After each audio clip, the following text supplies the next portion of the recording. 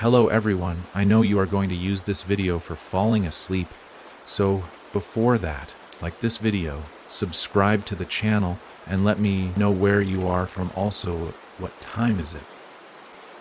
It was a quiet afternoon when I found it, just an ordinary day, one that started with the hum of a lawnmower from a neighbor's yard and the distant chatter of birds. But that day, something dark and unexplainable began. And it all started with one small, buried box. I had been in my backyard, doing what I always did. The place wasn't large, but it was mine, secluded enough to keep out prying eyes, quiet enough to forget about the world. A simple place to get away, clear my head. I was trimming the hedges by the old oak tree, the one my father had planted years ago, when I noticed something unusual. A patch of dirt that seemed oddly out of place. At first, I thought it was just another patch of dry earth, the kind that forms when you forget to water a spot. But something felt wrong. My mind wouldn't let it go, and curiosity got the better of me. I crouched down, brushing my hand over the dirt, revealing a small, weathered box. It wasn't large, only about a foot long and half as wide, but it had an aura of mystery about it, as if it had been waiting for me to find it. I couldn't explain why, but I felt a deep, gnawing compulsion to dig it out. There was no reason for it. It wasn't like I had been looking for anything in particular, but something inside me screamed to uncover it. So, I did. With a few quick motions, the earth was cleared, and I carefully pried the box from its resting place. It was heavy, much heavier than it should have been for its size. The metal was rusty, but there was something almost ancient about it. I brushed off the dirt, revealing faded engravings along the sides, symbols that looked almost like a forgotten language. For a moment, I hesitated. A chill ran down my spine as I held the box in my hands. Something about it felt wrong, like I had just disturbed something that had been best left alone. But before I could put it back, I did what any sensible person would do. I opened it. Inside was a small bundle wrapped in a dirty piece of cloth. As I lifted it out, my hands trembling, I noticed that the cloth was damp, as though it had been soaked in something. I slowly unwrapped it, each layer coming off with an unsettling creak of fabric. What I found inside was unlike anything I could have imagined. It was a small black stone, smooth, perfectly round and about the size of a marble. But it wasn't just any stone. The surface of it shimmered in a way that made it seem alive.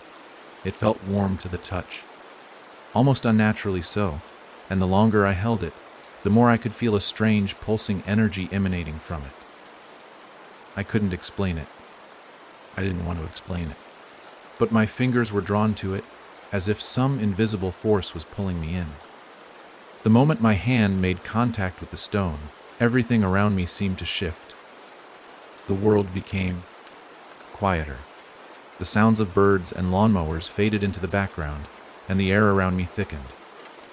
The temperature dropped, and I found myself gasping for breath as an overwhelming feeling of dread washed over me. It was as if something had just woken up, something old and powerful, and it was aware of me. My mind screamed for me to put the stone back, to forget everything, but I couldn't. I couldn't let go. My grip tightened on the stone, and I heard a low hum coming from it. A sound so faint, I almost thought I imagined it, but it grew louder, filling my head, vibrating my very bones. Suddenly, I felt a sharp tug in my chest, like something was pulling at me, drawing me into the earth beneath my feet. I stumbled backward, my heart pounding as I struggled to stay upright. The stone, this cursed thing, had a hold on me now, and I could feel it tightening with every second. I dropped the stone, letting it roll to the ground, and staggered back in horror. What had I done? What had I unearthed? The box was empty now, and the stone lay there, silently pulsing with a dark energy that I couldn't comprehend. Then it happened. The ground beneath my feet trembled, and I heard a soft, eerie whisper in my ear, as though someone, or something, was speaking directly to me. It was an unintelligible murmur, like a language I had never heard before. But it wasn't just in my ears. It was in my head, crawling through my thoughts, wrapping itself around my very soul. Panic surged within me. I couldn't breathe, couldn't think straight. My heart raced as I staggered to my feet, looking wildly around for any sign of help. But there was nothing. No one. Just the empty backyard and the stone, still lying there, still calling to me. I wanted to run. I wanted to get away, to throw it all behind me and pretend none of this ever happened. But I couldn't. Something deep inside me knew I had to find out more. I had to understand what this was, what I had just unleashed. As I bent down to pick up the stone, I noticed something that made my stomach turn. The engraving on the side of the box, those strange, unreadable symbols, had changed. They were no longer faded. They were now glowing, faintly at first, but growing brighter with every passing second. The ground beneath me shook again, more violently this time. I could feel it in my bones, a deep, resonant tremor that seemed to reach into the very core of the earth. Before I could react, the stone flared with an intense light, blinding me for a moment. And then, just as suddenly as it had appeared, the light faded and the trembling ceased. I was left standing there in a dead silence, the stone still in my hand. But things were different now. The air felt thick, oppressive. The world around me seemed wrong. The sky above had shifted from a bright, clear blue to a muted gray, clouds swirling ominously overhead.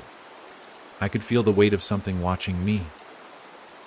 Something ancient, something that had been waiting for this moment. Waiting for me to find the box. Waiting for me to open it. I didn't know what I had unleashed, but I knew it wasn't over. Not by a long shot. As I turned to head back inside, I heard it again. The faint whisper, growing louder this time. It wasn't just in my head anymore. It was coming from all around me. Something was coming. And it was hungry. I don't know how long I stood there, frozen. My mind raced, my heart thumping in my chest as the whispers grew louder. They weren't in my head anymore. They were coming from the earth itself. Each word seemed to echo in my bones, reverberating deep within my chest, the sound thick and suffocating. I dropped the stone, barely noticing as it rolled away. I wanted to run, to flee from this feeling that was beginning to suffocate me, but I couldn't move. The air was thick now, unnaturally so.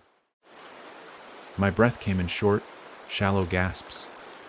It felt as if the very atmosphere around me had thickened, pulling me down, making each step feel like I was wading through something heavy. The temperature had dropped again. I could see my breath, the mist swirling in front of me as I stared at the stone, now lying motionless on the ground. The whispers were louder now, though still indecipherable, as though they were speaking a language that no one on earth had ever known. The noise seemed to emanate from the soil beneath me, like it was crawling from the earth itself, filling the air with the weight of its presence. I felt nauseous, a cold sweat dripping down my back, as I forced my body to turn toward the house. Get inside, I muttered to myself, my voice barely above a whisper. The words sounded absurd even to me. What was I going to do? How was I supposed to explain this to anyone? How was I even supposed to explain this to myself? I had to leave. I had to get away from the whispers, from the stone, from whatever the hell I had just awakened. I took a slow, unsteady step back, then another. Each movement felt laborious, as though I was walking through quicksand, the air around me thickening with each breath. But as I moved, I realized something else. The backyard, the yard that I had spent countless hours in, cutting the grass, trimming the hedges, working in peace, looked wrong. The world around me had shifted, subtly but unmistakably. The ground seemed darker, the shadows stretching unnaturally long. The trees, the ones I had grown up around, were no longer still. They swayed slightly, as if moved by a wind that I couldn't feel. They seemed alive in a way they never had before.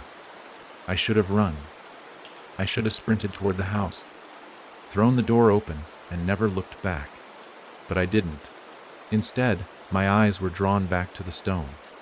It lay there, glowing faintly now, as though it was alive with some unseen energy. It seemed to pulse with a rhythm that almost matched my own heartbeat.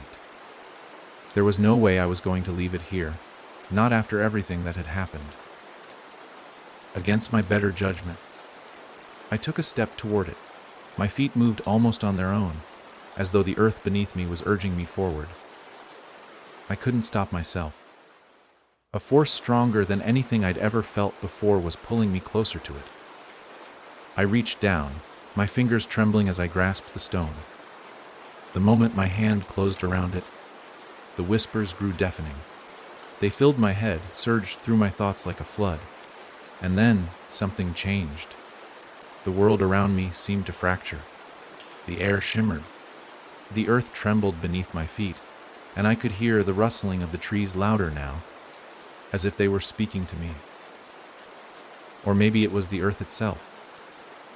It was as if the very fabric of reality was unraveling. I stumbled back, dropping the stone, but it didn't stay on the ground. It rolled away from me, moving by its own will, as if guided by an unseen hand.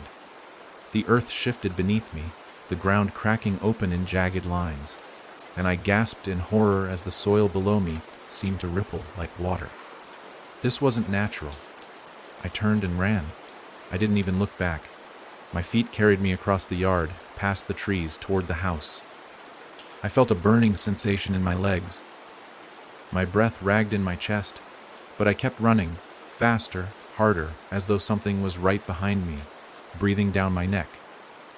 The whispers were growing louder again, following me, like shadows closing in from every direction. And then I heard it, a low, guttural sound, a voice, deep and ancient, more felt than heard. The ground shuddered beneath me, and the air seemed to thicken further. I slammed my hand against the back door, desperate to get inside. But the door wouldn't budge. I twisted the handle again and again. Nothing. Police, I begged, panic rising in my throat, but the door refused to open. I turned to look back, my eyes scanning the yard frantically, but it was empty. No one. Just the silent, haunting backyard. The trees swayed gently, the shadows in the corners of my vision flickering unnaturally. There was no sign of anything that might have been chasing me, no indication of whatever it was that had made those terrifying noises. But I knew it was there. I could feel it. I finally pulled the door open with a desperate yank and stumbled inside, locking it behind me. My heart was pounding, my breath coming in short gasps, but it didn't matter. I was inside.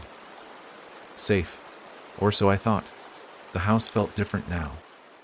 The walls seemed to pulse with an unfamiliar energy, as if they were breathing in time with me.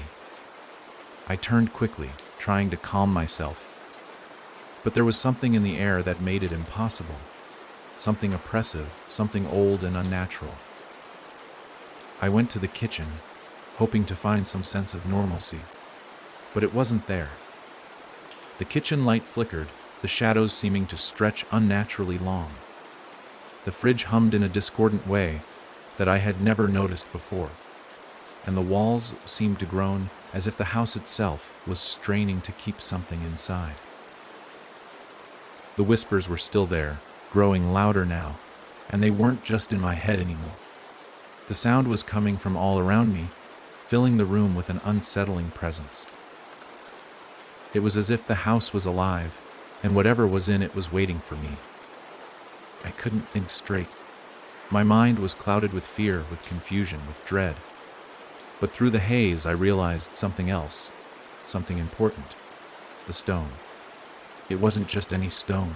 It had been calling me, pulling me in. But it wasn't just the stone. It was the box, the buried object I had uncovered. The entire ritual had been set in motion the moment I had unearthed it. And now, I was stuck in the middle of it. I wasn't sure what I had released, but I knew one thing for certain: it wasn't going to let me go. The next few hours blurred into one long, twisted nightmare. My body was exhausted, but my mind refused to let me rest. I couldn't focus. My thoughts kept drifting back to the stone, to the box, to the sense of dread that had crept into every corner of my house. The whispers. They had stopped, at least for now, but their presence hung in the air, thick and suffocating. I couldn't shake the feeling that I wasn't alone anymore. Every creak of the floorboards, every rustle of the curtains in the wind, felt like a presence. A reminder that something was there, something ancient, something waiting. I went to bed, but sleep didn't come. The shadows in my room seemed to move on their own, flickering and stretching, as if they were alive, breathing with me. I lay in bed, wide-eyed, staring at the ceiling, hoping that the morning would bring clarity, hoping that somehow this was just a bad dream. But deep down, I knew it wasn't. The weight of the stone, the strange energy it had emitted, the way the earth had trembled beneath me, all of it was real. And it was only just beginning. As the sun began to rise, a thin sliver of light creeping through the curtains, I could still feel the pull of the stone, an invisible thread tugging at the very core of my being.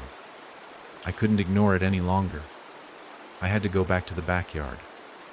I had to understand what I had found, what I had unleashed. I pulled myself out of bed, forcing myself to move, to take action. The house was eerily silent as I stepped into the hallway, but it wasn't the comforting silence of a peaceful home. It was the kind of silence that made your skin crawl, the kind of silence that preceded something terrible. The backyard looked different now.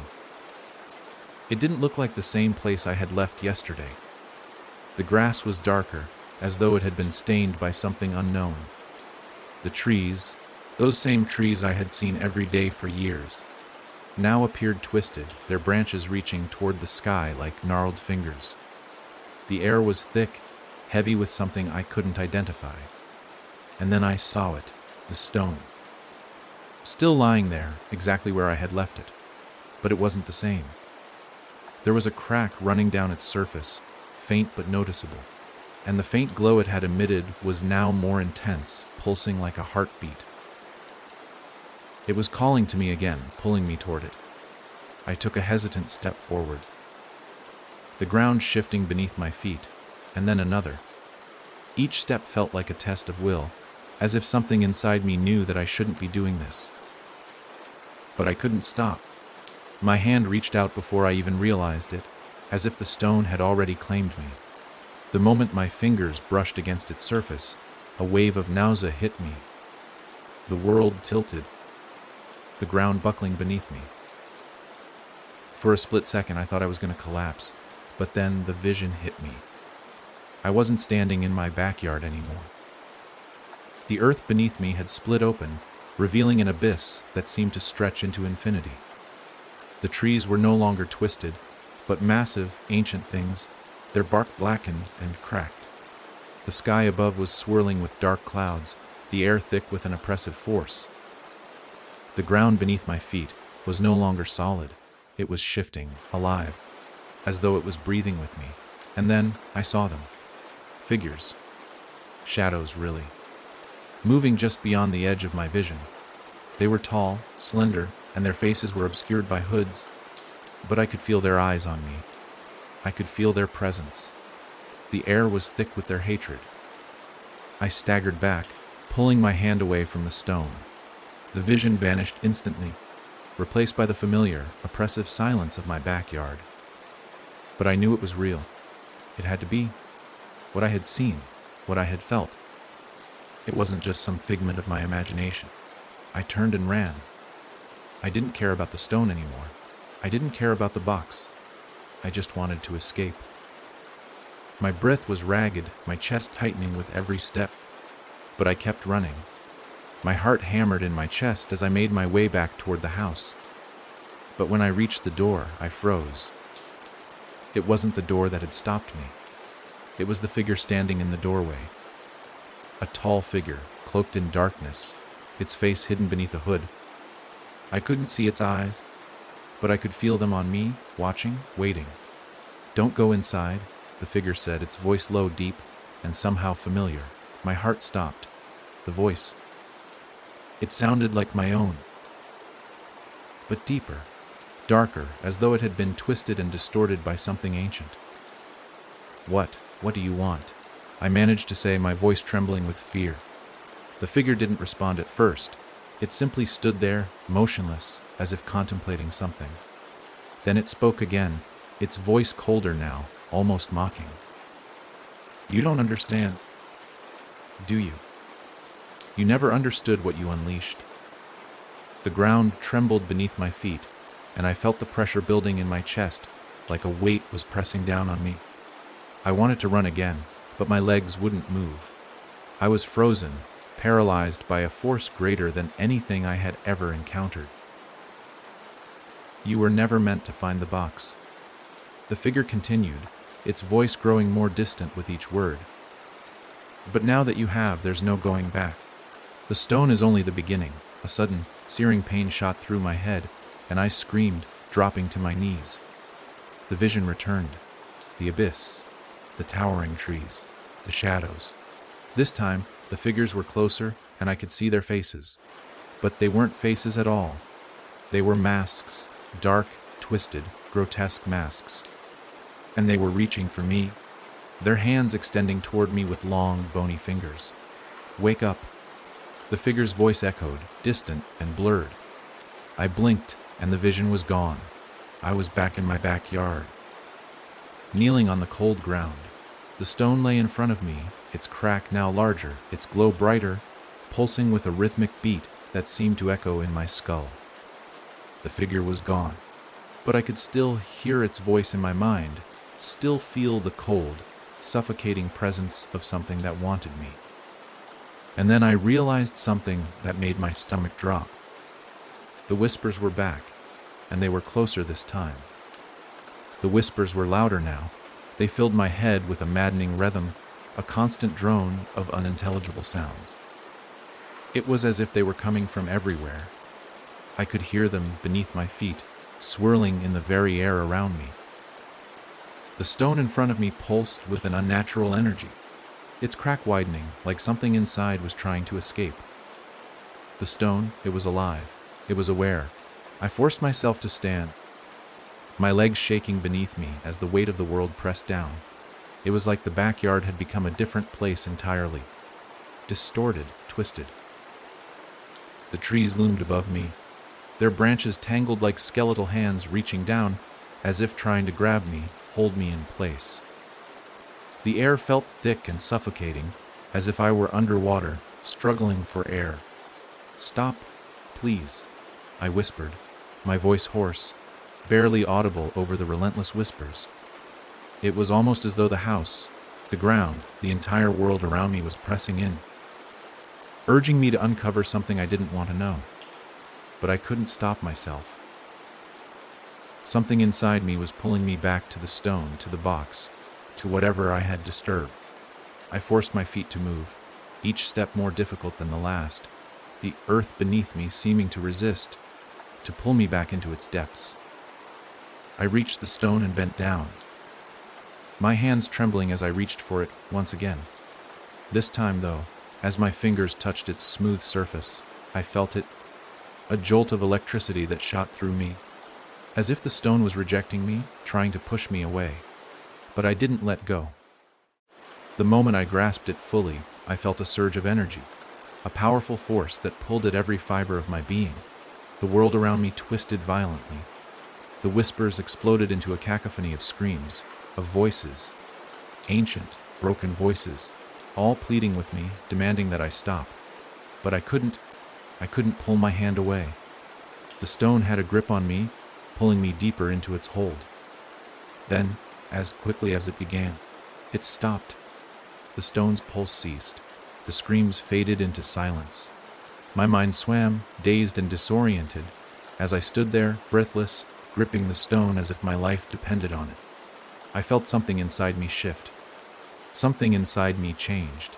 It was as if the stone had embedded itself into my soul, entwining itself with my very essence. I could feel it there, in the back of my mind, a constant presence, and I could hear it, Its whispers weren't just external now. They were inside my head. They were me. My thoughts felt clouded. My vision slightly blurred, as if I were no longer in control. I staggered back, shaking my head, trying to clear the fog from my mind. I dropped the stone, but it didn't stay on the ground. It rolled away, its glowing surface lighting up the space around it with an eerie, unnatural glow. I turned to look at the house, the place I had once felt safe, the place I had spent years of my life. It no longer felt like home. The windows seemed darker, the doors taller, as if the house itself had grown, had shifted in size, had changed. The very foundation of it seemed to groan under the weight of some unseen force, as if it were alive, breathing with a malevolent hunger. Then, from the corner of my eye, I saw movement. A figure. It wasn't a shadow this time. It was solid, real. A person. A tall, dark figure, standing motionless at the edge of my yard, barely visible in the growing gloom of twilight. The air around it shimmered, as though reality itself was warping around the figure. I froze. The figure stepped forward, its movements slow and deliberate, like it was testing the ground with each step. The closer it came, the more I could see of it. It was tall, impossibly tall, its body cloaked in darkness, its face hidden beneath a hood. But this time, I could feel its presence, an oppressive weight, suffocating in its intensity. "You shouldn't have touched it," the figure's voice said, low and gravelly, carrying an edge of something ancient and bitter. Its voice was familiar, yet completely foreign. The words seemed to crawl up my spine, sending a wave of icy dread flooding through me. "What do you want?" I asked, my voice barely a whisper. I tried to back away, but my feet felt like they were glued to the ground. The figure didn't answer at first. It just stood there, watching me with that heavy, invisible gaze, as if it were waiting for something. I could feel its eyes on me, though I couldn't see them. It was the kind of stare that made you want to shrivel up and disappear, as if you weren't even supposed to exist in its presence. "You think you can control it," the figure said finally, its tone a mix of amusement and warning. "But you can't. You're just a vessel. A vessel for the power that lies buried beneath your feet." It paused, letting the words sink in. "The stone, the box, they were never meant to be found," the figure continued. "You were never meant to find them." My heart raced. I didn't understand. What was it talking about? What was this thing? Was it real, or was I losing my mind? The figure took another step closer, and I could feel the air around me grow even colder, the shadows deepening, closing in from all sides. "You've awakened something," it said, its voice now a cold, biting whisper. "Something that was never meant to be free." I staggered back, my mind reeling from the weight of its words. What are you talking about?" My voice cracked as I spoke, my fear rising with each passing second. The figure's hooded head tilted slightly, almost as if it were studying me. Before it spoke again, its words slow and deliberate. "No, it begins," it said, a smile spreading across its unseen face. "No. You will understand what you've unleashed." And then, without another word, the figure stepped backward, melting into the shadows as if it had never been there at all. I blinked, and it was gone. I stood there, alone, trembling, as the silence returned. But this silence was different. It wasn't peaceful. It wasn't comforting. It was suffocating. I felt the weight of its warning. I understood it. Whatever I had found, whatever I had released, it was coming. And it was going to take everything. The silence pressed down on me, heavier than anything I had ever felt. The figure, the dark presence that had just spoken to me, was gone. But its words lingered, echoing in my mind, gnawing at me, clawing at my thoughts. "No, it begins." The very idea that something I had unknowingly awoken was watching me, was waiting, sent waves of terror crawling through every inch of my body. I turned around, looking over the backyard, the trees, the grass, the stone, It all looked the same, but it was different now. There was a palpable sense of wrongness in the air. The ground beneath me felt unstable, as if it was alive and shifting, subtly rearranging itself beneath my feet. The sky had taken on a darker hue, casting long shadows across the yard. The world felt smaller, closer, as if the walls of reality were closing in. I had to get away. I had to leave before whatever was coming, whatever was already here, found me. But where could I go? The house felt like a prison now. The stone had changed everything. The box, the whispers, the figure. It was all connected, and I didn't understand it. I didn't know what it wanted, what it was, or how to stop it. But I knew one thing with absolute certainty. I wasn't in control anymore. I had crossed a line. I had opened something I should have left buried, and now there was no going back. I turned and ran toward the house, my legs heavy and stiff as though they had been weighed down by lead. I reached the door and yanked it open, slamming it shut behind me as I stepped inside. The house, once a place of comfort and refuge, now felt like a tomb. The walls seemed to press in on me, the air thick and oppressive. I staggered into the kitchen, trying to catch my breath, but the suffocating weight of the house only grew. I couldn't shake the feeling that someone, was watching me. The whispering had returned, faint but present, like a soft buzz in the back of my mind. It wasn't the same as before. This time, it wasn't just a murmur. It was a promise, a taunting, maddening insistence that something terrible was coming. Suddenly, the lights in the kitchen flickered, and the temperature dropped.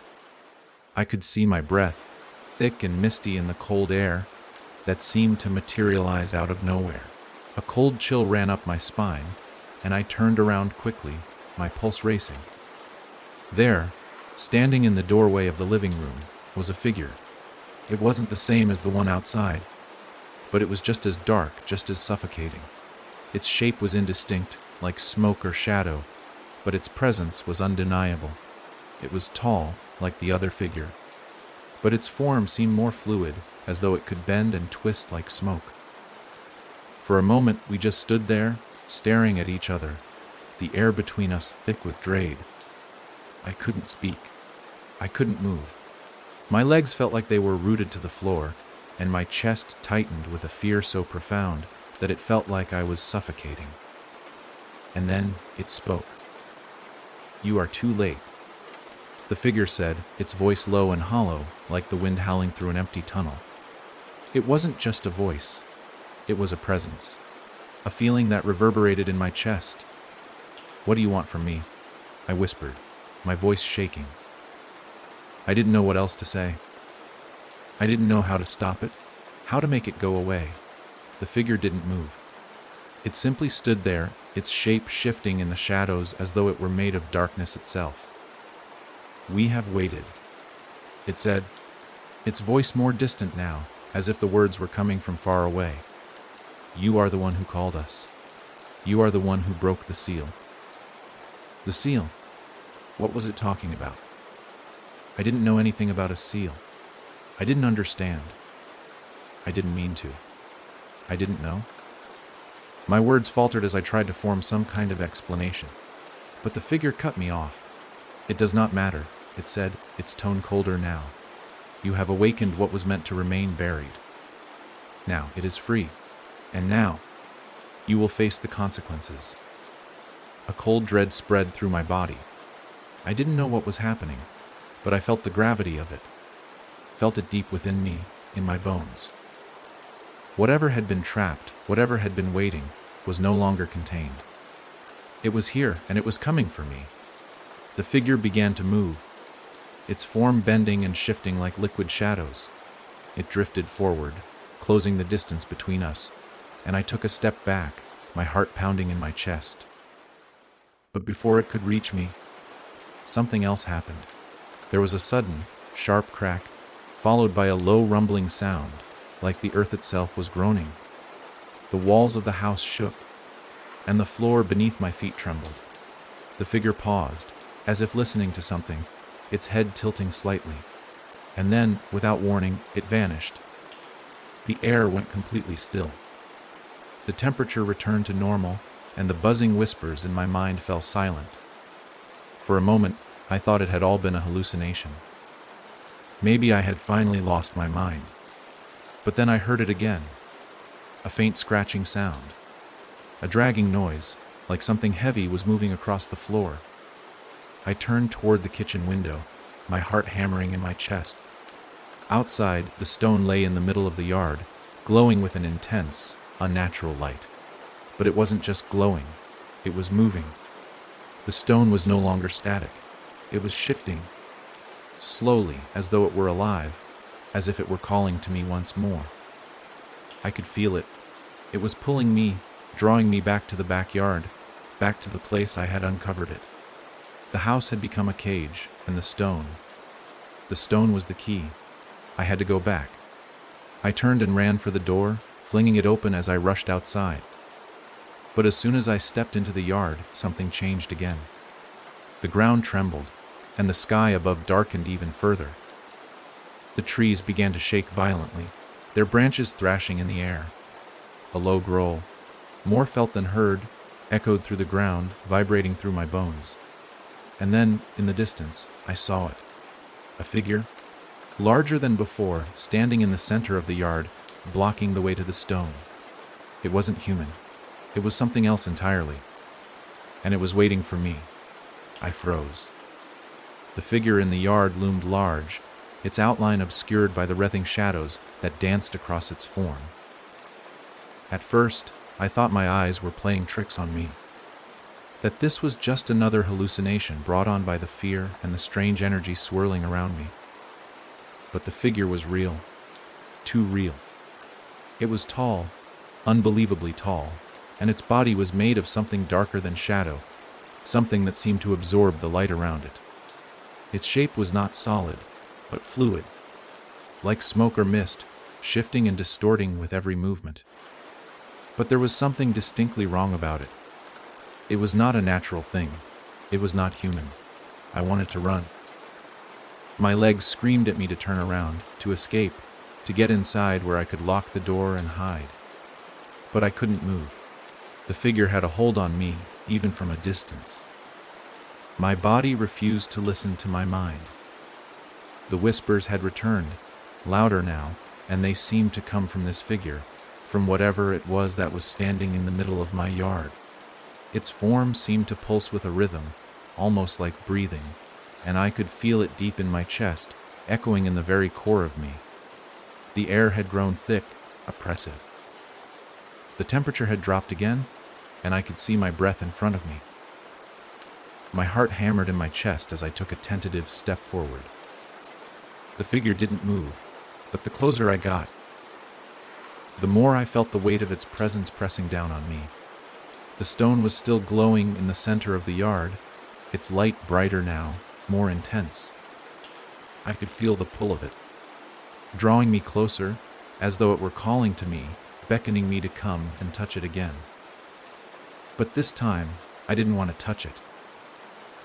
I didn't want to get anywhere near it. I could feel the darkness wrapping around it, growing stronger with every passing moment. But as I looked at the figure, I knew one thing for certain. It wasn't the stone that was the problem. It was the figure. It was the thing that had been released, the thing that had been waiting all these years, buried beneath the earth, hidden away in that box. The figure tilted its head slightly, almost as if it were studying me. Then it spoke, its voice low, deep, and reverberating in my bones.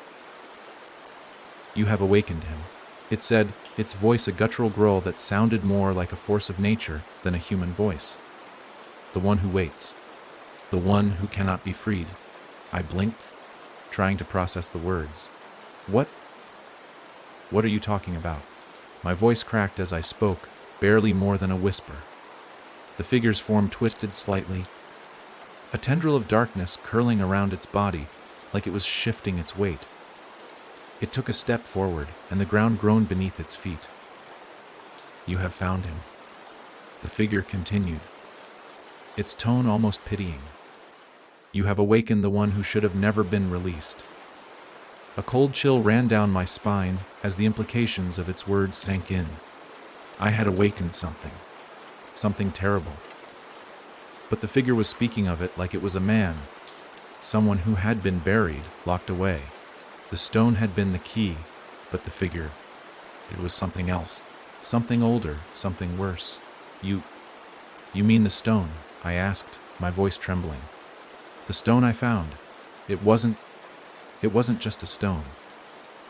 The figure's form shifted again, and its voice became more strained, as if the words themselves were a burden.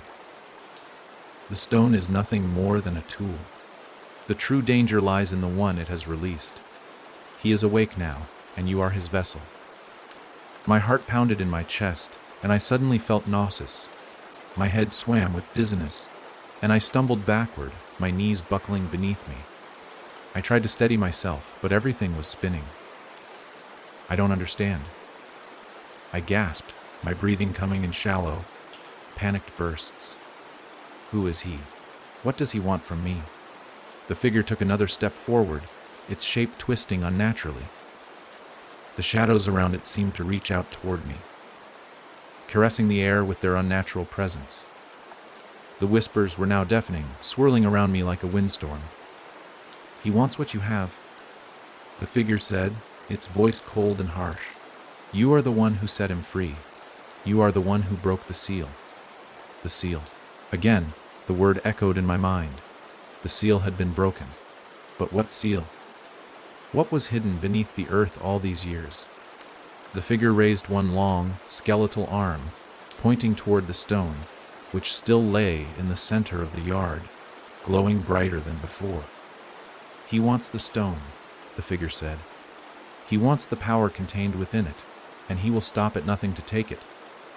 A wave of horror crashed over me. My mind raced, my heart pounding in my chest.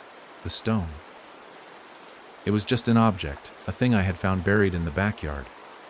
How could it have so much power? How could it be tied to this thing? This creature? The figure took another step forward, its body wreathing like smoke. "But it is too late now," it hissed, its voice low and menacing. "You cannot stop what has begun. The stone's power has been unleashed, and it will claim you, just as it claims everything in its path." I could feel it now. The darkness. The energy that had once been hidden was now growing stronger, building around me, pushing me toward the stone. The figure seemed to melt into the air, fading into the shadows as the ground beneath me trembled violently.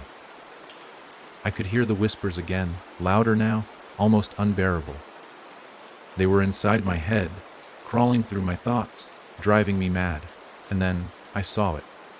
The stone. It wasn't just glowing anymore. It was alive.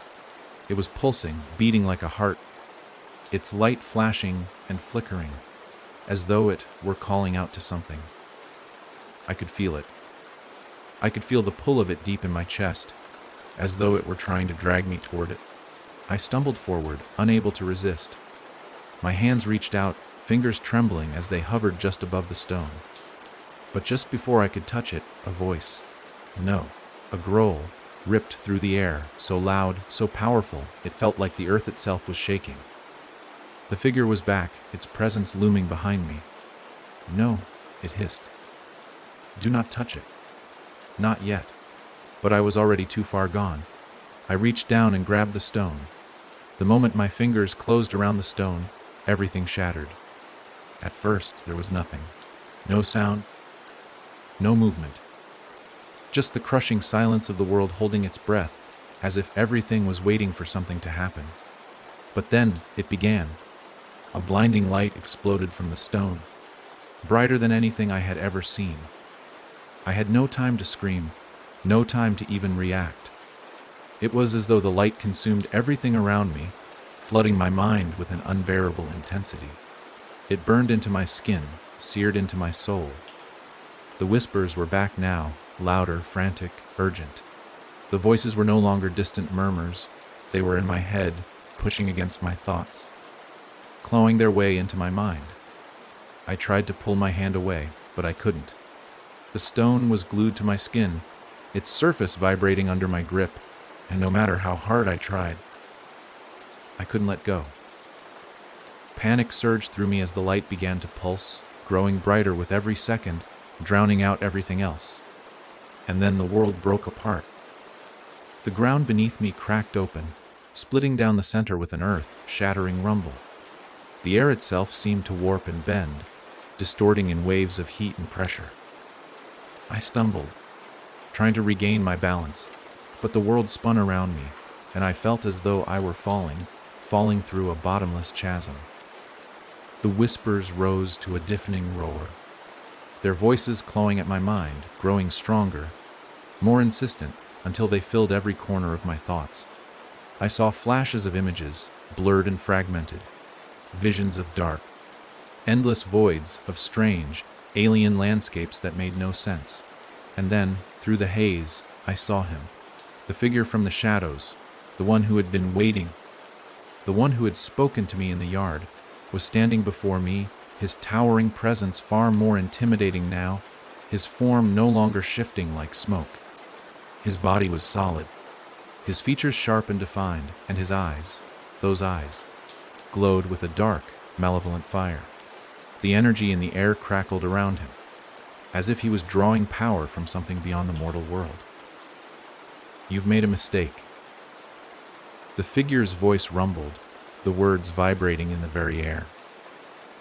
"A mistake that will cost you everything."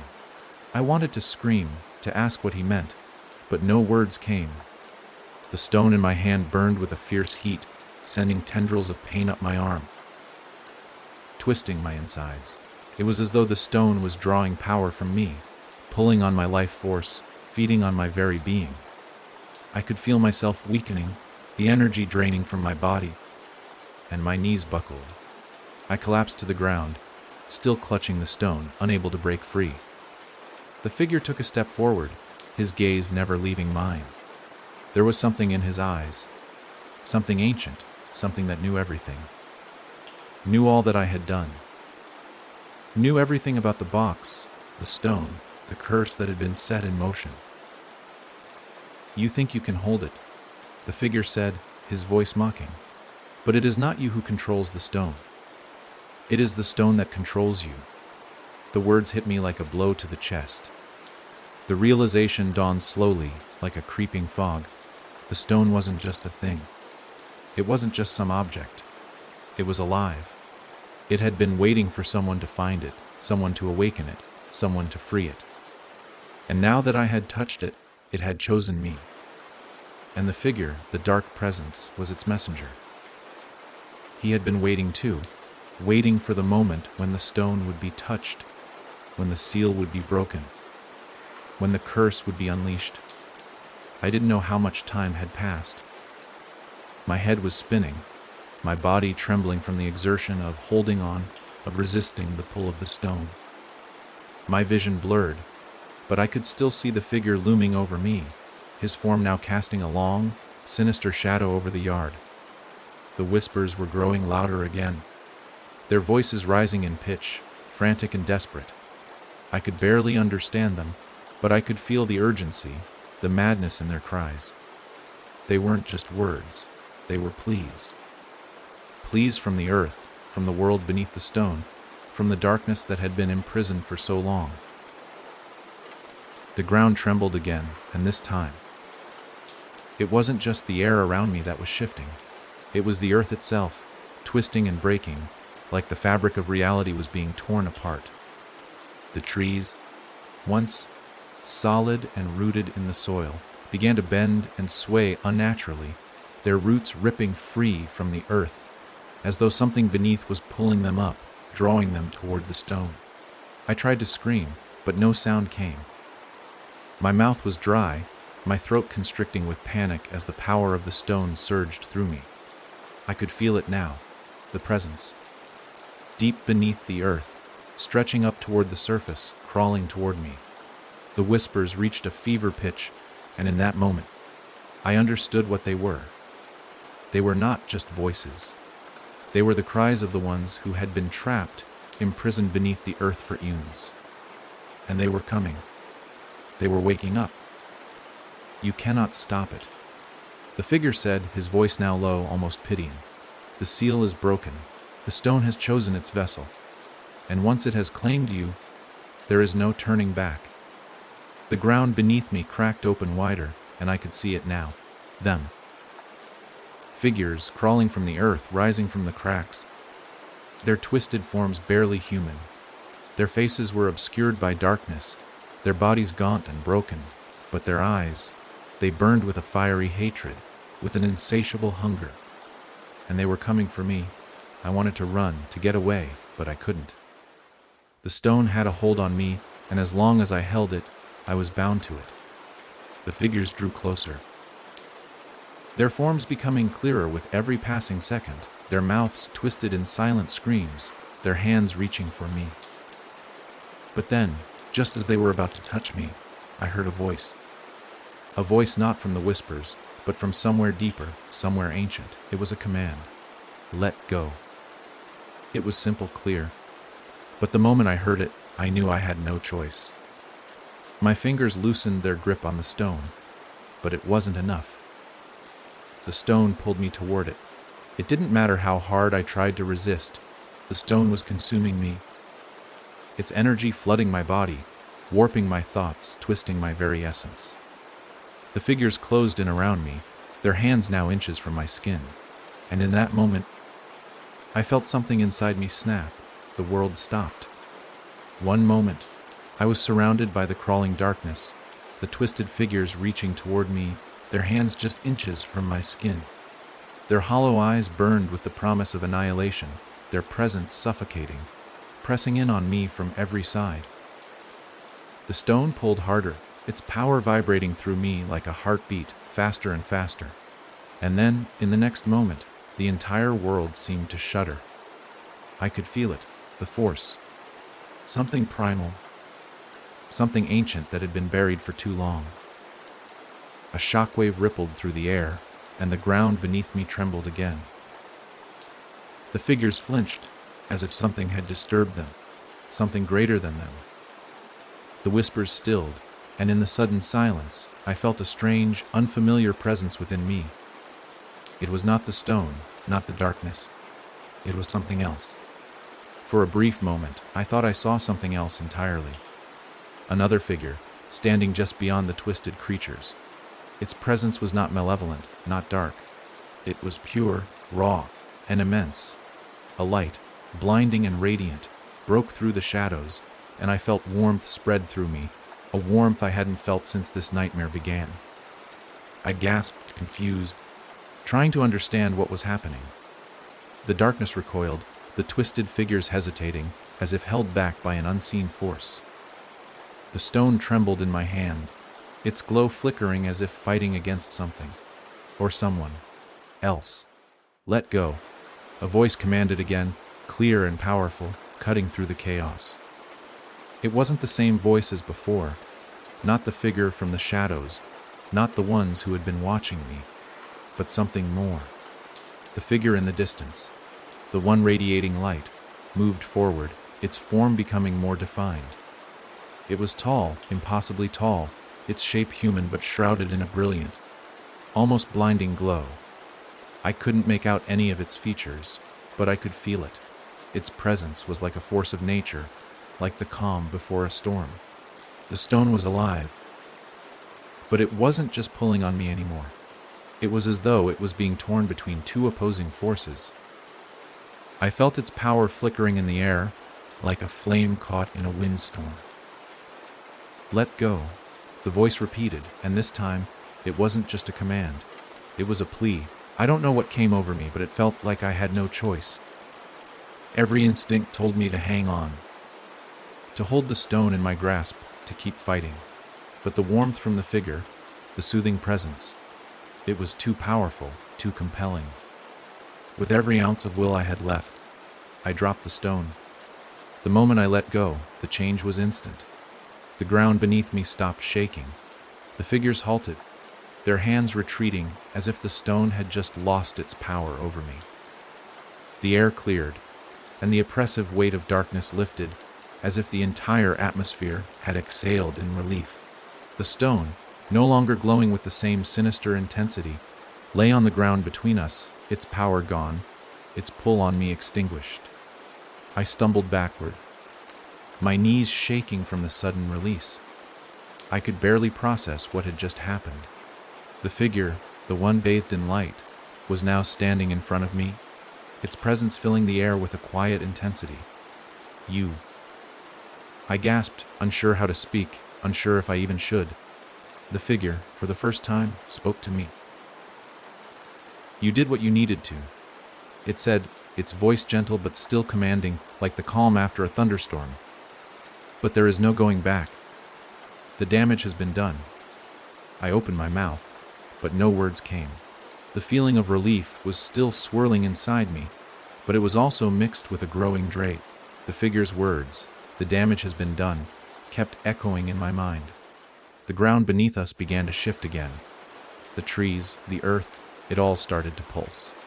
This time, it wasn't just the stone's energy, it was something else, something far older and darker. The air turned frigid, and I could feel a chill sweeping through the yard, creeping up my spine. The seal has been broken, the figure said, its tone darkening. The one who is imprisoned below has felt your actions, and it is not just the stone he desires. He will come. I didn't want to hear it. I didn't want to understand. My mind was reeling, too many thoughts rushing in all at once. The stone, the box, the figure, the shadows. It was all too much to comprehend. But there was one thing I knew now: I had unleashed something terrible. And now, there was no way to stop it. Ooh, who was imprisoned below? I managed to whisper, my voice thick with fear. The figure turned toward the stone, its glowing presence flickering for just a moment before it returned to its overwhelming radiance. It knelt, reaching toward the stone, as though it were an artifact of great importance. "They call him the Watcher," the figure replied. "He was once a protector, bound by those who sought to imprison his power. But over time, that power grew too great. He became something else, something darker. And when the stone was sealed, it was meant to keep him trapped forever." I swallowed hard, my throat dry. The Watcher. Yes, the figure said, its voice laced with regret. And now he is free. And it is only a matter of time before he comes for what he believes is his. A terrifying silence fell between us, and I could feel the weight of the figure's words sinking in. The Watcher wasn't just a creature of darkness, it was something far more powerful, something that had been bound for centuries. And now it was free, and it was coming for me. I looked at the stone, lying innocently on the ground, now dim and devoid of its power. But I knew it wasn't the stone that was the real threat.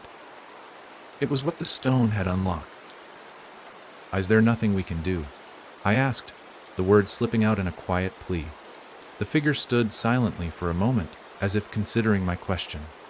Then it spoke again, its voice heavy with sorrow. "There is only one way to stop him, but it will require great sacrifice." Sacrifice, I repeated, my voice thick with fear. "What kind of sacrifice?" The figure looked down at me, its glowing form dimming just slightly, like a flicker of hope. "You must choose. The Watcher will not be contained by any one man's will. He is a force of nature, and to defeat him, you must be willing to give up what matters most." I felt a cold weight settle in my chest as the figure's words sank in. The Watcher wasn't just a dark force. It was something alive, something that had existed for as long as the earth itself. And I had let it loose. I had no idea what kind of sacrifice the figure was talking about. But one thing was certain. The battle had only just begun, and the true test was yet to come. The weight of the figure's words lingered in the air, suffocating, like a storm cloud ready to burst.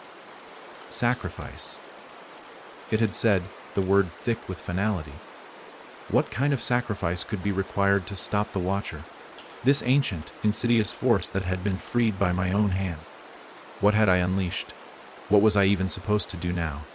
I tried to steady myself, but the panic was rising again, crawling through my veins like ice. My body trembled, and I looked back at the stone, still lying on the ground, now dull and lifeless. I thought that if I could just look at it, maybe I'd find some clue, some way to fix the mess I had made, to reverse what I'd done. But all I saw was the faint imprint of the darkness that had once radiated from it, as if the stone itself was exhausted by the power it had unleashed. The figure watched me in silence, its presence radiating an ancient sadness. It didn't need to say anything else. I could feel the weight of its gaze, as if it was weighing my every move, waiting for me to come to some realization. The earth beneath me groaned again. This time, it wasn't the stone causing the disturbance. It was something deeper. Something that had been lying dormant beneath my feet, something that had felt the stirrings of the Watcher's release. I looked up sharply, but there was nothing visible in the sky. No storm clouds, no sign of the approaching danger. But I knew it was coming.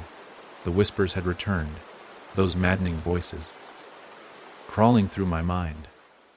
They weren't just murmurs anymore, they were becoming coherent, the words forming like broken fragments of sentences.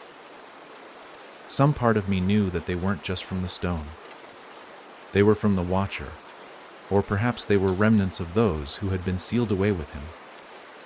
But now, they were more than that. They were alive in my mind, speaking directly to me. You freed him. You cannot undo what has been done. Sacrifice yourself, or all will burn. The voices warped and twisted, shifting between agony and fury. I dropped to my knees, clutching my head, feeling as though the world was collapsing inward on itself. My breath became shallow, every gasp of air punctuated by the frantic, incoherent whispers. I couldn't escape them. They were inside me, drowning me, clawing their way into the deepest corners of my mind. Let him free. Give him what he wants. Your soul is the key. I screamed, but the words didn't help. I couldn't block out the voices, couldn't shut them out. I was losing myself. I was losing my grip on everything. But then, the figure, the light, stepped forward, its radiance cutting through the darkness in a way that was almost tangible. I blinked through the haze, and the presence of the figure, solid and calm, was like an anchor in the chaos. Focus, it said, its voice no longer booming but soft, like a whisper carried on the wind. You must focus. The Watcher has already begun his approach. There is no time left. The stone can no longer help you. I looked at it, struggling to regain my bearings, struggling to make sense of the madness. The stone had been the key to unlocking whatever power had been sealed away, but now it was powerless. I had let the Watcher loose, and he was coming. The figure had told me that there was only one way to stop him. Sacrifice. But how could I possibly make such a decision? What was I even supposed to sacrifice? My life. My soul. The earth trembled again, more violently this time. The sky above was darkening, clouds swirling like a storm in the middle of a summer's day. The trees around me bent unnaturally, their branches twisting into grotesque shapes, their roots uprooting from the soil as if they were being pulled by an invisible force. The air was thick with energy, dark, malevolent energy. It is not just your life that must be sacrificed. The figure spoke again, its voice more urgent now. You must understand, the Watcher is not merely a creature. He is a force, an ancient being that is bound to the very earth itself. He will take everything, every soul, every living thing, and twist it to his will. I could feel the weight of the figure's words settle in my chest. My thoughts felt disconnected, scattered, but some part of me understood the magnitude of what was at stake. The Watcher wasn't a mere monster or entity. He was something older. He was a force of nature, a primal energy that existed before the world itself. And when he was released, he would not stop until he had consumed everything, until he had undone the very fabric of life itself. The stone was only the beginning. The figure continued, stepping closer, its glow now soft but powerful. The sacrifice you must make is not just yours. You must give him something more, something that will sever his connection to this world. My heart raced, a cold sweat breaking out across my forehead. What do you mean? I whispered, my voice barely audible. How can I stop him? The figure paused, as if considering my question. In your hands, it said finally, its voice full of sorrow. You hold the power to undo the release. But to do so, you must destroy what you have touched. I recoiled. Destroy the stone. But how? The stone is not just a vessel. The figure explained. It is a conduit. It draws upon the power of the earth, the power of life itself. To destroy it is to sever the Watcher's link to this world. The whispers flared up again, louder this time, as though in protest to the very thought. No, don't destroy it. You will suffer. But the figure's voice was unshaken. It is the only way. I felt a lump rise in my throat. My hands were shaking. My mind torn between the need to do something, anything, and the paralyzing fear that if I made the wrong choice, it would all be over. My eyes darted between the figure and the stone lying on the ground, dull now, almost lifeless. The stone that had caused all this. The stone that had released the Watcher. The stone that had to be destroyed. The earth trembled beneath me again, stronger this time, as though it were warning me, urging me to make my decision. There was no time left. I had no choice. I picked up the stone. The stone felt cold against my palms, and for a moment I thought I might drop it. My fingers trembled uncontrollably, as though my body was at war with itself. The weight of the decision threatened to crush me, but there was no time left to second-guess myself. The whispers were growing louder, their urgency impossible to ignore.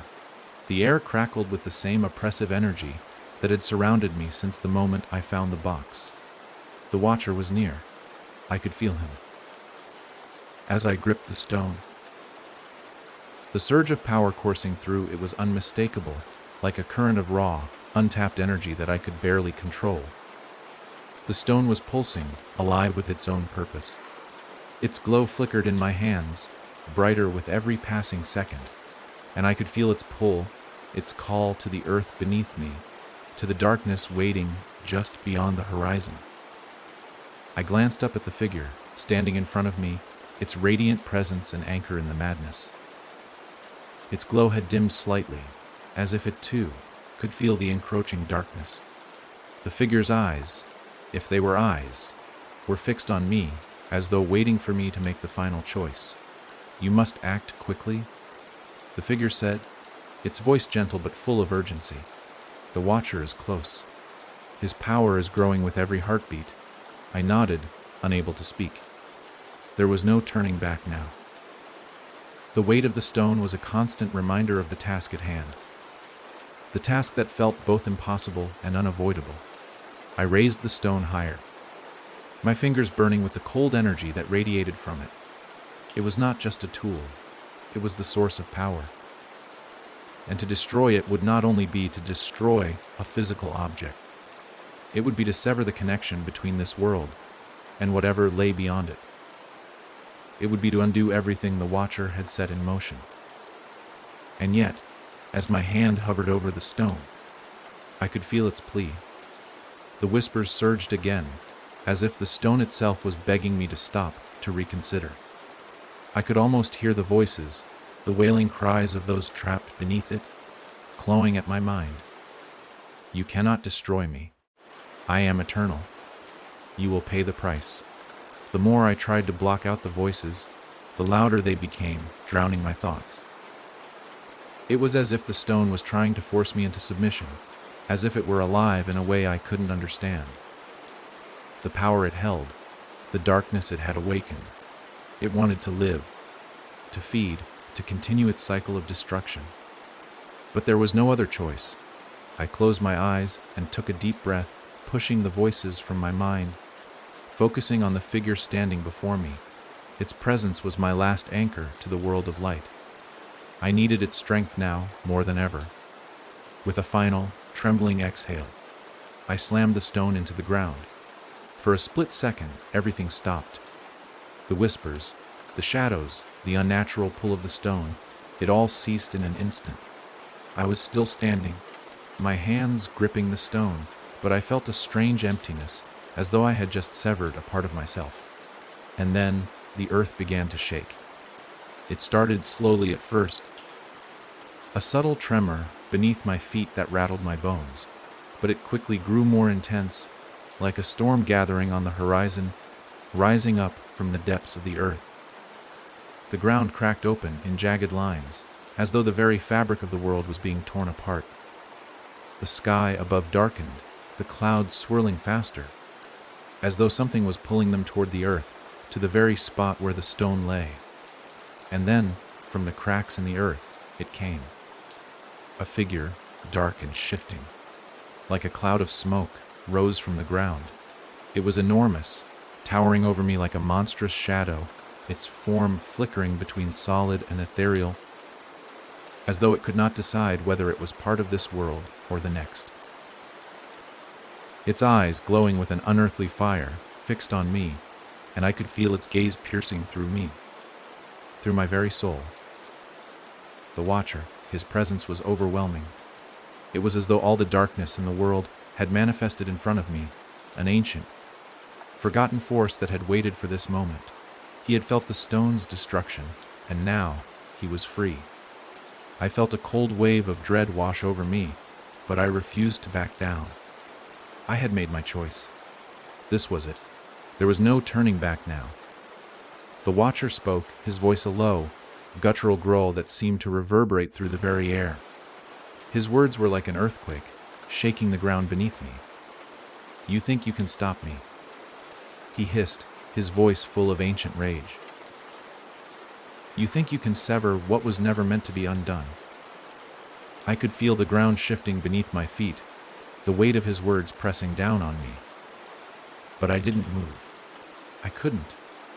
I could feel the power radiating from him, dark and terrifying, but I held my ground, gripping the stone, now cracked and shattered in my hands. The figure of light beside me stepped forward, its form pulsing with energy, more radiant than ever. "You must stay strong," it said, its voice like a gentle wind, but filled with immeasurable power. "You have done what needed to be done. But it is not over. He will not go quietly. You must finish what you started." And then, with a sudden surge of energy, the figure extended its hand, sending a wave of light toward the Watcher. The force was immense, a blast of pure energy that shook the very air around us. The Watcher recoiled, his form flickering as if the light was burning him, tearing at the fabric of his being. But he did not retreat. Instead, he threw his head back and let out a terrifying roar, a sound so loud and primal, it seemed to shake the heavens themselves. "You think you can banish me?" The Watcher snarled, his form coalescing into something more solid, more terrifying. "I am not so easily defeated." I could feel the ground beneath me tremble as the Watcher gathered his strength.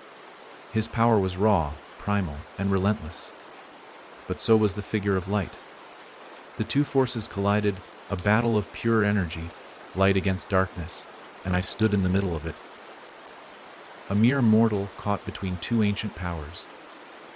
But I knew one thing for sure now, the choice I made had been the right one. The Watcher may have been ancient and powerful, but he was not invincible. He had been trapped for centuries for a reason. And now, I would make sure he stayed there. The clash between light and shadow was deafening. An explosion of energy that seemed to warp the very fabric of the universe. The air crackled with raw power, thick with tension, as the Watcher and the radiant figure battled with a force that shook the earth beneath our feet. I could feel the shock waves, the reverberations of their clash, in every part of my body. Each blow, each surge of power, seemed to tear at the very boundaries of reality itself. I was caught in the middle of it all, an unwilling participant in a fight between forces far older and stronger than I could ever comprehend. The ground beneath me cracked wider. the earth splitting and groaning as though it, too, was struggling to contain the chaos. My knees buckled under the weight of it all, and I gripped the shattered stone harder, feeling its pulse as though it were alive, its shattered fragments trembling with an energy I couldn't control. The Watcher, his form shifting between solid and vapor, flickering like a dark flame, roared in fury, his voice like thunder rolling across a distant sky. His eyes, glowing with a dark fire, locked onto the figure of light, his movements frantic as he twisted and reformed, avoiding each blast of energy. "You cannot contain me," the Watcher hissed, his voice dripping with contempt. "I am the darkness that was always meant to be free. You may have trapped me once, but no longer." The figure of light, a towering presence of raw, radiant energy, didn't answer him. There was no need for words. It was as though the battle between them was beyond speech, beyond reasoning. It was a force of nature, a cosmic struggle between creation and destruction. Light and darkness, a battle for the very soul of the world itself. I watched, frozen, heart pounding, unable to tear my eyes away from the spectacle before me. I had no power here. I had no control. All I could do was stand and watch, clutching the stone's remnants, feeling the darkness pulling at me, whispering in my ears, crawling under my skin. And then, the Watcher turned his gaze toward me. For a moment, everything else seemed to disappear. The light, the figure, the chaos of their battle. It all faded into the background as his burning eyes fixed on me, the full weight of his presence crashing down upon me. I felt as though I had been pulled into a deep, endless pit, his gaze seeping into my mind like a poison. "You," the Watcher sneered, his voice thick with malice. "You are the one who released me. You are the reason this world will fall." I felt a shiver crawl up my spine, my breath hitching in my chest as his words burned through me like acid.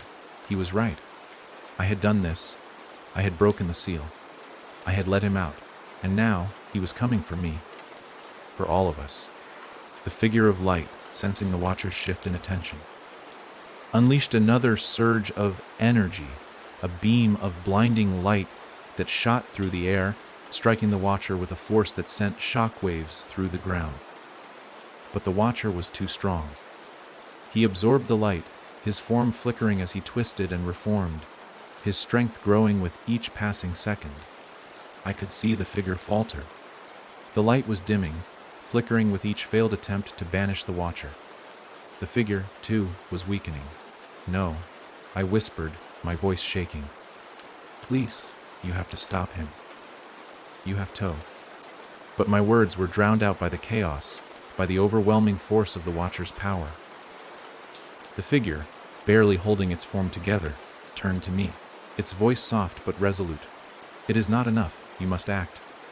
You must finish what you started." I shook my head in disbelief. "I can't. How can I possibly stop him? I'm just a human, just someone who made a mistake." The figure's radiant glow pulsed brighter for a moment, and I felt its energy surge through me, filling the emptiness inside. "You are not just anyone.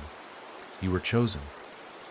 The stone, though shattered, still holds a fragment of the power needed to bind him once more. You must make the final sacrifice." I didn't understand. How could I, a mere mortal, do something that would affect the fate of the world? The weight of it pressed on me, suffocating, overwhelming. The figure of light was telling me I had the power to stop the Watcher, but I couldn't comprehend how. How could a broken stone and my own will be enough to contain something so ancient, so powerful? The Watcher laughed, low, guttural, mocking. His form was becoming more solid now, his power surging with each passing second. "You really think you can stop me?" he jeered, his voice reverberating through the air. "You think this sacrifice will mean anything? You have no idea what you've awakened." I took a step back, my heart hammering in my chest. "What do you want from me?" I gasped, my voice cracking with fear. "What do you need?"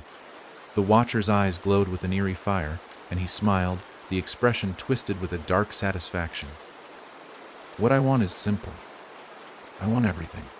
I want the world, the life that is here. I want the power to reshape reality itself. And then, in that moment, I realized the Watcher wasn't just after power. He wanted to remake the world. He wanted to bend everything to his will, to turn the earth into a place of endless darkness, a place where light could never exist. The figure of light reached out, its energy once again pulsing through me. "You are the key," it said. "The Watcher's power is tied to you now, to the stone. Only through the destruction of the stone, through the final release of its power, can you banish him." A cold wave washed over me, and I understood. I had to destroy it. Not just the stone, but the connection it had made, the bond it had created between me and the Watcher. The choice I was being asked to make was simple, yet impossible. I had to give up everything. My life, my soul, everything that I had known. The only way to destroy the Watcher, to ensure he could never return, was for me to become a part of the stone's power. My essence would be absorbed into it, my will bound to its energy.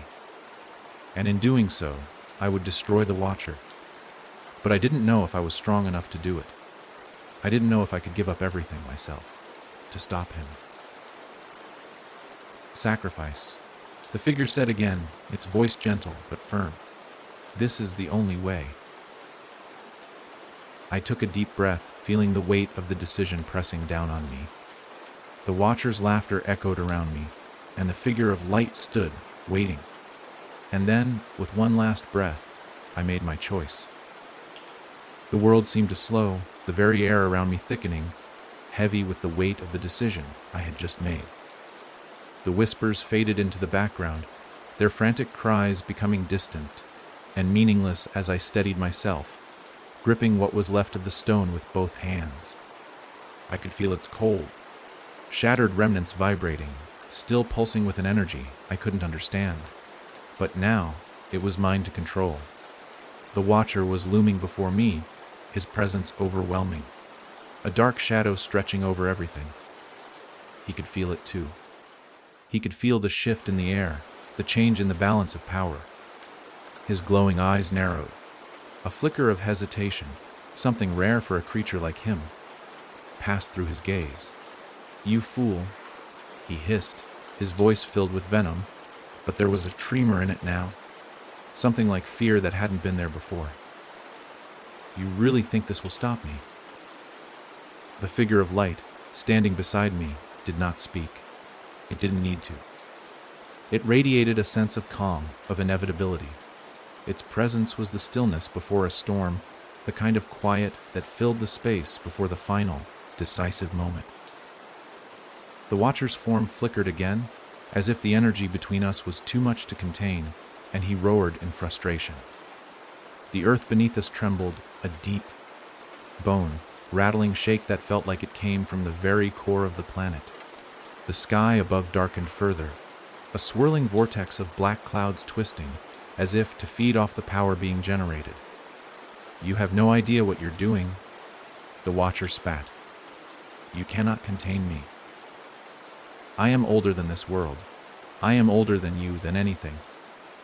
I felt the weight of his words, the sheer terrifying certainty in them, and yet I knew I had to do this. I had no choice anymore. I had already unleashed him. I had already taken that step, but now it was time to finish it. The stone in my hands pulsed violently, a surge of energy coursing through me, and for the briefest of moments, I thought I could see something beyond the stone itself. A dark fissure in reality, a tear in the fabric of this world, just beyond my reach. I saw flashes of it, a vast, swirling void of darkness, filled with the faces of those who had been trapped before me, their eyes empty. Consumed by the same hunger the Watcher craved, I could feel their pain, their agony, in my chest. I could hear their voices, distant echoes, pleading for release. For a brief moment, I doubted myself. The enormity of what I was about to do crashed over me. Was I strong enough to endure it? Was I willing to sacrifice my very soul?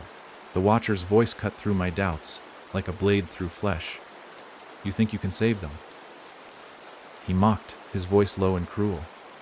You cannot. They are mine. All of them.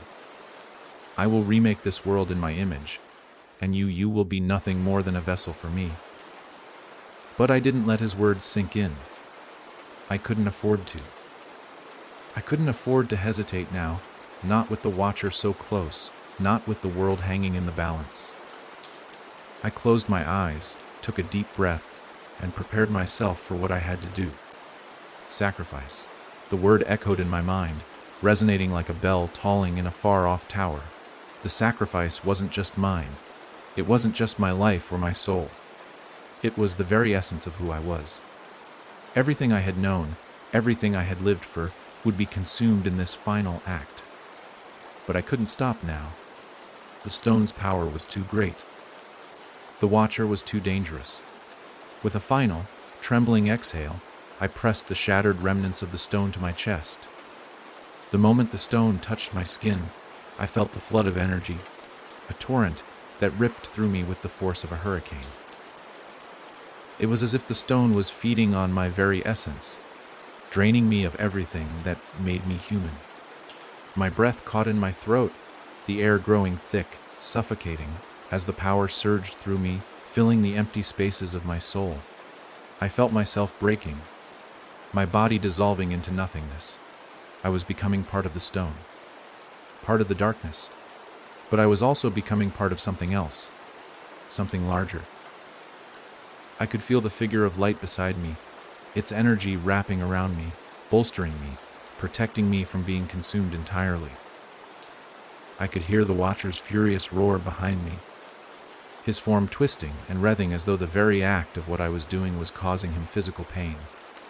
The Watcher, the ancient force, felt it. The energy, the very essence of life and death, was binding him. You cannot do this, he shouted. I am unstoppable. You are nothing. The light surrounding me grew brighter, and for the first time, I felt my will pushing back against the overwhelming pull of the stone. The power that was being siphoned from me slowed, and I could hear the Watcher's voice fading, the edges of his power growing more distant. I was in control now. The stone began to shatter, pieces of it flying in every direction, pieces of my very soul splintering apart as the light wrapped around me, turning the fragments into nothingness. And then the world stopped. For one brief, silent moment, the chaos was gone. The earth stilled, the darkness receded, and I could feel the oppressive weight lifting from my chest. The whispers stopped. I opened my eyes, and I saw the Watcher, his form flickering as though it were a fading illusion, his power unraveling. His eyes locked onto mine, filled with disbelief and rage. No, he hissed, his form vanishing as if the very fabric of reality was rejecting him. This isn't possible. And then he was gone. I stood in the middle of the yard, breathing heavily, my body trembling with exhaustion. The stone, now a pile of shattered fragments, lay at my feet. The figure of light stood beside me, its glow flickering, but still powerful. You have done it, the figure said softly, its voice carrying a sense of quiet satisfaction. You have sealed him once more. But the victory felt hollow. I looked down at the broken pieces of the stone, the remnants of my soul scattered at my feet, and I felt the weight of the sacrifice settle into my bones. I had stopped the Watcher, but at what cost? What remained of me after this? Is it over? I asked, my voice small, broken by the enormity of what had just happened. The figure nodded, its presence still gentle but filled with a deep, ancient sorrow. For now. But the world will never be the same. And neither will you. I didn't know what that meant, not exactly. The battle was over, yes, but I could feel something inside me had changed, something irrevocable. Go now, the figure said, stepping back. Your world is free for now, but you will always carry the echoes of this day. The stone, the Watcher, it will always be a part of you. I didn't say anything. There was nothing left to say. I turned and walked away. feeling the weight of the day in my every step. The world was still there, still turning, but it would never be the same. And neither would I. I woke up the next morning with a deep ache in my chest, a weight I couldn't shake no matter how much I tried to ignore it. The events of the day before felt like a fevered dream. Yet every part of me, from the soreness in my bones to the emptiness gnawing at my soul, told me that it was all too real. The house was eerily quiet. No more whispers, no more tremors in the earth. The oppressive air had lifted, leaving behind an unsettling stillness. It was as if nothing had changed. Yet everything had. The memory of the Watcher's rage, of the power I had wielded, clung to me like a shadow. And the strange part was I couldn't tell if I had won or lost. I stumbled out of bed and made my way to the window. The sunlight outside was bright, almost painfully so, cutting through the remnants of the night. The backyard looked like it always had, calm, untouched, but my gaze drifted to the spot where I had found the box. It felt different now. The soil beneath the grass seemed off. But maybe it was just me. Maybe the weight of what had happened had twisted my mind. I stepped outside, my feet feeling heavy with every movement. I had to know. I had to see it for myself. The stone, the fragments, the remnants of everything that had been, the reason why I'd sacrificed so much. As I approached the spot, I felt a strange sense of dread rising in my chest. The ground was still disturbed from when I had first unearthed the box, but there was no sign of the stone. Nothing at all. No shards of rock, no pieces of its shattered form. I knelt down, running my fingers through the dirt. It was soft, slightly damp, but there was nothing to suggest that anything had been buried there.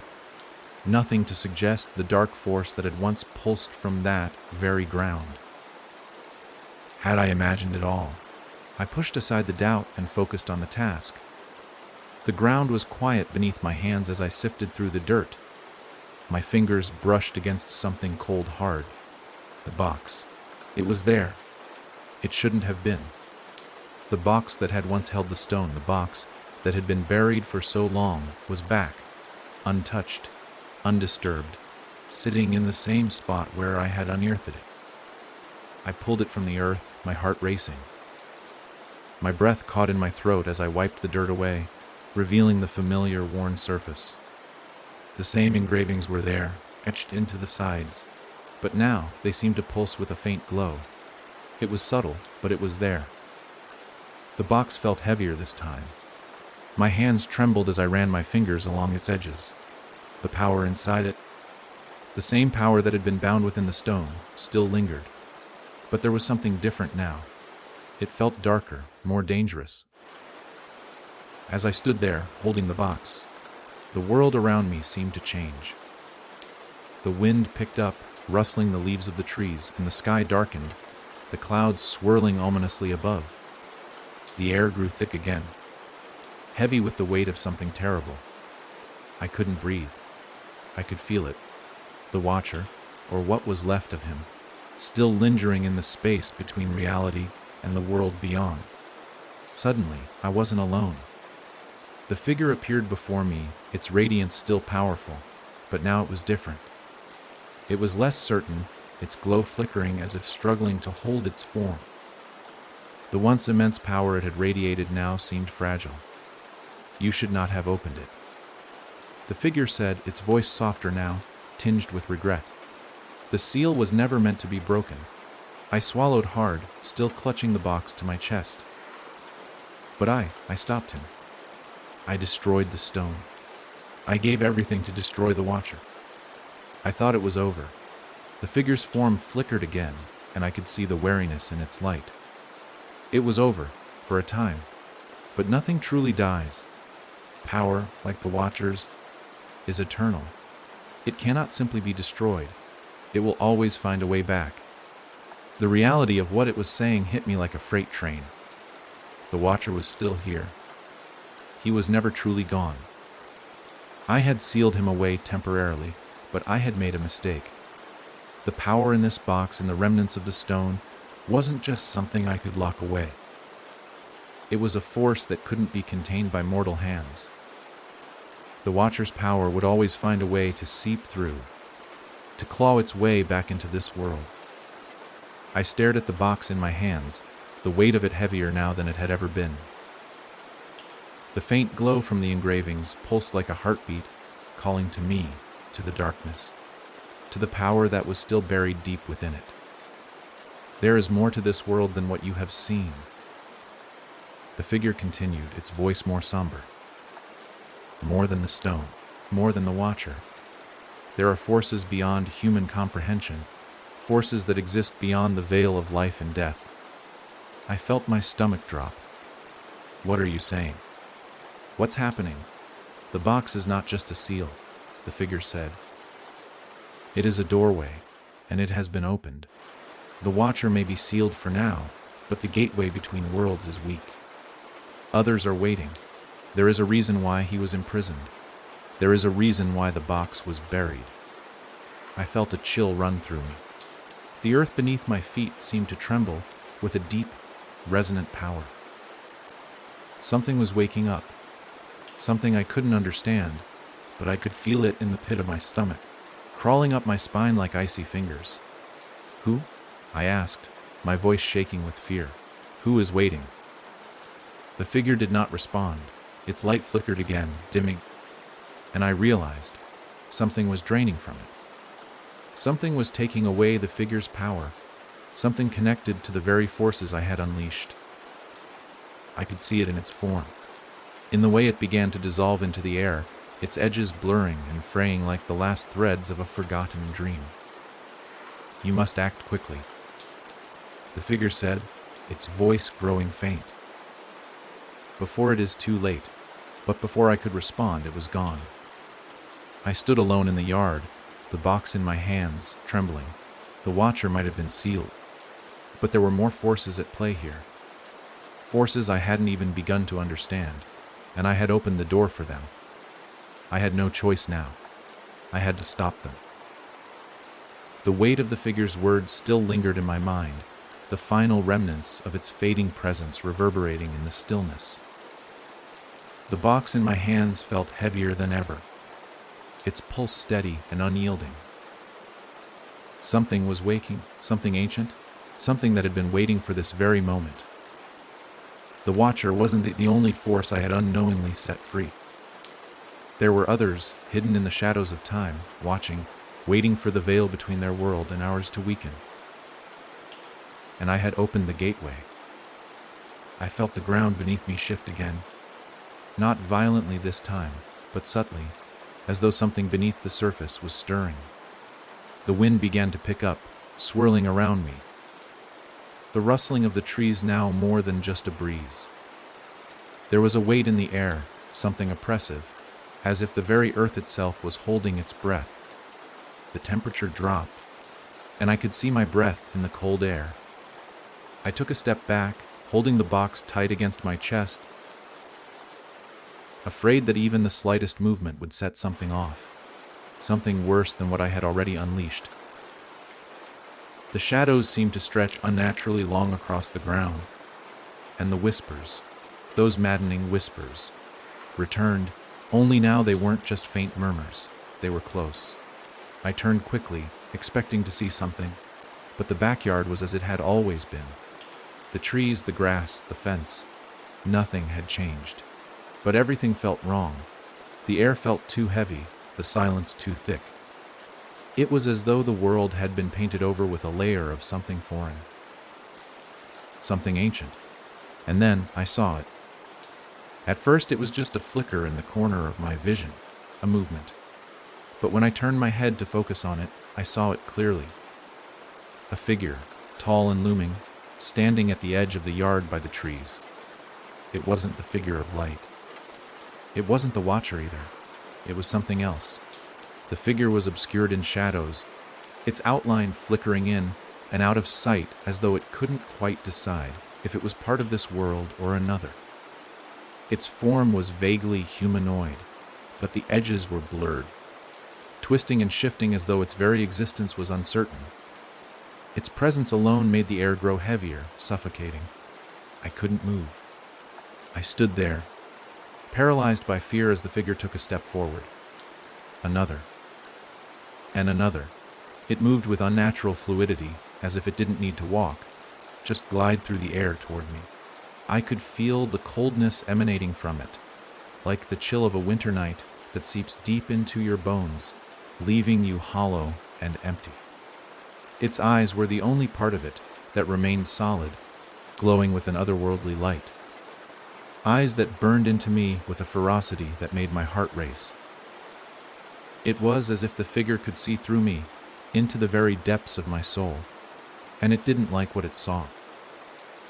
"You have opened the door." The voice came not from its mouth, but from the air itself, a cold, hollow sound that echoed around me. There was no warmth in its words, no humanity, just an ancient, timeless hunger. "You have set us free," it continued, its voice growing deeper, more menacing. "You have awakened what should have remained sealed. Now, you will serve." My breath caught in my throat, my heart hammering painfully against my ribs. This wasn't the Watcher. This was something else, something far more terrifying.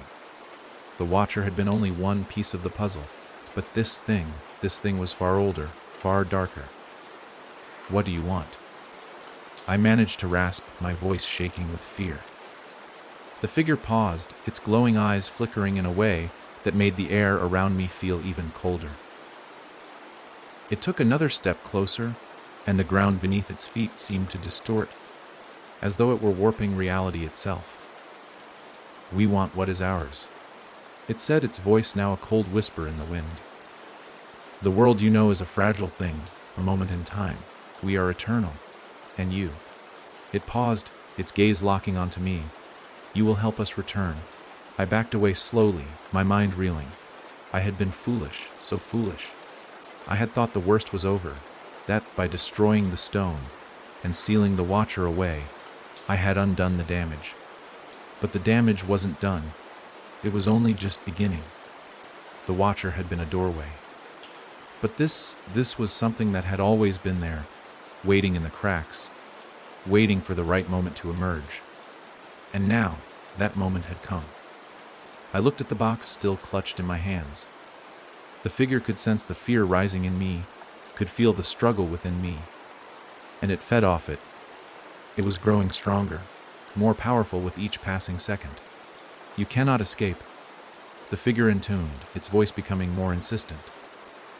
"The door is open, and we will cross over, no matter what it costs." I could feel it, the pull of the other side, the place beyond the door. A cold, infinite abyss calling to me, pulling at me with a force that I couldn't resist. The ground shook again, but this time it wasn't from the Watcher. It was from something else. Something far darker, something far older that I couldn't even begin to comprehend. The figure was closing in, its presence suffocating, its form becoming more solid with each step it took. I looked around, searching for anything, a way to escape, but there was nothing. The yard, the trees, the sky, it had all become a prison. The barrier between worlds had weakened, and now there was no way to close it. The figure stopped just a few feet from me, its eyes glowing brighter, its shape flickering like the edges of a nightmare. "You will help us," it said, its voice now a deep, hollow growl. "You will guide us into your world." I felt the cold grip of terror wrap around my chest, and then, almost instinctively, I opened the box. I had to. I had no choice. The moment the lid was lifted, I felt the pull of the abyss. The darkness spilled out like liquid, swirling around me in a tide of shadow and cold. The box was no longer just an object. It was a portal, a doorway to something far beyond my comprehension. And as the darkness enveloped me, I felt my body begin to fade, to disintegrate, as if the very air itself was erasing me from existence. But before I vanished completely, I heard it, the figure's voice, fading into the distance, filled with the certainty of its triumph. "You have already given us what we wanted," it said, its tone now a triumphant whisper. "Your world is ours." The darkness consumed me. It wasn't just physical. It was a force that seemed to invade every corner of my mind, wrapping itself around my thoughts, filling every crevice with cold, endless emptiness. I could no longer feel my body. I could no longer feel the ground beneath me, or the weight of the box in my hands. I was floating, weightless, suspended in an abyss where time didn't seem to exist, where nothing mattered except the deep, cold pull toward whatever waited on the other side. But through the suffocating void, there was something else, a light. Faint at first, flickering like a distant star, and then growing brighter, more powerful. It wasn't a comforting light. It wasn't the warmth of safety. It was an intense, blinding energy that seemed to be pushing against the darkness, like a force struggling to break free. The shadows twisted and screeched, their forms shifting around me, feeding on the light, trying to devour it. The whispers returned, louder than ever. They were not just in my ears now, they were in my mind, in my very soul, clawing at me with a maddening insistence. I could hear the voices of those trapped, the ones who had come before me, the ones who had been drawn into the void. You can't escape. You belong to us. We are eternal. But despite their screams, despite the crushing weight of the darkness, the light was still there. It was growing stronger. It was coming for me. I tried to reach for it, to pull myself toward it, but my arms, my hands, weren't there. There was nothing left of me but the feeling of desperation, of something trying to reach out from within the void. The pull of the abyss was relentless, but so was the light. I didn't understand. How was this happening? I had been so sure. Hadn't I sealed the Watcher away? Hadn't I sacrificed everything to destroy the stone, to put an end to the nightmare I had unleashed?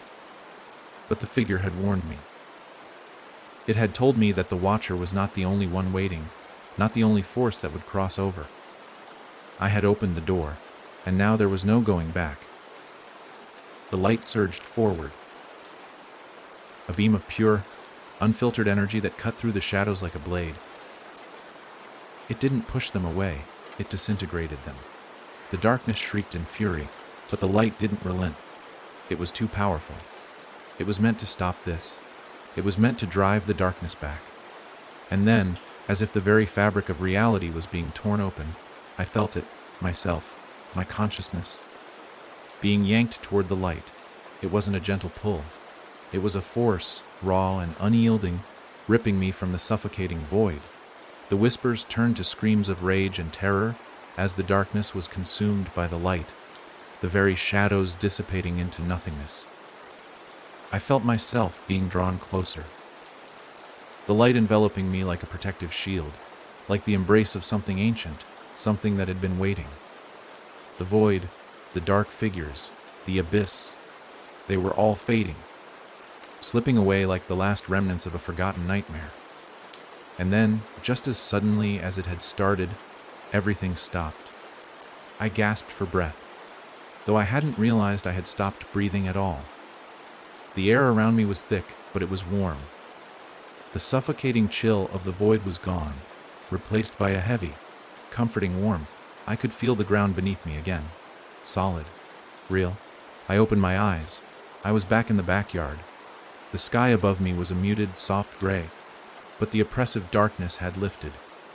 The ground beneath me was solid, and for a moment, I didn't know whether to cry or laugh, relief flooding my veins.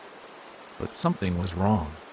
The figure of light, the presence that had guided me through the darkness, was gone. In its place stood a shadow, not the dark, formless void I had just escaped, but a form, a silhouette, almost human in shape but far more imposing. It towered over me, its outline shimmering like a mirage. "I see you have made it through." The voice was familiar, too familiar. I could feel the coldness in it, the malicious intent. It was a voice I had heard before, in the whispers, in the moments of dread. It was the Watcher. But it wasn't him. Not in the same way. The entity that stood before me now wasn't the same as the twisted, corrupted being I had fought before. No, this was something else entirely. This was something far worse, something born from the very darkness that had once been sealed away. The Watcher's form was shifting, fluid, barely human, yet terrifyingly tangible. I could feel the hunger in his presence, the immense power that now radiated from him, far stronger than I had ever imagined. "You failed," he sneered. "You thought you could seal me. You thought you could destroy what you had no understanding of. But I have always been here, waiting." I staggered backward, a wave of nausea and terror sweeping over me. The earth beneath me trembled again, but this time, it wasn't just the ground shaking. It was the very fabric of reality. The veil between worlds was thinning, bending, cracking apart. I opened my mouth to speak, but no words came. I was too weak, too drained from the ordeal. The stone, the box, the sacrifice, it had taken everything I had. And now, here I stood, facing something far worse than I could have ever prepared for. I had sealed the Watcher for a time, yes, but that time was over. "You should have stayed away," the Watcher said, his voice growing louder, more powerful, as if it were building toward something catastrophic. His figure seemed to expand, becoming larger, more imposing, his presence suffocating everything around me. "Now you will see what comes after the dark." His form blurred, flickering like a fading shadow, and then like a storm breaking the horizon. The world around me cracked open, and I fell. I plummeted, the ground falling away beneath me as though the very earth itself had given way. There was no sound, no wind rushing past me. It was as if I were falling through a void, an endless expanse of nothingness that stretched on for eternity. My body felt weightless, like a rag doll, at the mercy of whatever force had thrown me into this black abyss.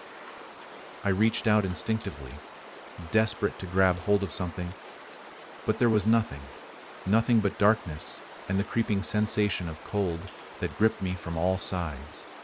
My stomach churned, and for a brief moment, I wondered if this was how it ended. Had I truly failed? Had the Watcher returned to claim me, to drag me into his world of endless shadows? But then, just as suddenly as the fall had started, it stopped. I felt my feet hit something solid, the ground beneath me firm and unyielding. My knees buckled, and I collapsed onto the cold surface, gasping for air. I could feel the weight of exhaustion bearing down on me, my body aching from the strain of everything that had happened, of everything I had unleashed. I wanted to stay on the ground, to let the darkness swallow me up, but I knew I couldn't. I couldn't give in. Not now. Not when the Watcher was so close. I pushed myself up, my arms shaking with the effort, and looked around. The first thing I noticed was the vastness of where I had ended up. The landscape stretched out in every direction, an endless expanse of desolate, barren land. There were no trees, no grass, just endless, cracked earth that seemed to go on forever, a wasteland devoid of life. The sky above was a sickly shade of purple, swirling with dark clouds that seemed to pulse with an unnatural energy. It was a sky that shouldn't have existed, a sky that belonged to something far older than this world. I didn't know where I was, but I knew it wasn't part of this world. It was a place between worlds, a limbo. I could feel it in the air, the oppressive weight that hung over everything. The veil between the realms had thinned, and now I was in the space where the Watcher had once been imprisoned. I had crossed over, but I had no idea what awaited me here. I forced myself to my feet, my vision blurry with fatigue. My head spun. My body was still weak from the strain of everything I had endured, but I had to move. I couldn't afford to collapse here, not when I knew the Watcher was close. I took a step forward, and that was when I saw him, the Watcher. He stood at the far end of the desolate landscape, his form towering over the wasteland, his eyes burning with the same dark fire I had seen before.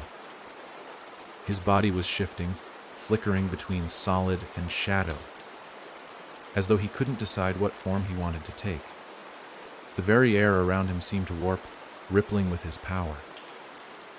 "You've come too far," The Watcher's voice boomed, deep and resonant, as though it echoed from every corner of this forsaken realm. You thought you could seal me. You thought you could end this. But you have failed. I stood there, paralyzed for a moment, my eyes fixed on him. The power radiating from him was palpable, overwhelming. It wasn't just the Watcher that I had to contend with anymore. It was the realm itself, a place that had been his domain for who knew how long. It was alive with his energy, feeding off his rage, his hatred. Do you understand now? He sneered, his voice low, mocking. This world, this reality, it is nothing. It was always mine. You were foolish enough to think that you could destroy me, but I am not so easily erased. I am eternal. You are nothing but a fleeting spark in the void. His words stung, but I couldn't afford to let them sink in. I could feel the dark power swelling inside him, coiling like a snake ready to strike. He was too strong. I wasn't ready for this. I wasn't ready to fight him again. But I had no choice. If I didn't stop him now, this world would be consumed by his darkness, and all would be lost. But how? How could I stop something so ancient, so powerful? I remembered the box, the remnants of the stone. The figure of light had said I could stop him, that I held the power to destroy him. But that power felt so small, so insignificant, compared to the nightmare standing before me. I reached into my pocket, my hand trembling as I pulled out the shattered fragments of the stone. The pieces had somehow remained with me, even after I had crossed over into this place. I could feel the faint pulse of energy radiating from them, weak but still there. The Watcher saw it. His eyes flickered, narrowing with suspicion. You still cling to the remnants of your foolish actions. He sneered. You think that can stop me? You think that can undo what you've done? I didn't have time to respond. I didn't have time to think. I just acted. I held the pieces of the stone in my hands, feeling the faint pulse of energy within them. I had to focus, to concentrate all of my will, all of my power into these broken fragments. I closed my eyes, drawing in a deep breath, trying to steady myself. The Watcher's laughter filled the air, deep and mocking. You are wasting your time, mortal. It is too late for you. I ignored him, focusing on the pieces in my hands. I felt the energy grow, stronger now, pulsing through the shards. The power within them was weak, but it was still there. The stone had been the key to his prison. It had been his jailer. And now, it could be his undoing. The ground beneath me trembled again, the force growing stronger with every second. I could feel the Watcher's power pushing back, his rage fueling the storm that was building around us. I opened my eyes. The light from the shards was blinding, filling the space around me with an intense, pure glow. The Watcher recoiled, his form flickering as if the light were burning him. No, he roared, his voice full of fury. You cannot destroy me! But it was already too late. The energy from the stone, the light, was spreading, its power overwhelming him, pushing him back, sealing him away once more. I could feel the darkness breaking apart, unraveling as the light surged, consuming the Watcher's form. He screamed, a sound that echoed through the desolate landscape, a sound of pure, unrelenting rage. And then, just as quickly as it had begun, the light collapsed in on itself. The Watcher was gone. I stood there breathing heavily, the remnants of the stone still glowing faintly in my hands. The landscape around me was still silent, as if the very air itself had exhaled. The oppressive weight that had filled this place was gone. The shadows receded, and I could feel the veil between the realms beginning to heal, stitching itself back together. I had done it. The Watcher was sealed once more, but I knew deep down that the battle was far from over. This world, my world, was never truly safe. The darkness had not been vanquished forever. And the echoes of the Watcher, the forces he had stirred, would always be there, lurking in the corners of reality, waiting for another opportunity. I had stopped him for now, But at what cost? I looked around, and for the first time, I felt the weight of the sacrifice. I had saved this world, but I had lost something, too. Something irretrievable. I wasn't sure what was left of me. But I knew one thing for certain: the fight wasn't over. The quiet that followed the Watcher's disappearance was nothing like the silence I had hoped for. It wasn't peaceful. It wasn't soothing. It was empty. The kind of silence that hangs in the air like a heavy fog. A silence that makes you question everything, every decision, every moment that brought you here. I stood in the middle of the barren wasteland, the remnants of the stone still clutched tightly in my hands, its faint glow flickering in the otherwise dim world. My heart was pounding, my mind a jumble of confusion and exhaustion. What had just happened? The Watcher was gone, yes, but the forces that had awakened had left a lasting imprint on me, on this world. The very air felt different. Thinner, almost as if the fabric of reality had been stretched too far and was now in danger of snapping back. I couldn't stay here. I needed to return, to find my way back to my world, my home, where things, however flawed, had once felt safe. I looked around, searching for any sign of the way out, but the desolate landscape didn't offer any answers. The earth beneath me was cracked and jagged, the sky a dark, oppressive blanket of swirling clouds. No landmarks, no pathways. I didn't even know if this place had a true direction. My mind drifted back to the figure of light, the one who had tried to help me, who had guided me through the darkness. It had said that I was a key, that I held the power to undo the Watcher's grasp. But what did that mean now? Had the figure known this would happen? Was I supposed to remain here, forever bound by the forces I had unknowingly unleashed? The weight of that thought pressed against my chest, and I shivered. A sudden, low rumble from the ground broke my reverie. My pulse quickened, and I instinctively raised my guard. The Watcher was gone, but something else was stirring, something just as powerful, if not more so. I felt the ground shift beneath me, a vibration that sent tremors through the very earth. But this wasn't the earth groaning under the weight of power. It was the earth itself trying to fight against something. And then, a shape began to rise. I turned toward the disturbance, my heart in my throat. The ground cracked open again, much like it had when I had first uncovered the box. But this time, the opening was larger, more violent. The earth tore apart like a wound in the skin, and from it something began to crawl its way out. The shape was human.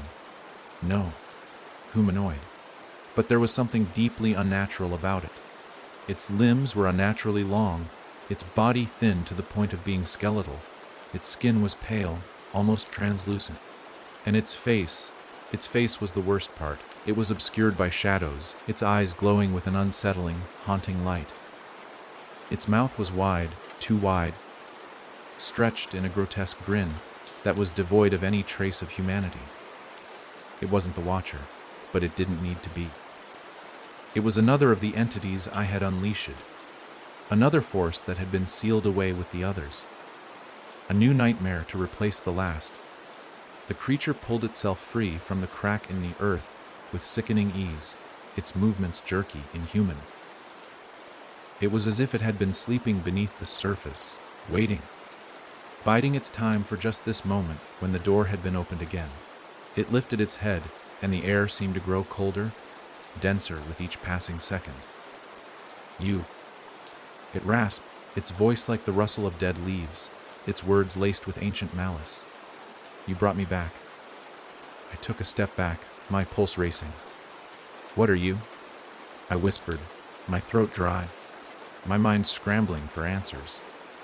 What was this thing? It was like nothing I had ever seen. The creature's wide grin stretched further, its eyes narrowing into slits of sickly light. We are the forgotten ones, it crooned, its voice dripping with disdain. The ones whose names were erased. The ones who were never meant to be remembered. And you, little human, you have opened the door for us. No, I said, my voice shaking, a cold sweat breaking out on my brow. "No, I didn't mean to," the creature hissed, cutting me off. "You always mean to. You just don't know it yet." I felt the pull of its words, an almost magnetic force that urged me to stay, to listen. But I resisted with every ounce of strength I had left. The pieces of the stone in my hands, the remnants of its power, still held a faint pulse. But I wasn't sure how much of that power remained. I didn't know if I could use it again. I didn't know if I even wanted to anymore. This world was breaking, unraveling at the seams, and I was the one who had set it in motion. How could I fix it? How could I undo what I had done? "You should have left well enough alone," the creature continued, its grin widening. "But now you will see what happens when the doors are opened. When you release the darkness." I swallowed hard, trying to push through the panic that threatened to overwhelm me. The creature was right. I had opened the door. I had freed these entities, these forgotten horrors. And now I was going to pay the price. I needed to escape. I had to get out of this place before whatever was coming next arrived. But as I turned to run, the creature's voice stopped me. "Where do you think you're going?" it asked, its tone dripping with amusement. "The door is open, and you are already part of it." I didn't stop to think. I ran. The ground beneath me shuddered, and the air grew thicker with every step, as if the very atmosphere was trying to drag me down. I stumbled over uneven earth, barely keeping my footing as I sprinted through the wasteland, not knowing where I was going or if it would even make a difference. But then I saw it, a crack in the air, a rift shimmering with a bright, blinding light. It wasn't natural, and yet it felt like a passage, like a doorway opening up to something else, something beyond this nightmare. I didn't hesitate. I ran toward it as fast as I could, feeling the darkness closing in behind me. The creature's laughter echoed in the distance, but I didn't stop. I dove into the rift, feeling the fabric of reality tear around me as I crossed through. And then, as suddenly as it had started, the world went black. When the darkness finally lifted, I was no longer in the desolate, oppressive landscape I had just fled. I wasn't sure where I was, only that I could breathe again. The oppressive weight had lifted. The air felt lighter, though still thick with uncertainty, as if reality itself was still adjusting to the changes I had caused. I was standing in what seemed like a vast, empty space. The ground beneath me was solid, a smooth, pale stone that stretched out in all directions. The sky above me was a strange, swirling mixture of colors, neither night nor day, but a perpetual twilight, as if the boundary between worlds had been dissolved. It wasn't comforting, it wasn't peaceful, it was unsettling. And yet, somehow, it felt like a place I had been to before, a place familiar but distant. My heart was racing as I took in my surroundings, trying to make sense of what was happening. I wasn't sure how I had made it through the rift. It hadn't felt like a choice, just a desperate, instinctive leap. I glanced around again. There was no sign of the creature, the thing that had emerged from the ground. Its voice still echoed in the back of my mind, as if the very words it had spoken had burned themselves into my consciousness. "You are already part of it." The words haunted me, clawing at the edges of my thoughts. What had it meant by that? How was I part of this place? Was I still connected to the darkness I had unleashed? Or had I crossed into something entirely new? My hand still held the remnants of the stone, the shards that had once been the key to everything. I glanced down at the pieces, their faint glow pulsing in the dim light, and I could feel them pulling at me. The stone wasn't just an object, it was a link to something else. Something more. A chill ran through me as I heard a sound in the distance. Distant, but unmistakable. The sound of footsteps, slow, deliberate. My heart pounded in my chest as I strained to hear. Footsteps, it wasn't just one pair. I could hear more than one. The sounds grew louder, closer. My body tensed, but I stayed still, unable to move. Fear gripped me like a vice. Was it the creature?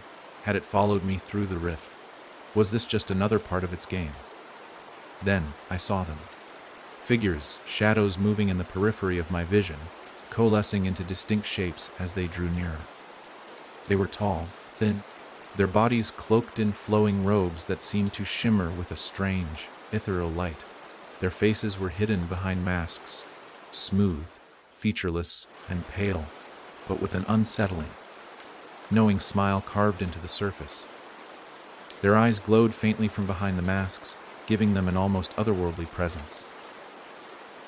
I couldn't tell if they were human or something else entirely, but I knew they weren't here to offer comfort. The figures stopped a few feet away from me, their glowing eyes locking onto mine. The silence stretched between us, thick and oppressive, and then one of them spoke, its voice hollow and distant, yet unmistakably clear. "You have crossed the threshold," it said. "You have opened the door, and now you must face what you have released." I swallowed hard, unable to tear my gaze from their haunting faces. The words they spoke cut through me like cold steel. "What do you want from me?" I asked, my voice a mere whisper, barely audible over the pounding of my own heart. Another figure stepped forward, its eyes dimming slightly, as though considering my question. It was taller than the rest, its figure more imposing, its presence more commanding. It raised one hand, and the air seemed to ripple around its fingers, as if it could bend reality with a simple gesture. "We want nothing," it said, its voice like an echo in a vast cavern. "But you have chosen to meddle with forces beyond your comprehension. You have unlocked a cycle that cannot be undone." I backed away, my legs feeling weak beneath me. "What cycle? What are you talking about?" The words stumbled from my lips, desperate, trying to hold on to something. Anything that could make sense of this nightmare. The tall figure tilted its head slightly, as though intrigued by my confusion. "The cycle of destruction," it explained.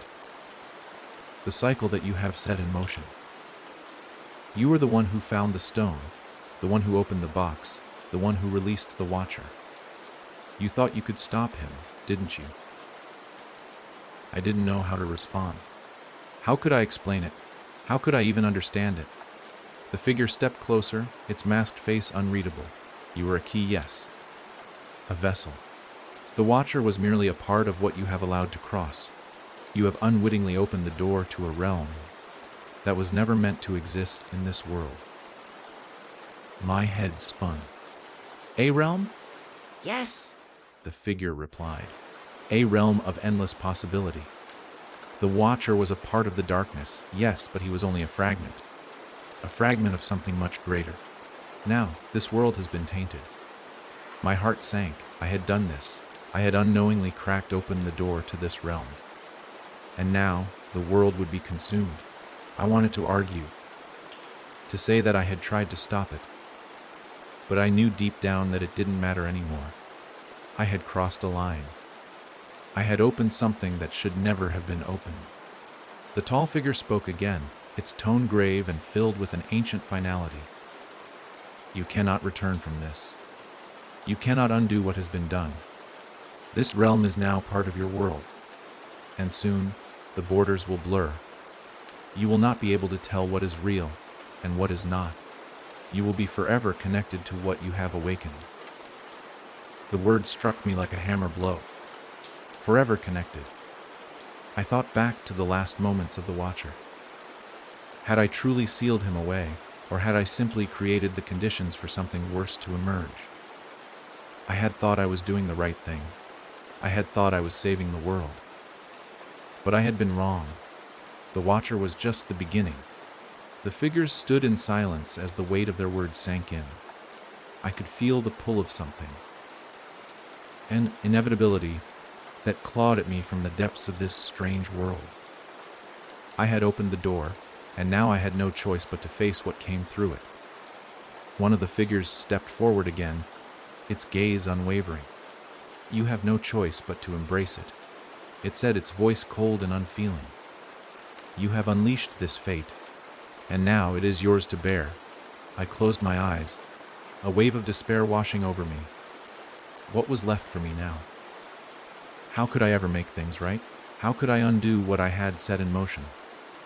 But as I stood there, surrounded by the silent, haunting figures, a faint glow appeared in the distance, flickering like a distant beacon, a flicker of hope in the dark. It was a light I hadn't seen before, a force that was not dark, but pure. Maybe, just maybe, there was still a way out. The faint glow in the distance flickered again, more vibrant this time, like a heartbeat echoing through the vast emptiness around me. It was soft but undeniably powerful, a light that cut through the murk of this place like a promise of something better, something possible. My heart quickened. Could it be? Was there a way out of this after all? I could feel the pull, like gravity urging me toward that light. It was the only thing in this oppressive landscape that wasn't bound to the darkness, to the bleak, barren realm I now found myself in. It was a chance, a thread of hope. I took a step forward, but the figures, those haunting, spectral entities, didn't move. They simply watched me, their glowing eyes locked on my every movement. They were waiting, silent, still like statues in a forgotten temple. They didn't speak, didn't offer any guidance. It was as though they had no intention of stopping me. Instead, they just watched. I wasn't sure what they were, or why they were here. Their presence felt like an ancient reminder of something that had been buried long ago, like the remnants of a civilization lost to time. But it didn't matter now. I had made my decision. I was going toward the light. The air was heavy as I moved, and each step felt like I was walking through thick, suffocating fog.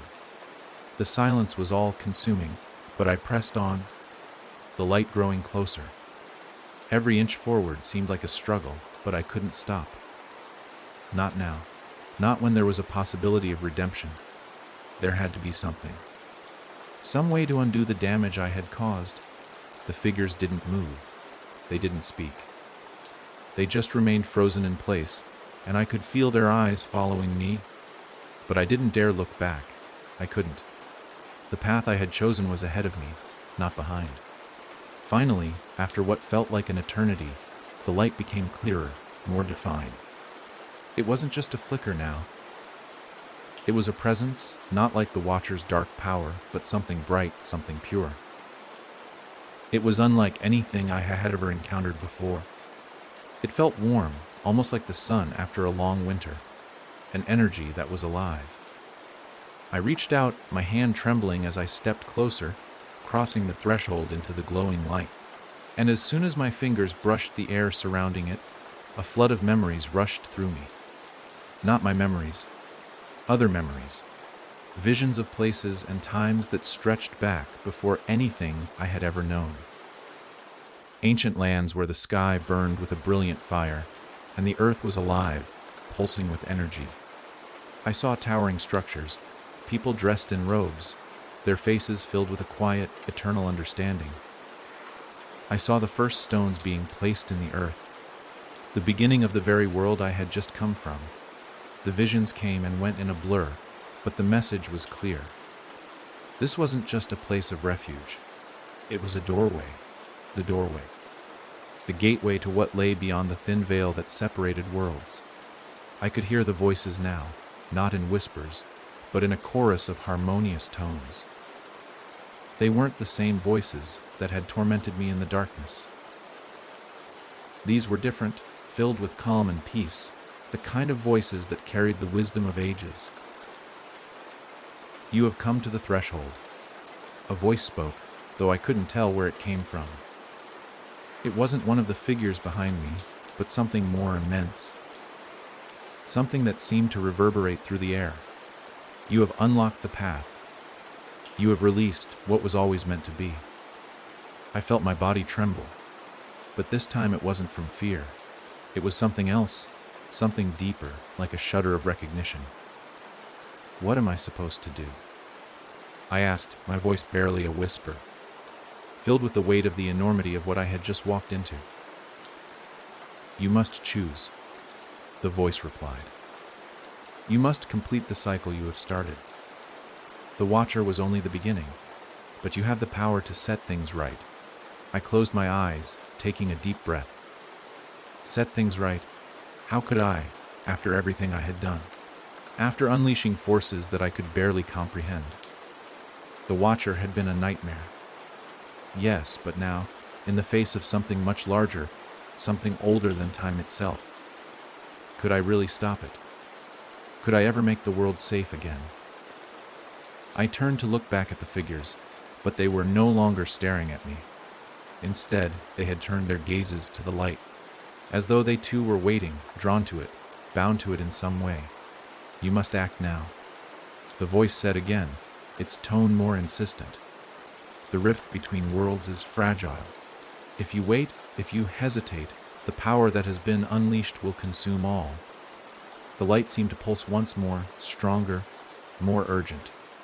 It was like a heartbeat, like the very essence of the world was vibrating at its core. I didn't understand it, but I couldn't deny it either. This was the moment. I had opened the door, yes, I had unleashed the Watcher. But now there was something else, the opportunity to make it right. My mind raced. I had no answers. I had no clear path forward. But the one thing I did understand was that I had made a choice already. I had chosen to fight back. I had chosen to face the darkness, to try and stop it. And now, that choice was laid before me again. I reached out toward the light, my fingers brushing against its surface, and the world shattered. The instant I touched the light, everything fractured. Reality itself seemed to split, as though the very threads of existence had been unraveled. I was no longer standing on the smooth stone floor of this strange realm. Nor was I in the desolate wasteland. It felt as if I were falling and floating simultaneously, my body suspended in an ocean of light and sound. I couldn't see. I couldn't feel. Time itself seemed to bend and twist around me, fragments of images flashing before my eyes. Too fast, too many to comprehend. Faces, hundreds of faces, flashed by, their expressions shifting between hope and despair. Strange, unfamiliar lands appeared and vanished like fleeting dreams. I saw great cities built from impossible materials, with towers that reached beyond the sky. Then I saw crumbling ruins, silent and abandoned, the remnants of a forgotten civilization swallowed by shadow. And then, all at once, I saw myself, my reflection, but distorted like a shattered mirror that refused to show the truth. It was me, but not. I could see the Watcher, too. His form was no longer monstrous. Instead, he stood alongside me, as if we were the same. The same? How was that possible? My mind couldn't make sense of it. The lines between us blurred, and I felt a profound pull, a connection I couldn't explain. This place, it's not just a door, it's a mirror. I thought I could hear something, voices, whispers, but not the same ones I had heard before. These voices were older, far more ancient, reverberating in a language I didn't understand, but still felt deep within me. They were words without sound, emotions without form. They were a part of the universe itself, speaking through the cracks of existence. Then everything stopped. The disorienting rush of images ceased. The strange, blinding light receded, leaving only a deep, almost suffocating silence. My senses returned, and I found myself standing in a place that felt familiar. But not quite. I was standing in a vast, open space, the horizon stretching endlessly in every direction. But this world was not like the one I knew. It was like looking through a pane of glass, a reality only half formed. The air was thin, too thin, and it shimmered with an unnatural light. The ground beneath me was like sand, yet it sparkled, as if it were made of millions of tiny shards of glass, reflecting an unseen light that danced with every movement. And in the distance, I saw it. A towering structure. It wasn't just a building, it was a monument. It rose from the ground like a jagged spire of stone, but it was covered in symbols and markings that pulsed with an eerie, rhythmic glow. This was the center. This was the source. The door had led me here. But what was here? What had I come to? The Watcher's presence was still strong, like an undercurrent of shadow, lingering just beyond my reach. I could feel the darkness in the distance, like a storm on the horizon, waiting to descend. I had to keep moving. I had to find the answers, or I would never escape. But as I stepped forward, I heard it again, the voice. It was familiar now, a cold, soothing presence that filled the air like an echo from another time. "You have come far," it said. The voice was distant, but clear. "But you are not yet ready." I stopped in my tracks, my heart sinking. "What do you mean?" I called out, my voice trembling, but the words echoed, unanswered. "I've been through everything. The Watcher, the stone, the sacrifice. What else do you want from me?" A figure appeared before me, emerging from the shifting air like a wisp of smoke. It was not the Watcher, but something else entirely. Something more formless, more fluid. Its face was shrouded in shadow, its body indistinct, like smoke caught in the wind. But its eyes gleamed with the same strange, ancient light. "You were never meant to stop the Watcher," it said, its voice now a low hum that resonated in the air around me. "He was never the true threat." The words cut through me like ice. "Then what is?" I asked, my voice desperate. "What is the true threat?" The figure didn't answer immediately. Instead, it drifted closer, its form becoming more solid, more real, as it closed the distance between us. I could feel the pull of its presence, like gravity itself was drawing me into its orbit. It was like staring into the heart of a storm, knowing that whatever came next would change everything. "The Watcher was only a fragment," the figure whispered. "He was a small piece of what you have awoken. The real power, the one that lies beyond, is far greater. The Watcher was bound to the dark, but the true force, the one that has been sealed in the deepest corners of this world, is not bound to anything. It is not darkness. It is something else." My blood ran cold as I realized what it was saying. "What?" I managed to choke out, the words barely forming in my throat. "What is it?" The figure's eyes gleamed even brighter now, and I felt the weight of its gaze pressing into me, as if it could see everything. The fear, the regret, the uncertainty that had plagued me from the moment I opened the box. "It is the essence of this world," it said, its voice now a cold, trembling whisper. "It is the root of all creation and destruction. You have awakened it. You brought it back." I staggered back, the ground beneath me trembling, and I could feel it. The power. It wasn't a wave. It wasn't a force. It was a presence, as ancient as the world itself. Something that predated the Watcher.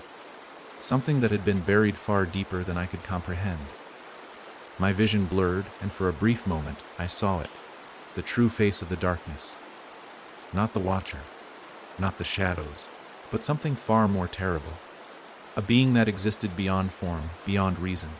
Something that had been locked away, forbidden, and that now was free. "No," I whispered, my voice shaking. I didn't mean to." The figure before me smiled. A smile that was not a smile at all. It was something else, something terrifyingly empty. "You were never meant to understand," it said. "You only needed to open the door." And with that I knew. I had been tricked. I had been used. The door had been opened, yes. But not just to the Watcher. Not just to the darkness. I had opened the door to everything. The realization hit me like a tidal wave, crashing over me with such force that I staggered back. I had opened the door to everything. The Watcher was only a small piece of something much, much worse. And now, this ancient force, this primal essence, was free to spread, to consume, to reshape the world as it saw fit. I could feel the ground beneath my feet trembling again, the air thick with energy. The sky, that strange twilight that had once seemed so distant and unknowable, was darkening even further. Shadows, black and suffocating, curled and wreathed across the barren landscape. The towering structure in the distance, once distant and out of reach, was now pulsing with an eerie, unnatural light calling to me like a siren's song. I couldn't move. The figure's words echoed in my mind, repeating over and over like a chant. You were never meant to understand. You only needed to open the door. I had done exactly that. I had unlocked a door to a force that had been buried beneath the fabric of reality itself. Something ancient, something alive, and now it was awake. What is it? I choked out, my voice hoarse, barely a whisper against the howling wind that seemed to pick up around me. The figure before me remained still, watching me with those hollow, glowing eyes. It had no answer, no compassion, only a distant, detached awareness. The essence of everything, it said softly, as if explaining a simple fact. The force that binds creation and destruction, life and death. The one that gave rise to the Watcher and to everything that has ever existed. It is the original power, the root of the cycle, and now you've set it free. I shook my head, my vision blurring with the overwhelming weight of the revelation. I hadn't just unleashed the Watcher. I had set something in motion that went beyond anything I could comprehend. I had been so focused on containing the darkness, so convinced that I could stop it, that I hadn't even considered that the darkness was only a small part of something far more dangerous. How do I stop it? I whispered, more to myself than to the figure, my hands shaking. I had no power here, no ability to contain this force. I had released it. I had opened the door, and now the very fabric of existence seemed to be unraveling in its wake. The figure didn't answer at first. It simply stood there, its form flickering like a candle in the wind, as if it, too, were struggling to hold on to reality. Finally, after what seemed like an eternity, it spoke. You can't stop it, it said simply, its voice hollow, as if it carried the weight of countless ages. No one can. The words struck me like a blow. But there has to be something. Anything I can do. The figure's face twisted into something that might have been pity, or perhaps amusement. The only thing left for you is to watch. Watch as the world crumbles. Watch as the essence spreads. Watch as everything you knew becomes undone. The figure stepped back, and for the first time, I felt a deep sense of emptiness. It wasn't the absence of the Watcher, or the absence of hope. It was the absence of everything. I had thought I was fighting for something, for the world I knew, for the people I loved. But now, it was all slipping away. There was no stopping it, no fixing it. I turned back toward the pulsing light in the distance, my legs weak beneath me. The world around me felt like it was shifting, warping. I could see the land crumbling, like sand slipping through an hourglass. The dark clouds in the sky churned and twisted, as though reality itself was collapsing in on itself. The air grew colder, and I could hear a faint hum, a low, vibrating sound that filled the air and seemed to seep into my bones. A sudden, overwhelming urge washed over me. I couldn't give up. I couldn't let it end like this. I wasn't ready to accept the inevitable. I looked at the shattered pieces of the stone in my hands again. The faint glow still pulsed weakly, as though it, too, was struggling to maintain its form. The figure had told me that I had opened the door, but I couldn't just accept that. There had to be something left. Some way to stop it. The figure's voice cut through my thoughts, distant and calm. The stone can no longer help you. The essence is beyond its reach now. It is beyond anyone's reach. But even as the figure spoke, something within me stirred. The pieces of the stone, broken, shattered as they were, still held power. They were the key. They had to be. I clenched my hands around the shards, willing them to do something. Anything. The faint glow from the stone flickered brighter, then dimmed, then flickered again, as if reacting to my will, to my desperation.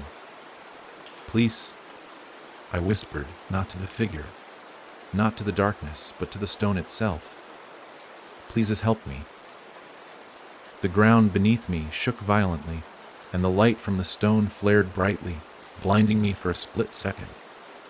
The hum in the air grew louder, vibrating with a raw intensity.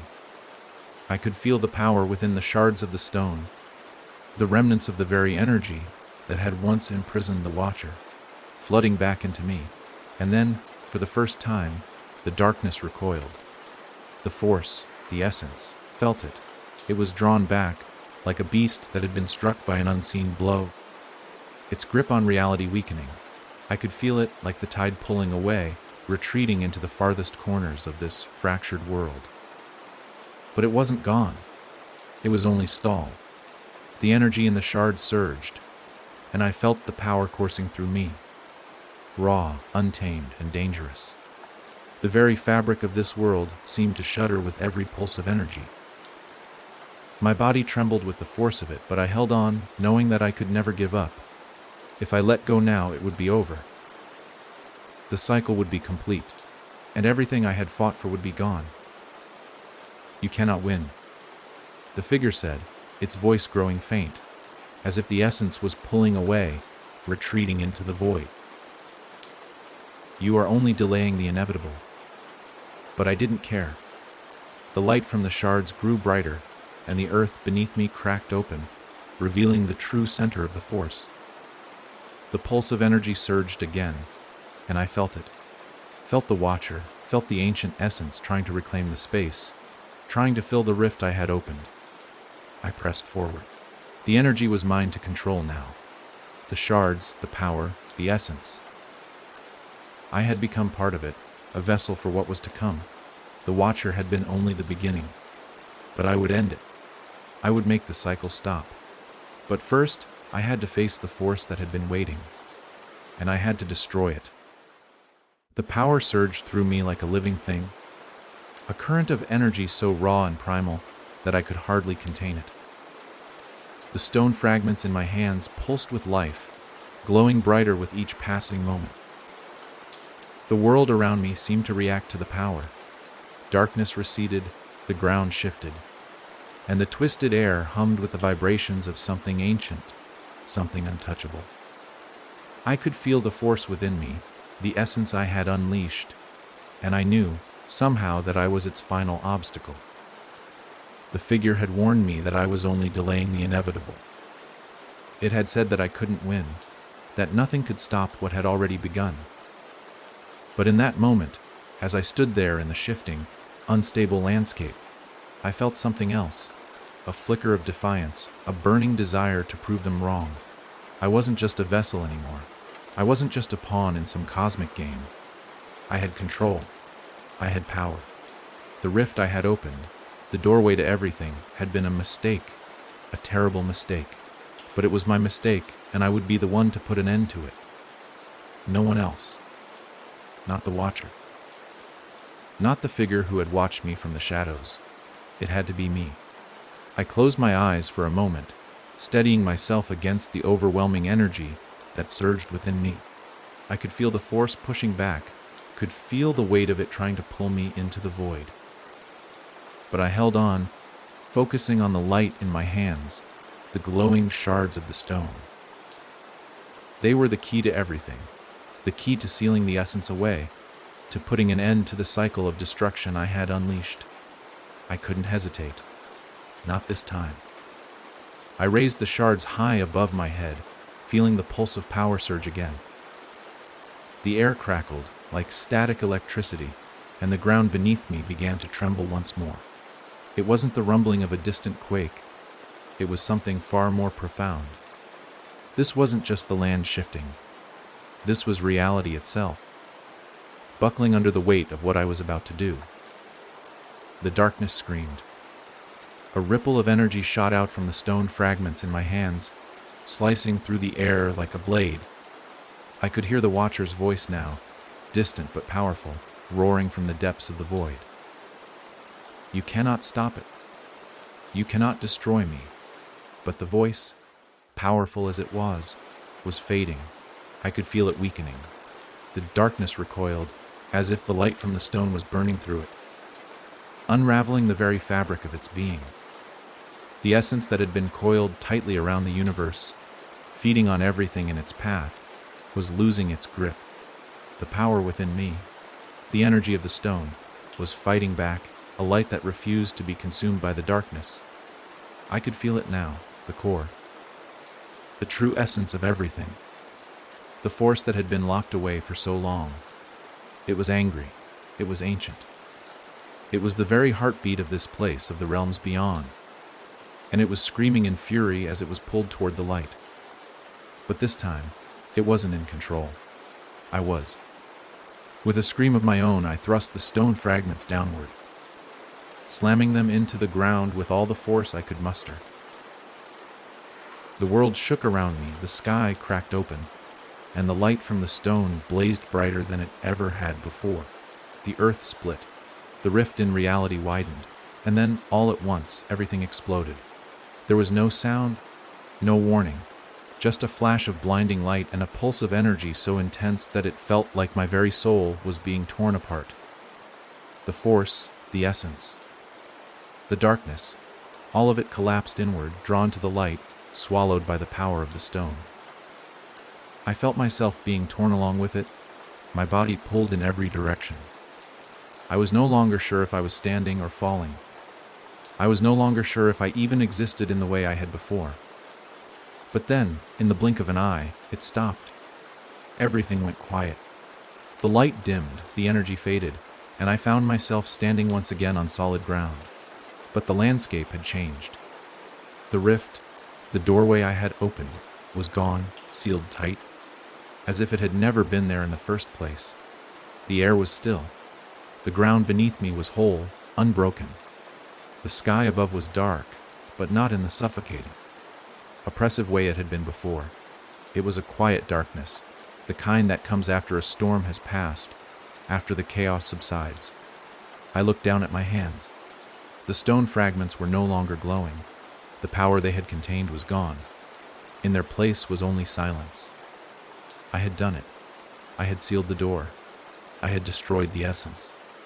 I had stopped the cycle of destruction I had unwittingly started, but it came at a price. I could feel it. Something was different inside me. The remnants of the stone's power still lingered, faint but unmistakable. It was as if a part of me had been altered, a part of me had been changed. I had touched something far beyond the realm of human understanding, and now a piece of it remained within me. But for now, the world was safe. I took a deep breath, the first real breath I had taken in what felt like forever. The tension, the weight that had hung over me for so long, had finally lifted.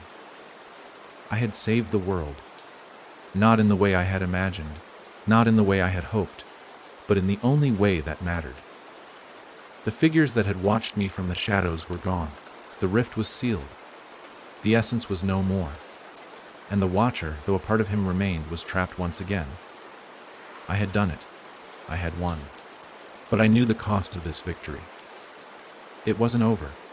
There would be no return to what I had once known. The door had been opened, and I had been forever changed by it. The world was safe, for now. But what happened next? What awaited me now? I didn't have the answers. But I did know one thing. It was time to move forward. The silence that followed felt almost unnatural, like the world was holding its breath, waiting for something. For what, though, I couldn't say. The tension, the unrelenting pressure that had weighed on me ever since I unearthed that box, had lifted. But I couldn't shake the feeling that it wasn't truly over. Not yet. I took a cautious step forward, my feet crunching on the newly formed ground beneath me. The air was still cold, but not suffocating. The world was quiet, too quiet, like the calm after a storm that you know is bound to return. Everything around me felt still, but there was something different in the air, something that made my skin crawl just beneath the surface. I glanced back toward the horizon, where the last traces of the essence had faded into the darkening sky. The distant spire, like monument that had once pulsed with unnatural light, was gone. The landscape, once tainted by shadows, was now a blank canvas, devoid of any trace of the horrors that had occurred.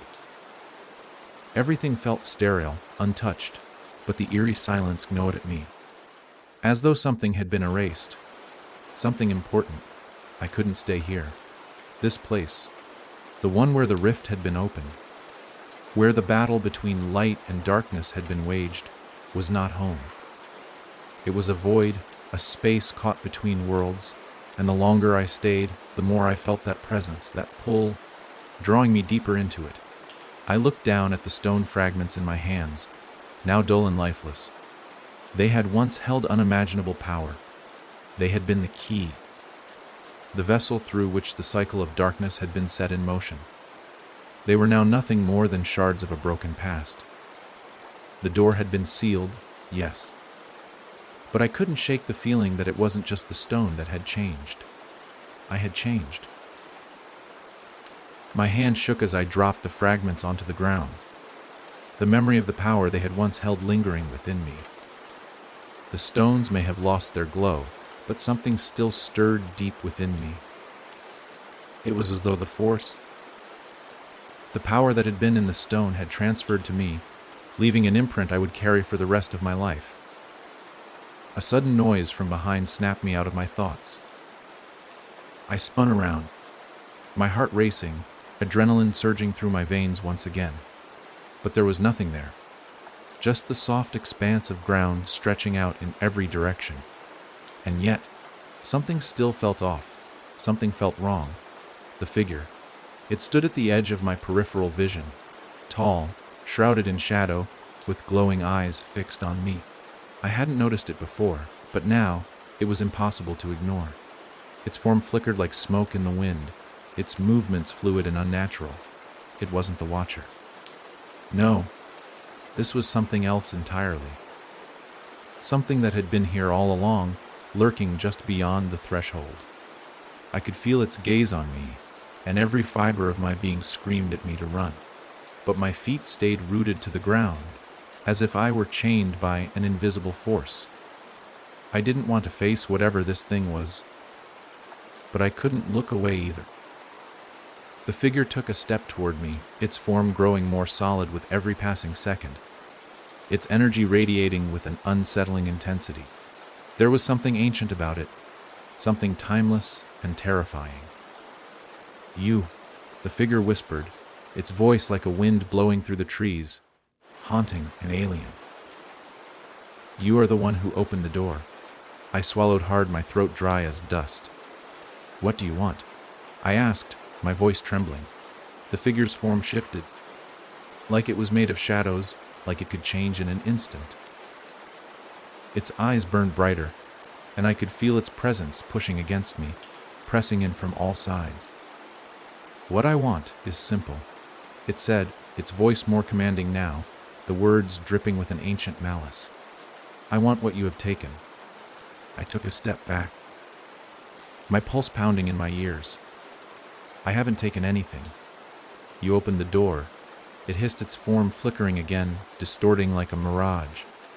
"And now you have become the doorway. You have become what you were never meant to be." I shook my head. "No," I stopped it. "I sealed the rift. The Watcher is gone." The figure laughed, a low, cruel sound that sent shivers down my spine. "You think it's over. You think you've stopped it. The cycle is not that simple. You were never meant to seal the door. You were meant to open it, and now you belong to it." The words hit me like a wave crashing into the shore, sweeping away any sense of clarity, of hope. I could feel the energy within me stir, the remnants of the power I had once wielded. It was faint, but it was there. It was still inside me. I couldn't let this happen. I couldn't let the cycle continue, no matter what the figure said. I had been through hell and back to stop it, to end it. But now, here I was, trapped once again, facing something that was far beyond my understanding. The figure stepped closer, its presence overwhelming. I could feel my legs shaking, my body on the edge of collapse from exhaustion. But I couldn't afford to give up. Not now. Not when everything was hanging by a thread. "You will never escape it," The figure continued, its voice almost tender now, as if it were pitying me. You are part of it now. You opened the door, and now the essence will follow. It will find its way back to the source, and so will you.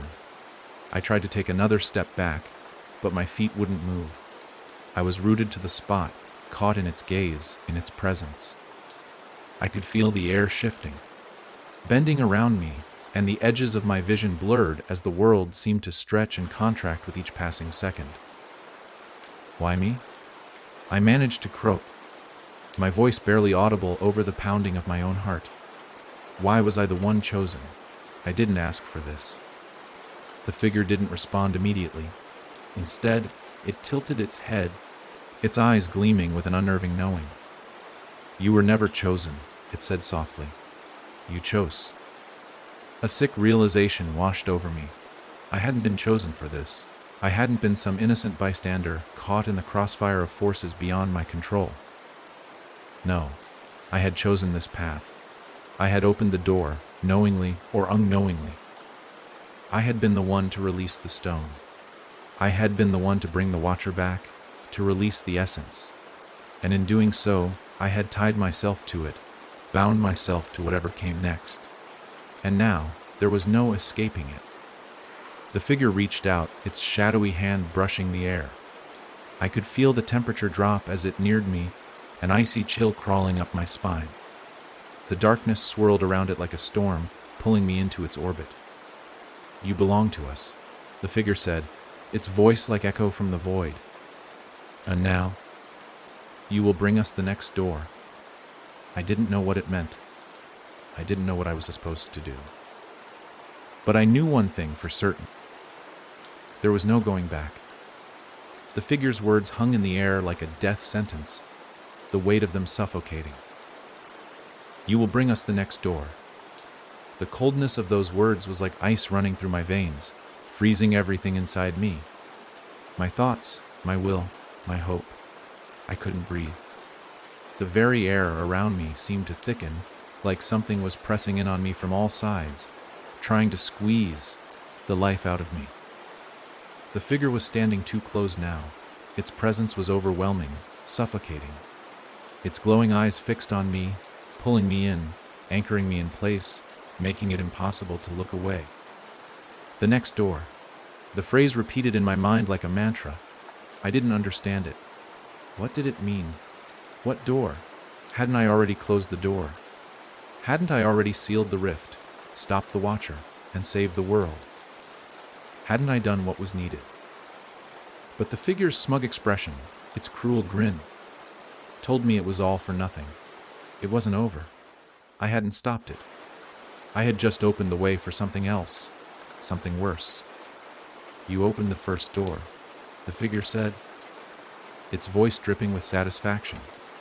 And now, you will open the next. I could feel the cold rising inside me. My limbs felt heavy, my chest tight, like I was drowning in the air itself. I tried to step back, to pull away, but my feet were glued to the ground.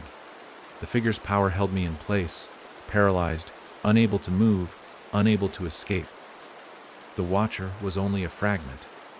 The figure continued, its voice growing softer, almost like it was speaking to itself. A piece of the true force, the true source. You've done what you had to, but in doing so, you've become part of the cycle. No, I managed to shout, my voice raw, desperate. I didn't want this. I didn't choose any of this. I didn't mean to.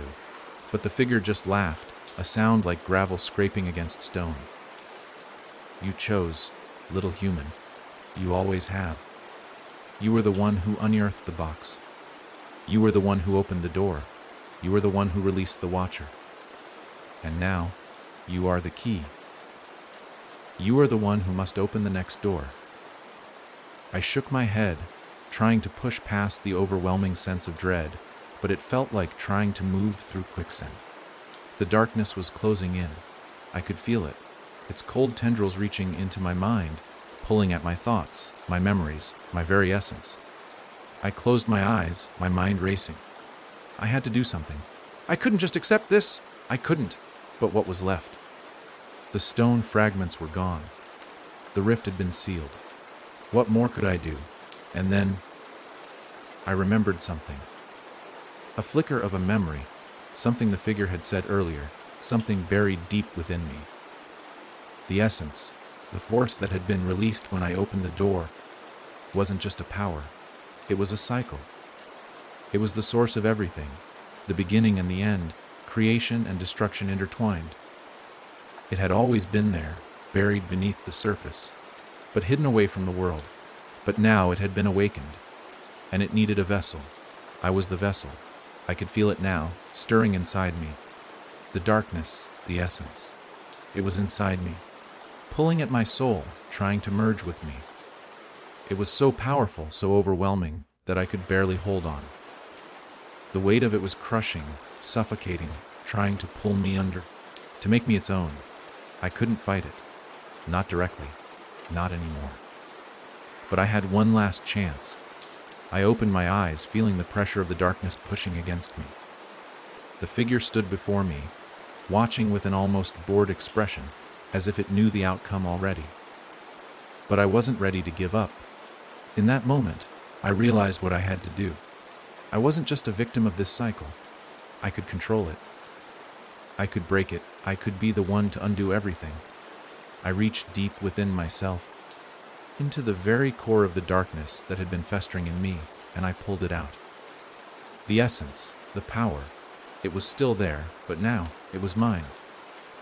I could feel it thrumming in my chest, burning through my veins, and I wasn't afraid anymore. It didn't control me. I controlled it. With every ounce of will I had left, I pushed the darkness out of me. I focused on the light, the same light that had once helped me, the same light that had been buried beneath the power of the stone. The light that I had let fade when I sealed the rift. But now, I called it back. It responded. The world trembled as the light surged through me, pushing back against the darkness, fighting to reclaim what had been lost. The ground cracked beneath me, the sky swirling with a violent energy as the two forces, light and dark, collided once again. You can't do this! The figure shouted, its form flickering, its voice rising with panic. You are mine! You are part of the cycle! You can't stop it! But I didn't stop. I couldn't. This was the last chance. The only chance to break the cycle once and for all. The essence, the darkness, the watcher. It had all come from this place, from this endless loop of power and destruction. And now, I would end it. I would destroy the cycle. I focused on the light within me, the light that was pure, the light that had been buried beneath the darkness. With every pulse of energy, I drove it forward, pushing the darkness back into the void where it belonged. And then, with a final scream of defiance, I unleashed it. The ground shook violently.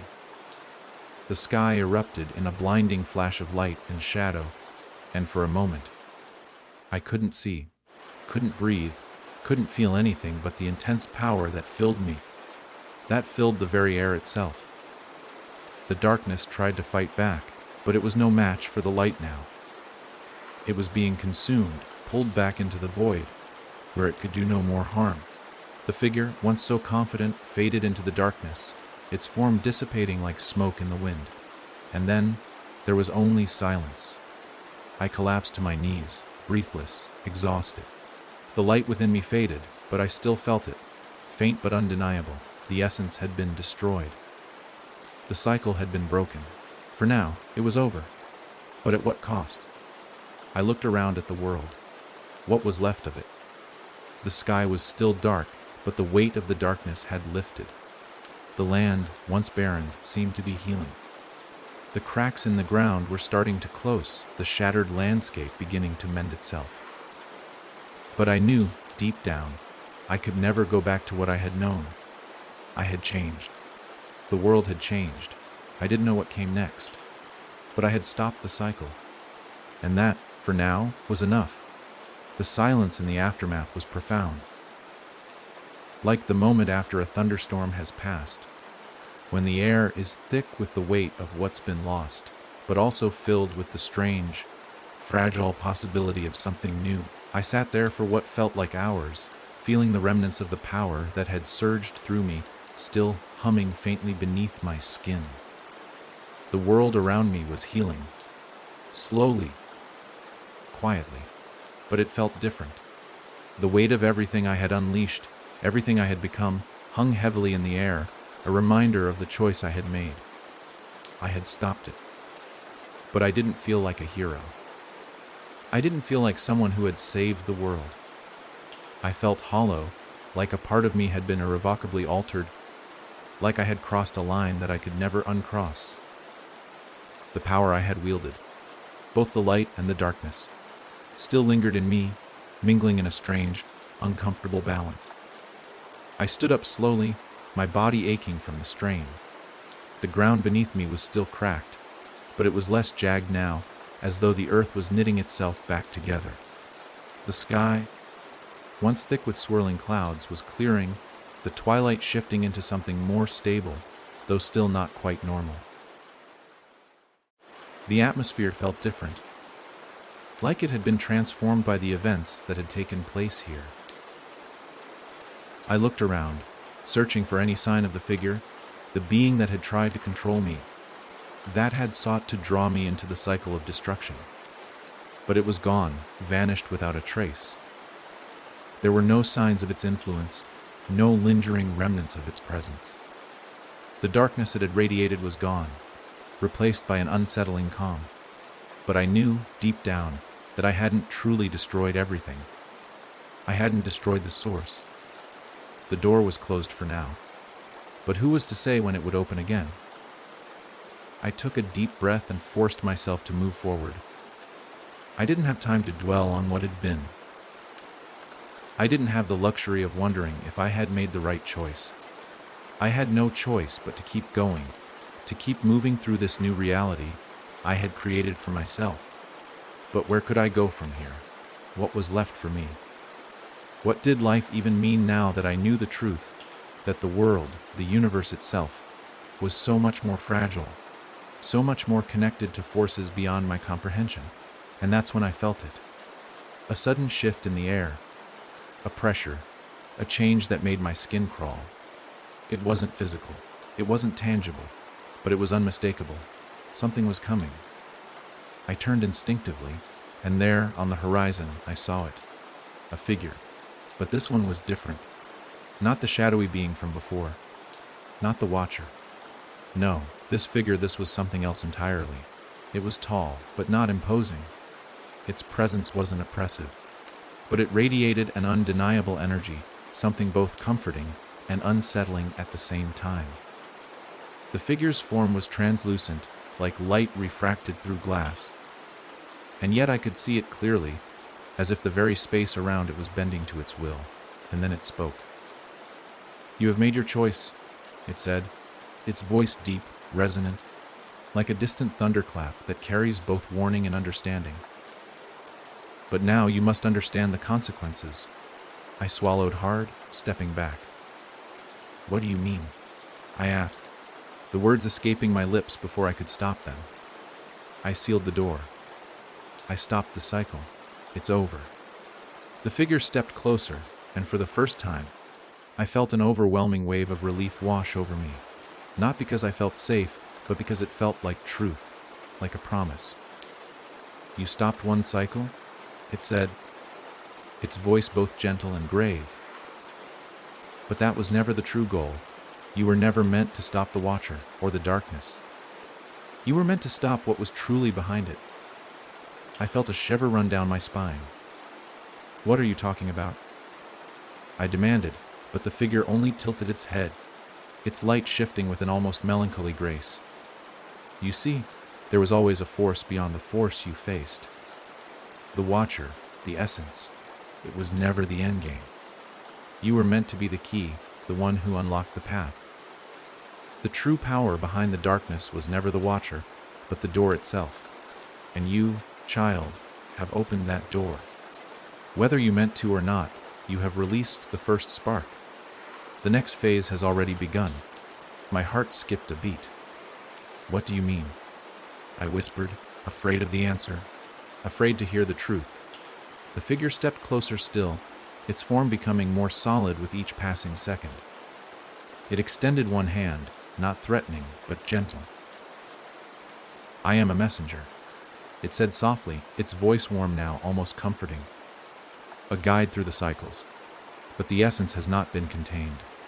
The door was never meant to be opened. And now you must choose again. Will you close it, or will you let it open once more?" My head spun. The door, the essence, the cycle. I had thought I was done. I had thought that I had done the impossible. I had sealed the Watcher away, banished the darkness. But now, I was faced with something even worse, something beyond what I could have imagined. The figure's hand hovered near mine, as if offering something. "The choice is yours," it said. "The world you know is fragile. But you, human, have the power to reshape it, to become a part of the cycle, or to break it forever." I felt my heart race. The weight of the choice, of the responsibility, was crushing. But I could feel it. Deep inside, I knew what had to be done. The world wasn't safe, not yet. I wasn't done. The door had only just begun to open, and I had to close it. For good. But there was only one way to do that. I took a deep breath. I choose to stop it. I choose to end this. The figure nodded, its light dimming slightly in approval. "Then the choice is made. But remember, child, there is always another door." And with that, the figure vanished, leaving me standing in the midst of a world that wasn't quite healed, but wasn't lost either. I had one chance left, one final act of defiance. The door wasn't closed yet, but I would close it. The silence that followed the figure's departure was all-consuming. It was deeper than any silence I'd experienced before, like the air itself was holding its breath, waiting. The weight of the figure's words, the consequences of my actions, were like a storm cloud settling over my mind. "There is always another door," the words echoed in my mind, relentless. And yet, a part of me already knew, had known all along, that this wasn't over. Not really. Even if I closed this door, even if I sealed the essence away for good, another door would inevitably open. That was the curse of this place, this world. The power, the energy that had been unleashed when I opened the first door, had left its mark on everything. On me. There was no going back to the way things were. No going back to the life I once had. It had all changed. Forever. I looked around at the landscape, at the world that seemed so much quieter now. The cracks in the earth were healing, yes, but the air still felt thick, as if it had absorbed everything that had passed. The land was scarred, forever altered by what had been unleashed. I had been the key. I had opened the door, and in doing so, I had made a choice, whether I realized it or not. But now, I had to close it. I had to end the cycle. But how? The question gnawed at me. The power I had used before was still with me, but it felt different now. It didn't feel like the same force I had wielded before. It wasn't the same light. It wasn't the same darkness. It was something other. Something beyond what I understood. I could feel it thrumming beneath my skin, pressing against my soul. I took a deep breath, steadying myself. I couldn't just stand here. I had to act. I had to make the choice again, and this time there could be no hesitation. If I was to break the cycle, I needed to find the strength inside me, whatever was left, and wield it with everything I had. The faint glow from the fragments of the stone still lingered, dull but persistent. I reached down and picked up the broken pieces, my fingers brushing against their cold surface. The energy that had once surged through them now felt dormant, like a sleeping beast waiting to be awakened. But it was still there. I could feel it. I can do this. I whispered to myself, the words tasting foreign on my tongue. But I spoke them with certainty. There was no going back. I couldn't undo what I had done, but I could choose what came next.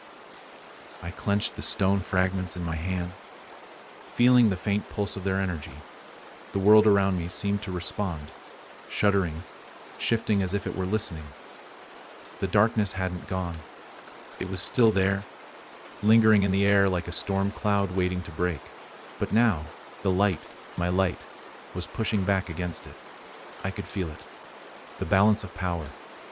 The tension between them. I raised my hand high, the stone shards held tightly in my grip. The air around me crackled, the energy surging in the air, and the ground beneath me trembled once more. The essence that had once been so overwhelming, so all-consuming, was now being forced back. I could feel it fighting against me, but it wasn't as strong as before. "This is it," I said, my voice steady. My body felt light, like I was hovering above the ground, the power in my hands resonating with the force of the universe itself. "This time, I'll close the door for good." The moment the words left my mouth, a rush of energy exploded from the stone fragments, sending a wave of pure, radiant light cascading through the air. The light was blinding, overwhelming, but it was also freeing. It poured out from me, filling the space, pushing back against the shadows, pulling the darkness into itself. And for the first time, the darkness recoiled. I felt the essence resisting, thrashing against the light, but it was weaker now. It was fading, receding into the void from which it had come. The light from the stone, my light, was cleansing everything it touched, forcing the darkness back into the cracks where it belonged. But as the light grew brighter, the world around me began to shake more violently. The air grew thick again, heavy with tension. The ground trembled beneath my feet, and I could feel the essence fighting against me, struggling to maintain its hold. I knew it wouldn't be easy, and I knew there was still a part of me that was bound to it. "You can't contain it forever," the voice whispered. Distant but familiar, it was the figure, the one who had spoken of the cycles. "You are bound to it. You will always be a part of it." I gritted my teeth, the light surging from my hands. "No, I am not part of it." My voice was filled with defiance. "I am not your vessel." The light exploded outward from me, growing so bright that the world around me became a blur. I felt the power deep inside me, felt the darkness being pulled away, drawn into the light. It was a war, one final battle between light and dark, creation and destruction. And for the first time, I knew it was my choice. I wasn't just holding the power. I was controlling it. The figure's voice grew softer, its tone filled with regret. "You cannot escape it," it murmured. "You can never truly escape." But the words didn't matter anymore. I was stronger than I had been before. I had made the choice. And now, it was time to finish what I had started. With one final, overwhelming surge, I released all the light, all the energy, all the power I had left. The force of it was blinding. It consumed everything, pushing the darkness away completely. The ground beneath me cracked, and the sky above shattered like glass, but it was all part of the process. The essence was being sealed once again, locked away where it could never escape. And then, just as suddenly as it had all begun, it stopped. The world was still. The air was calm. The rift was closed. The door was sealed. For now, I sank to my knees, exhausted, the remnants of the stone shards still glowing faintly in my hands. My heart was racing, my body trembling. But I knew it was over. The battle had been won. The world was safe again. But I wasn't the same. I couldn't be. I had been a part of the cycle, and a part of me would always remain tied to it. But that was something I would have to live with. For now, at least, the door was closed, and I had the rest of my life to figure out what came next. The silence felt deeper now, heavier, but not in the same suffocating way it had before.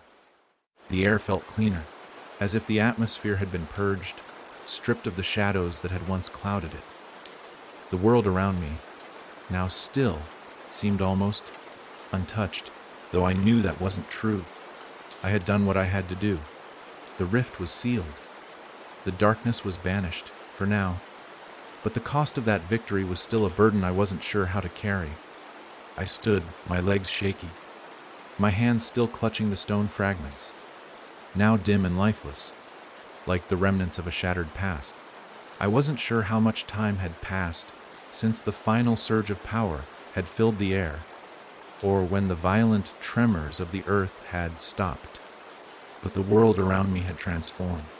It was as if the whole landscape had been wiped clean.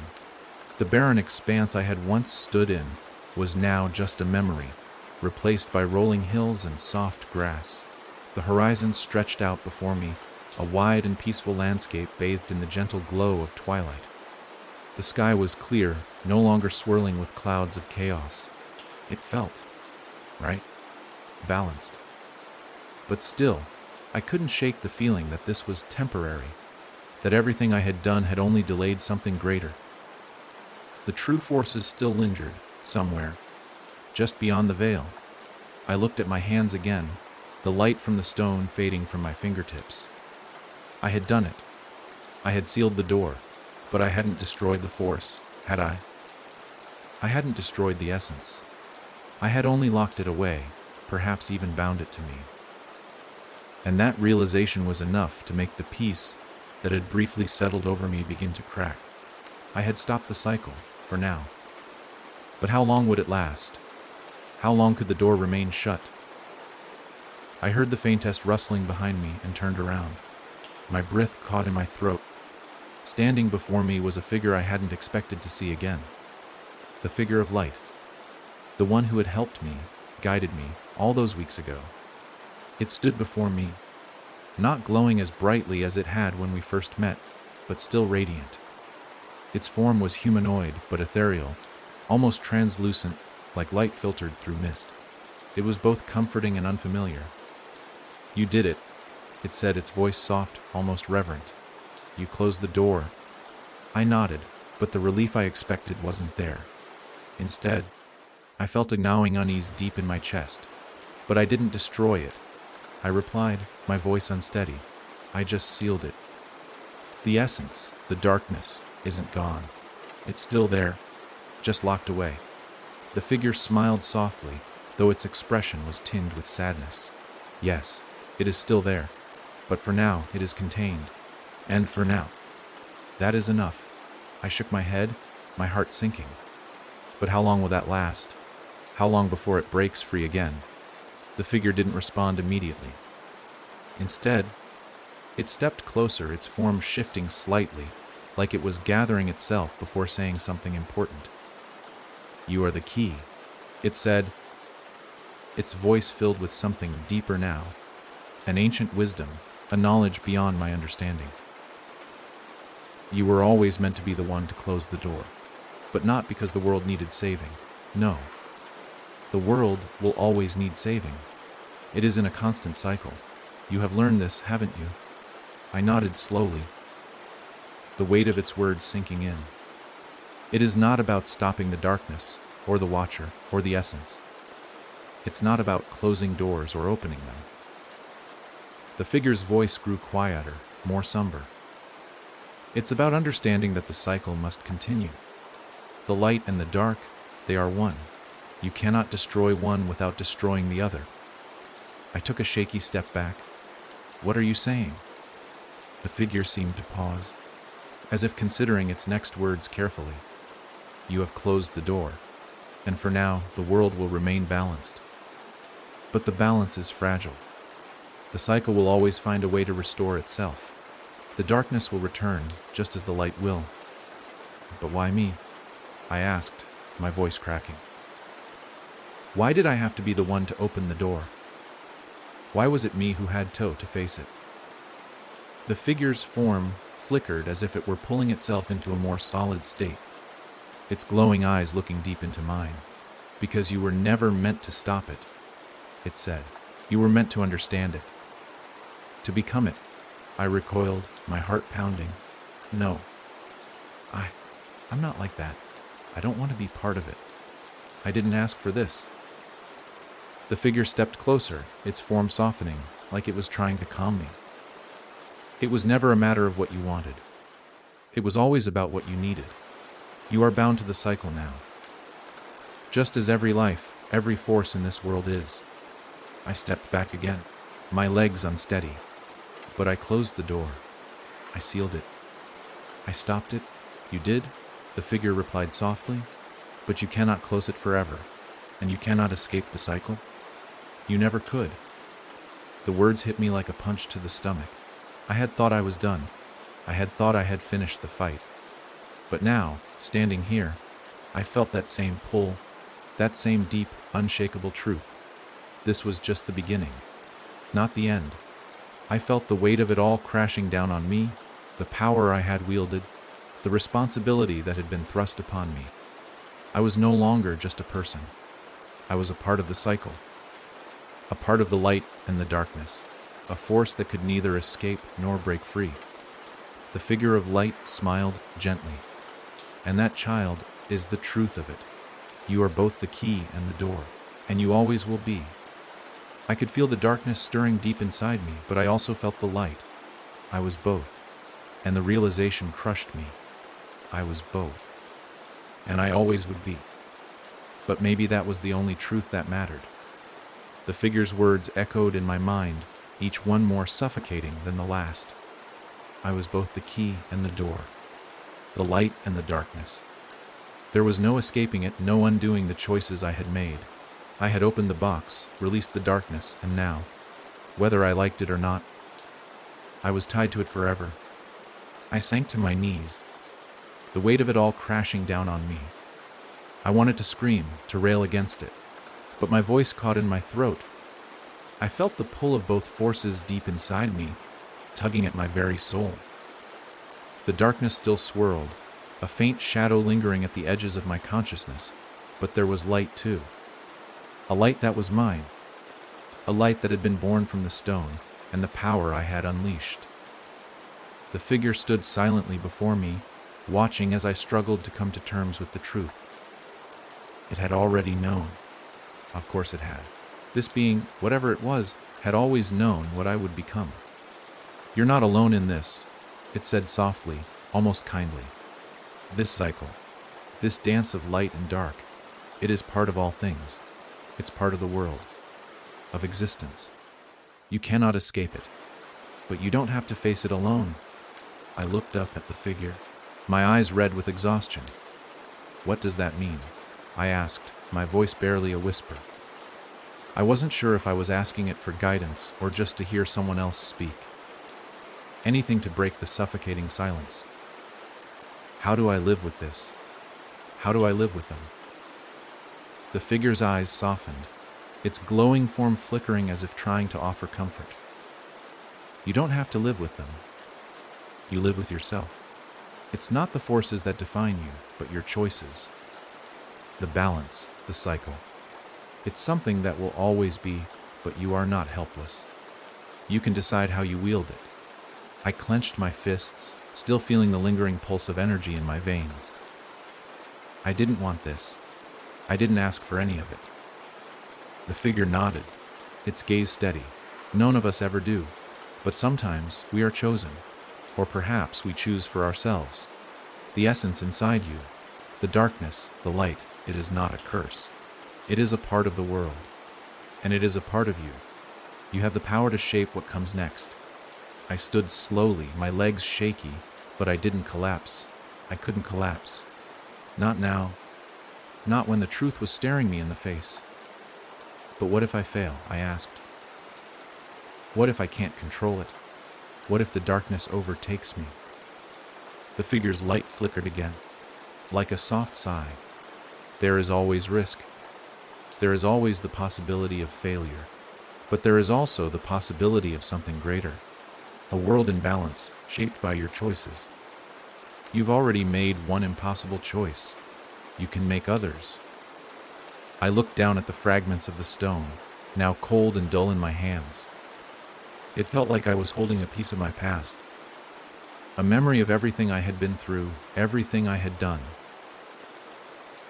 The stone had been the key to unleashing the darkness, but it had also been the key to sealing it. I could still feel the weight of it, but it was different now. It wasn't a weapon anymore. It wasn't a tool of destruction. It was just a reminder. A reminder that I had the power. Not the stone, not the darkness. Me. I'm scared, I whispered, the words slipping out before I could stop them. I don't know what's next. I don't know how to live with this. The figure stepped closer, its form radiating a warmth that seemed to comfort me, even though I didn't fully understand why. That's all right, it said, its voice soft. It is always frightening, the unknown. But you don't have to know everything now. One step at a time. You've already taken the first one. I nodded slowly, though the uncertainty in my heart still lingered. The figure was right about one thing. I didn't have all the answers. I didn't have control over everything. But I did have one thing. I had myself. I had my choices. And that was more power than I had ever realized. The figure stood before me, silent, waiting, its light flickering gently in the air. I took a deep breath and let it out slowly, trying to calm the storm in my chest. So, what happens now? I asked, lifting my eyes to meet its glowing gaze. What do I do? The figure's expression softened. Now, you choose what to do with the balance. The darkness and the light. The cycle doesn't have to consume you. It doesn't have to control you. You can shape the path forward. But you must decide. I nodded again, the weight of its words settling in my chest like an anchor, but I wasn't sure where to cast the anchor. What was my path? What was my place in this world now that the cycle had been broken and yet remained alive, pulsing within me?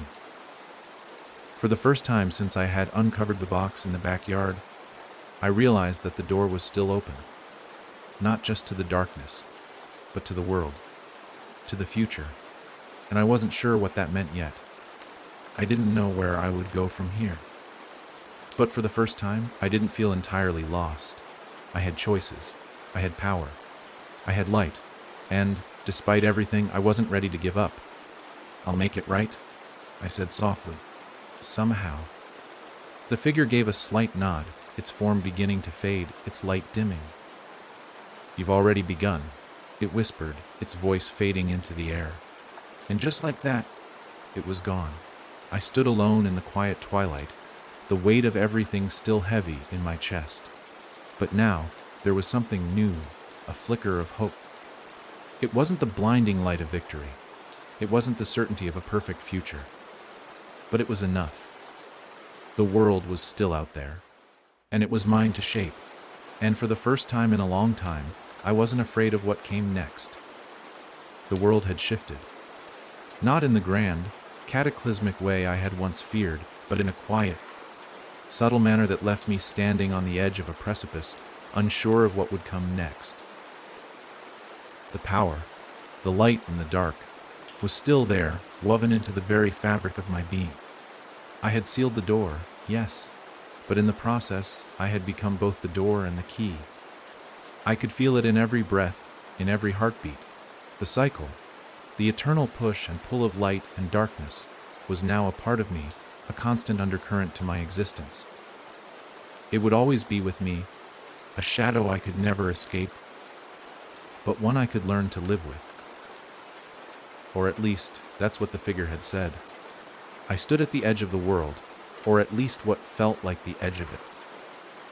The horizon stretched out before me, bathed in the muted glow of twilight. There was no sign of the dark figure that had haunted me, no remnants of the Watcher's power, only the quiet, empty landscape that had once been consumed by shadows. But something still gnawed at me. Something deep inside that whispered that this peace was temporary, that the door I had sealed was only one of many. The figure had said there was always another door. And though I had sealed the one I had opened, I knew this wasn't the end. There was always more. I felt the weight of my choices press against me, the responsibilities that came with wielding this power. I wasn't the same person I had been before I found the box. No, I was something else now, something altered by the darkness and the light, a being of both worlds. I couldn't return to who I was. I had crossed too far, ventured too deep. I had changed. I closed my eyes for a moment, allowing myself to absorb the stillness around me. The wind was soft against my skin, the only sound the distant rustling of leaves. Everything felt oddly peaceful. But beneath that, there was an undercurrent, a pull. I opened my eyes, feeling the connection to the world pulse in my chest.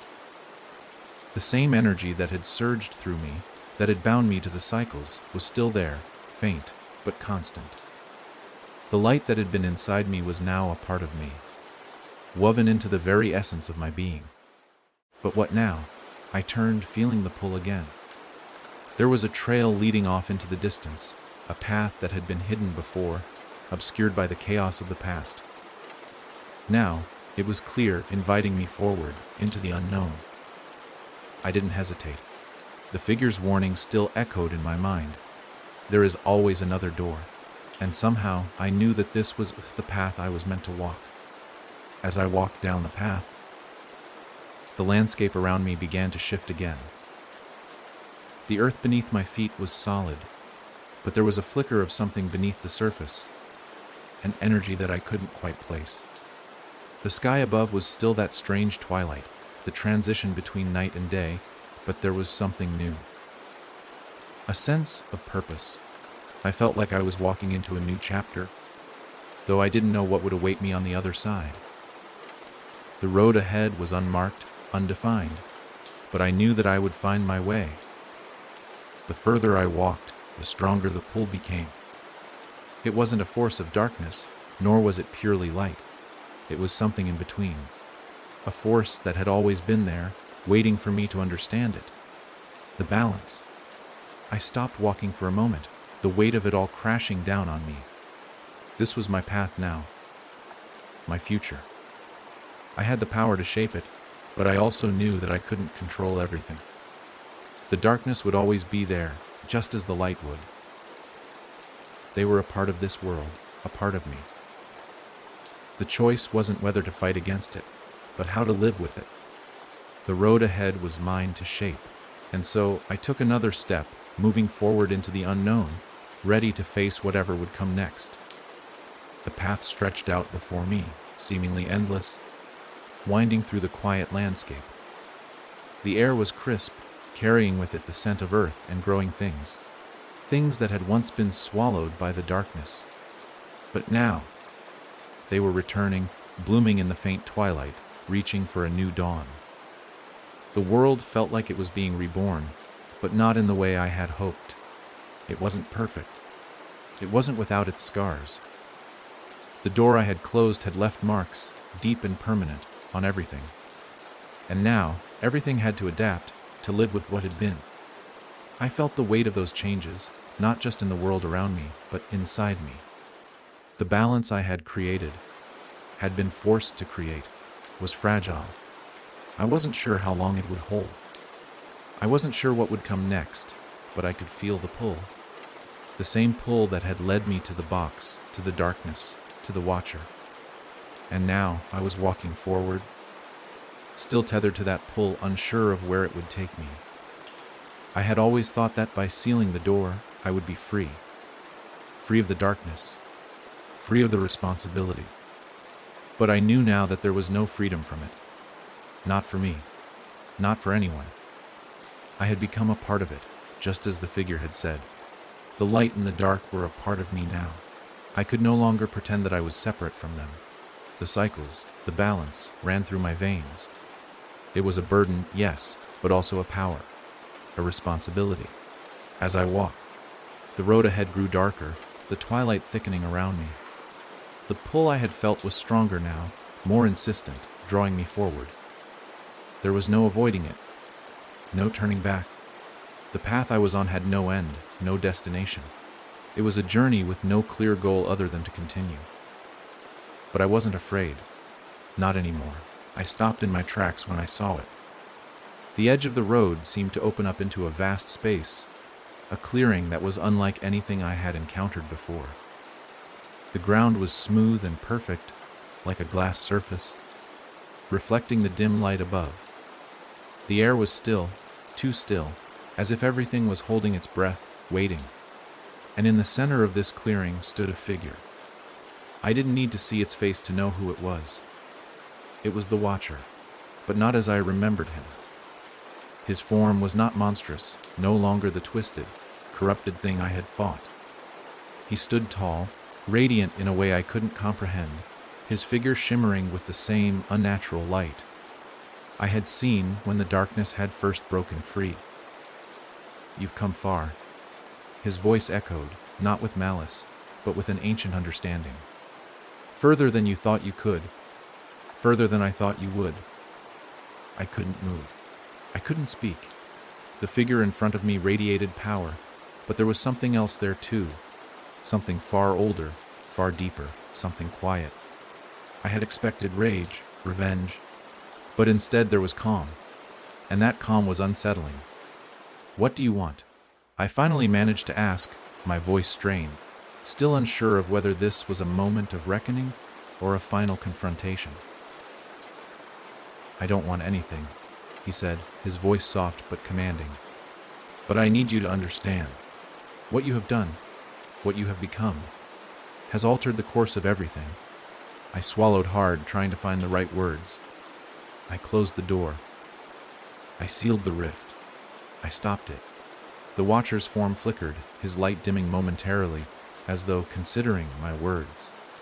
"Yes, you did. But you also released something. Something far beyond your understanding. The darkness is not an enemy. It is a part of this world, just as the light is. Just as you are."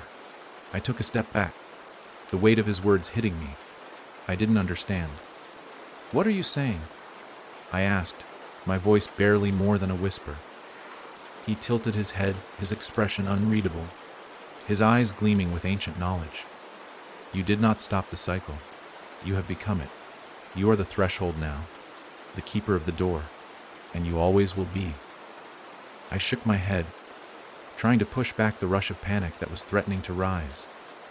"No, I can't. I can't be that." The Watcher's smile was faint, almost sad. "You already are. You were always meant to be. The essence flows through you, as it does through all things. You are the balance.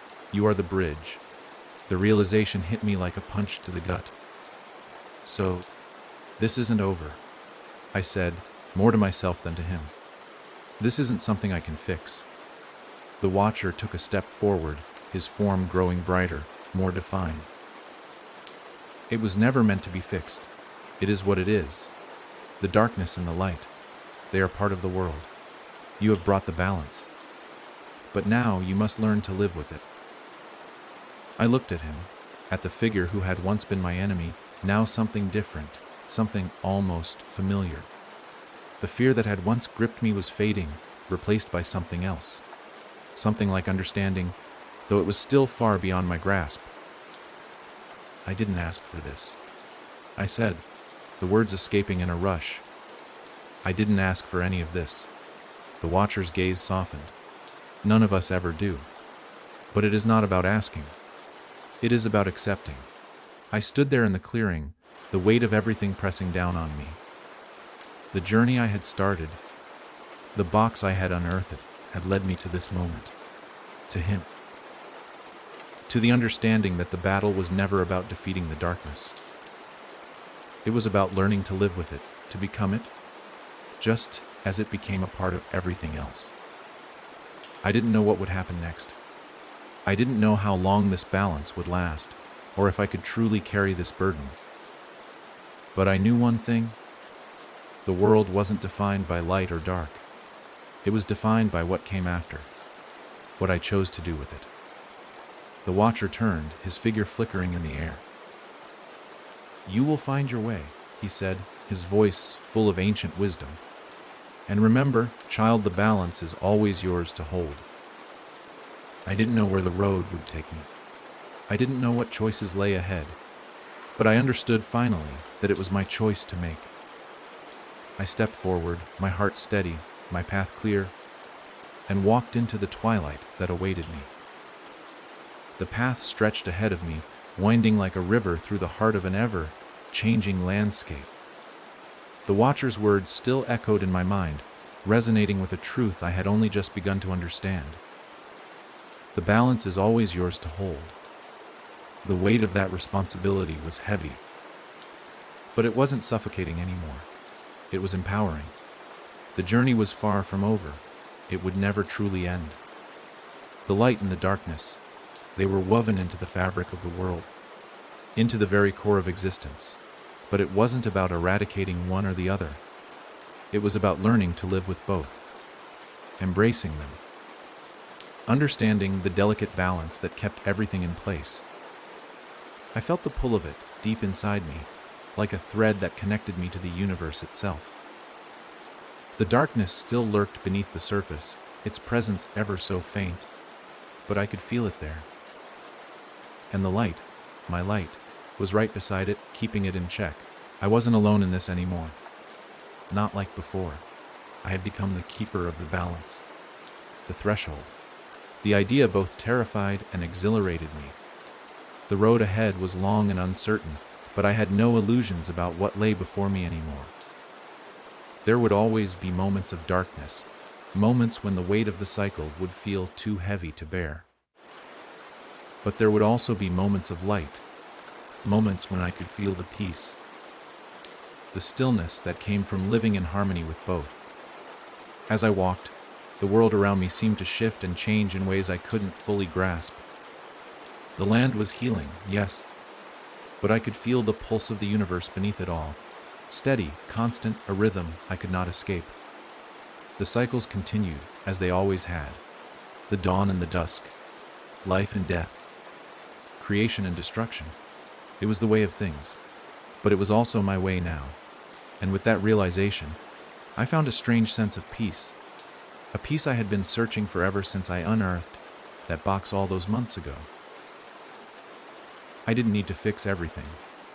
I didn't need to stop the cycle. I just needed to learn to live with it, to be a part of it. The path grew steeper as I continued forward, the soft, green hills giving way to jagged rocks and winding passes. But I was no longer afraid. Each step felt like it was taking me closer to something important, something I couldn't quite define, but something I knew I had to find. I had come so far. After all, from a buried box in the backyard to standing at the edge of the world. And I wasn't finished yet. I paused for a moment, looking back over my shoulder. The road I had traveled was long, but it was behind me now. There were no more shadows chasing me, no more fear. Only the journey ahead. And then, for the first time in what felt like forever, I smiled. It wasn't a smile of triumph, not exactly. It wasn't the kind of smile you give when you think the fight is over. It was a smile of acceptance, a smile of understanding. The cycle would continue. It would always continue. But I would be ready for it.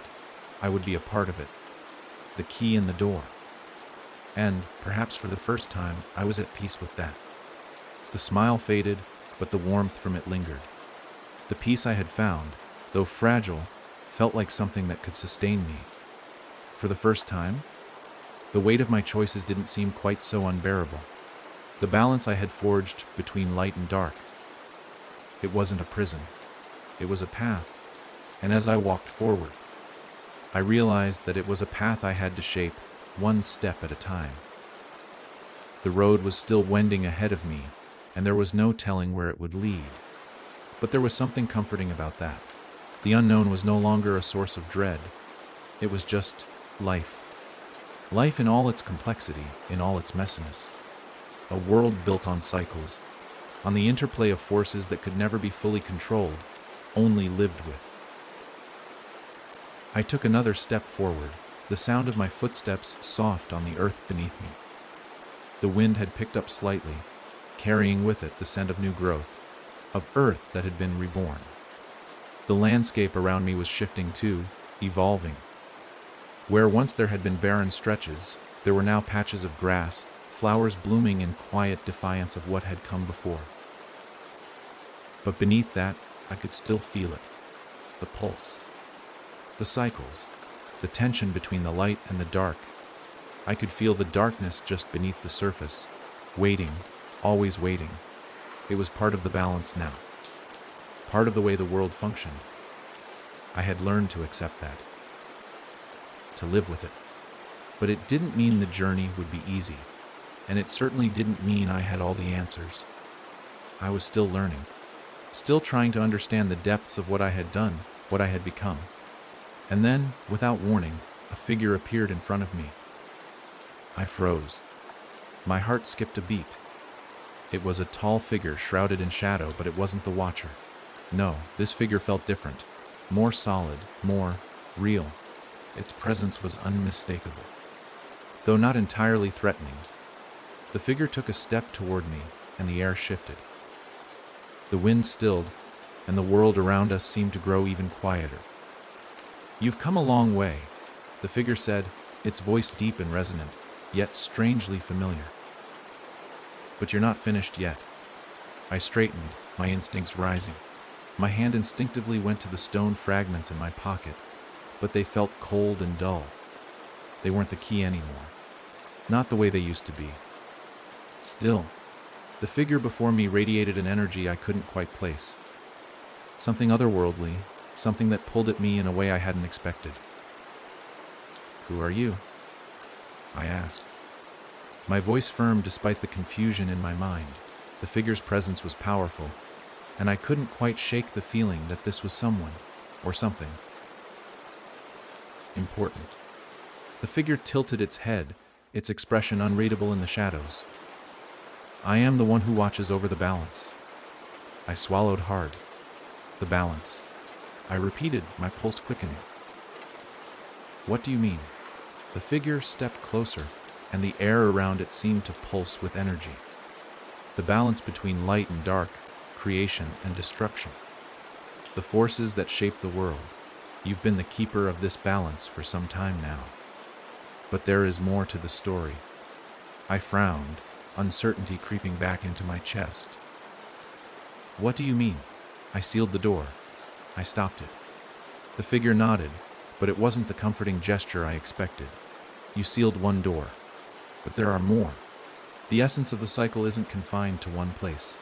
It spreads, and it needs someone to hold the key, to keep the cycle from unraveling." A chill ran through me. I thought I was done. I thought the darkness was contained. The figure didn't respond at first. It just stood there, watching me with those unreadable eyes. Then, slowly, it spoke again. "You were never meant to stop the darkness, only to hold it." The figure's voice grew deeper, heavier. "The cycle cannot be broken. It will always return, just as the light does. You will feel its pull again, and again, and again." The words sent a tremor through me. My mind reeled. "No, The figure raised a hand, silencing me. "You will always be the keeper of the door. The balance will always be yours to hold. You are the threshold." I stepped back, feeling a wave of panic rising in my chest. "I don't want this. I didn't ask for it." The figure's gaze softened, its light dimming slightly, as if it understood. "No one does. But this is the nature of the world. It is not about what you want. It is about what you are, and what you have become." I wanted to argue, to scream, but the words wouldn't come. I could feel it now, the weight of the responsibility pressing down on me once more. This wasn't a victory. It was never going to be a victory. The cycle had shifted, but it hadn't ended. The door had only been closed for a moment, and I was still bound to it. I had thought that closing the door would free me. I had hoped that I would be done, that I could move on, return to a life I had known before all of this began. But that was a lie. The balance was a burden, and it was mine to carry. Forever.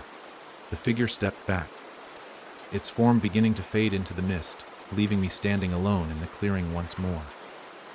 "You will see. Soon." The figure's voice lingered in the air, soft and distant, like a whisper carried on the wind. I stood there, frozen, feeling the truth of its words sink deep into my bones. There was no escaping the cycle. There was no end to it. Not for me.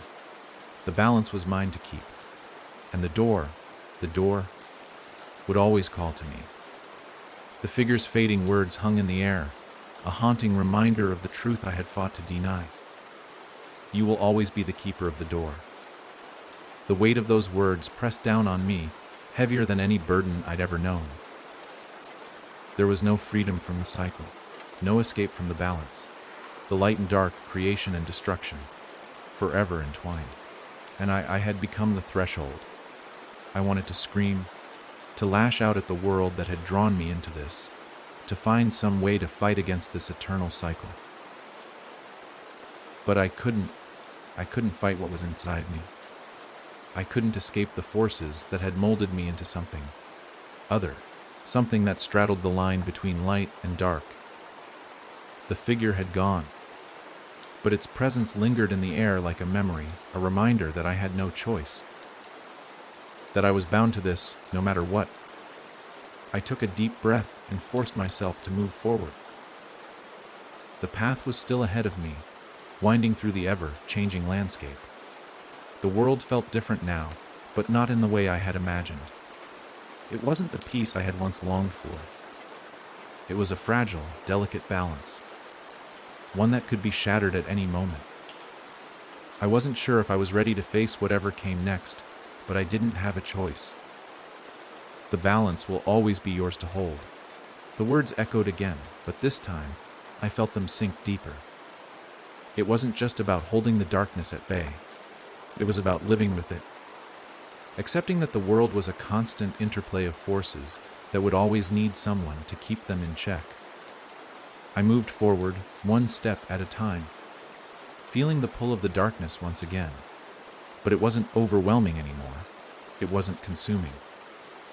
I had the light within me, and I could feel it, like a tether, a thread that connected me to something higher, something beyond. It was a quiet strength, like the calm before a storm. The darkness was still there, waiting, but I had learned how to keep it in check. For now, the land around me was starting to change again, the faint twilight giving way to deeper shadows. I could sense it, the shift in the air. The subtle change that was almost imperceptible, but unmistakable. It was the return of the cycle, the pull of the darkness, the shadow that had always been part of this world. I wasn't ready. I knew that. No one could ever be ready for what this world demanded of them. But I had made my choice, just as I had made my choice before. I would face this. I would embrace it. The wind picked up again, rushing past me in a way that felt almost like a warning. I stopped walking, looking around, sensing that something was about to change. The clearing had given way to a dense forest of twisted trees and overgrown foliage. The path I had followed was now obscured, the shadows thickening at the edges. And then, through the thickening gloom, I saw something. A figure standing just beyond the trees. I tensed, my heart racing. Was this another challenge? Another being like the Watcher? Another force trying to pull me into the cycle? But no, this figure was different. It was smaller, more human. Its form was silhouetted against the dimming light. A quiet figure that stood there waiting. And despite the growing tension in the air, I couldn't help but feel a strange sense of familiarity. The figure stepped forward into the clearing, and for a moment, everything seemed to still. It was a woman. Her face was partially obscured by a hood, but I could see her eyes, glowing softly in the twilight, like twin lanterns piercing the dark. Her movements were deliberate, calm, and when she spoke, her voice was quiet, yet carried a weight that I could feel deep within me. "You've done well," she said, her tone acknowledging something I didn't understand. "But your journey is far from over." I took a step back, uncertainty rising in my chest. "Who are you?" I asked, my voice a mixture of curiosity and fear. "What do you want from me?" The woman didn't answer immediately. She simply stood there, her gaze never leaving mine. And then, after a long moment, she spoke again. "I am a guide," she said, "but I am also something more, just as you are, something between." I frowned, confusion gnawing at me. Between what? She smiled faintly, her eyes still glowing. Between the cycles, between the light and the dark, between what you were and what you have become. I took a step forward, my pulse quickening. "What do you mean? What is this place? What am I supposed to do?" Her gaze softened. and for the first time since I had begun this journey, I saw something like compassion in her eyes. You are the keeper, the balance. You hold the door, and there will always be another door. But not all doors are the same. She stepped closer, and though I wanted to retreat, I felt something pull me toward her. Not the darkness, not fear, but something deeper, a need to understand. Not all doors are the same, she repeated, her voice heavy with meaning. Some doors open to destruction, others to creation. Some lead to what has been, and some lead to what could be. The words twisted in my mind. I thought of the door I had sealed, the one I had opened. The cycles, the balance. You mean there's more? More than what I've already faced?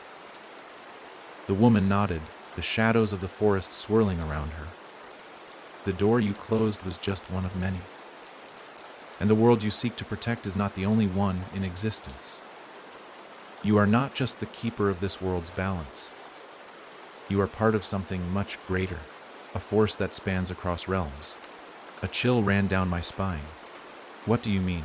I asked, my voice trembling. What is this force?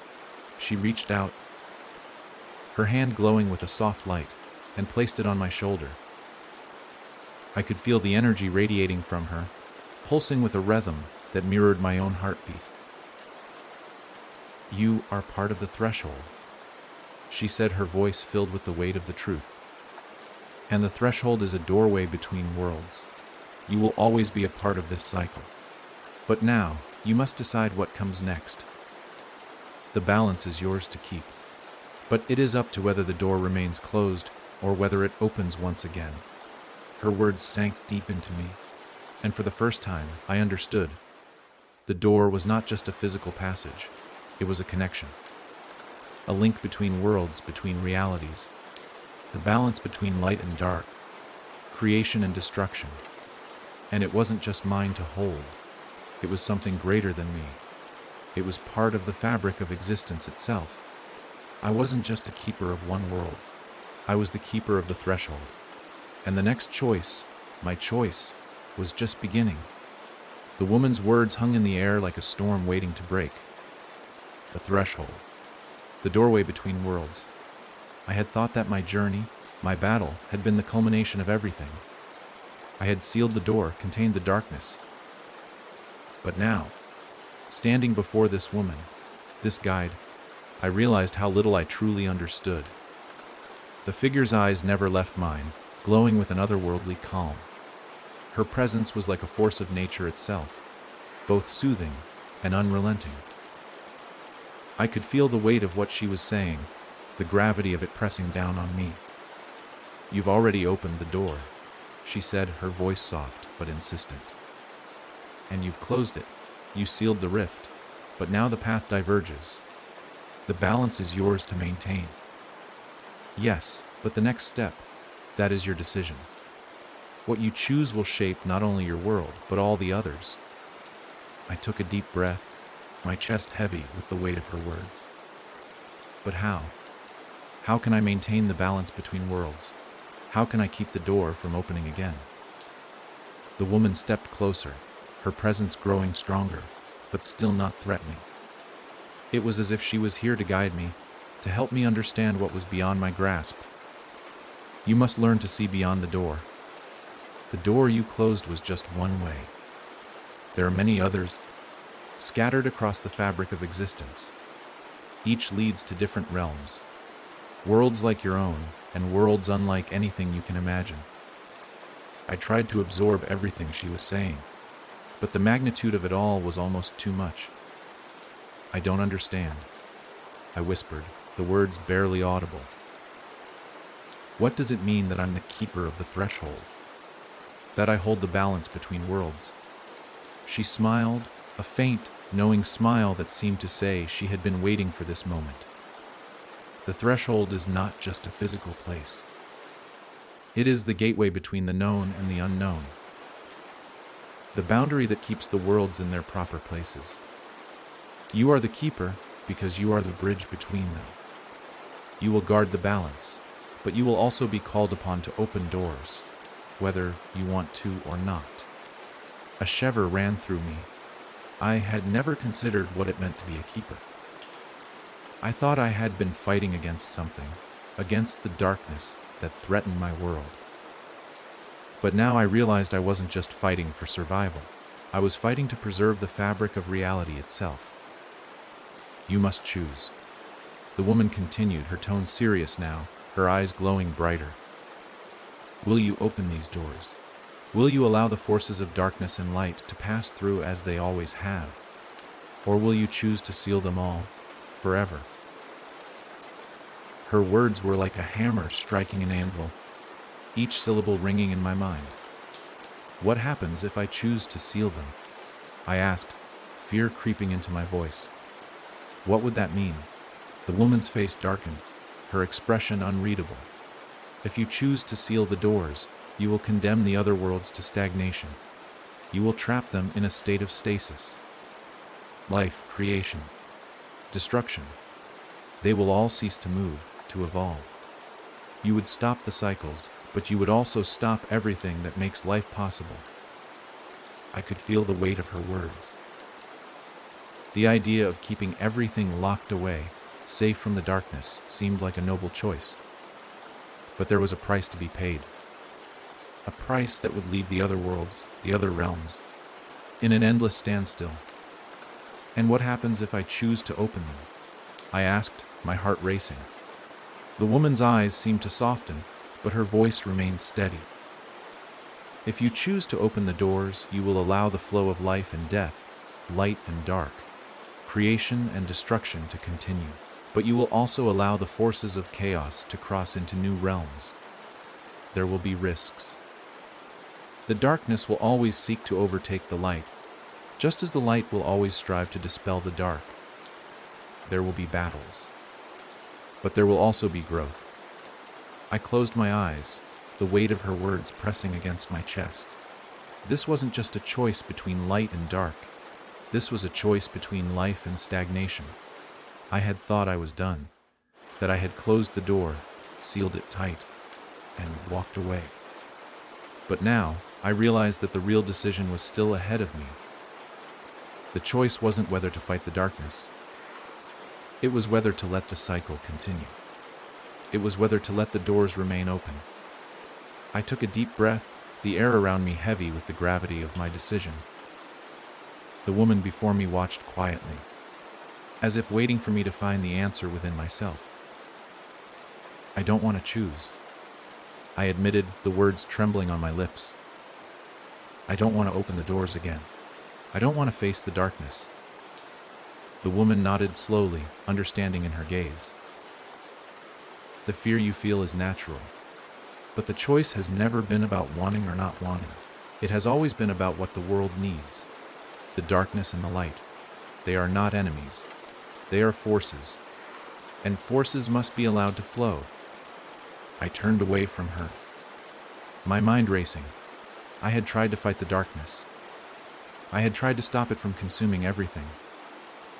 But now, I realized that balance didn't mean eradicating the darkness. It meant allowing both sides to coexist, to fight their eternal battle, but never allowing one to overpower the other. I felt the pull again, the call of the threshold, deep within me. It was a pull I couldn't ignore. The light and the dark would always be there, and they would always be a part of me. They would always be part of the world. I had no choice. I was the keeper of the threshold, and with that came the responsibility of opening the doors when they were needed. It was never about closing everything off. It was about keeping the balance alive, even if it meant opening the door to the unknown. The figure's presence flickered again, as if it had been waiting for me to understand. "You know what you must do," she said softly.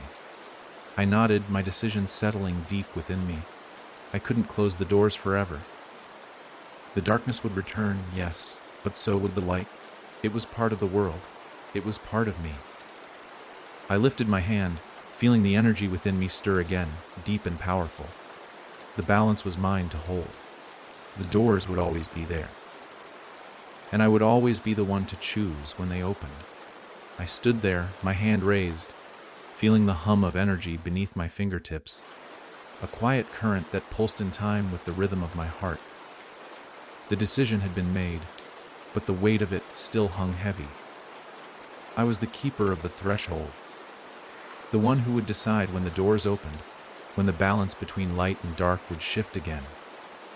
The woman in front of me, the guide, the presence that had led me to this point, watched me with a quiet intensity, her glowing eyes reflecting something like approval, but there was also a quiet sadness in them. A recognition that this decision wasn't easy, nor would it ever be. I wasn't sure what would happen next.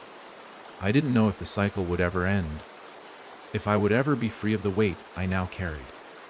But as I stood there, feeling the pulse of both light and dark within me, I realized something profound. Maybe freedom wasn't what I had expected.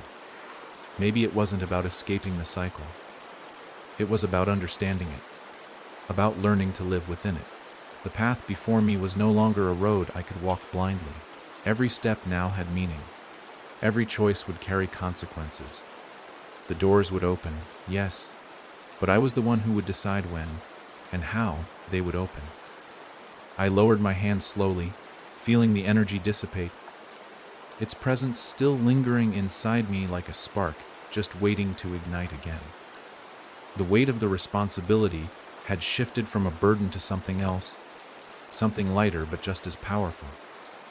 There was no turning back now. "You've made your choice," the woman said, her voice gentle but firm.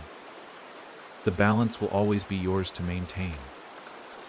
The forces that you've faced, they will continue to test you. But you now know the truth. It's not about defeating one side or the other. It's about holding the space in between." I nodded, the reality of her words sinking deeper into me. The cycles, the light and dark, would continue to weave their dance. But I could hold the line. I could guard the threshold. She stepped back, her form flickering as though she were dissolving into the very air around us. "Remember, keeper. The door you've closed may be sealed, but others await. The threshold will always be there for you. You will choose when it opens and when it stays shut." I felt the finality in her words, like a door closing behind her, even though the path ahead was still open, still unknown. As she faded into the shadows, I was left standing alone, but somehow more whole than I had been before. I wasn't alone in the journey. I had become a part of something much bigger than myself, something eternal. For a moment, everything felt still. The weight of the world, the light, the dark, the cycle, seemed to settle in a way that was almost serene. I could breathe again. There was a strange peace in knowing the truth, even if it was unsettling. The universe would continue to spin, the door would open when it was needed, and I would be there, standing at the threshold, keeping the balance. The air around me seemed to shift, and as I looked to the horizon, I saw the world stretching out before me, vast and unknowable. I wasn't sure where this path would lead, but I knew one thing for sure: I was the keeper. The threshold was mine to hold. And that knowledge, that weight, didn't seem so heavy anymore. I walked forward, the quiet landscape around me coming to life as I moved, like the world was waking up from a long slumber. The road ahead was still winding, but it no longer felt uncertain. It was mine to shape, to decide. The door would open again, in time. But for now, I would walk in peace, knowing that I had made my choice. And with that, I would continue forward. The horizon stretched out before me, bathed in a twilight that felt both familiar and foreign, like standing between two worlds. The balance that I now held, the power to open or close the door to endless realms, was heavy, but in a strange way, it brought a sense of purpose I had never known before. I continued down the path, the steady rhythm of my footsteps echoing in the quiet air. The world around me seemed to be healing, evolving in ways I couldn't fully comprehend. The trees that lined the path had grown taller, their leaves shifting with the changing seasons. Flowers bloomed along the sides of the road, their colors vivid against the dull backdrop of a world that had been scarred, both by time and the forces I had unleashed. It was no longer just the world I had known. It was the world's.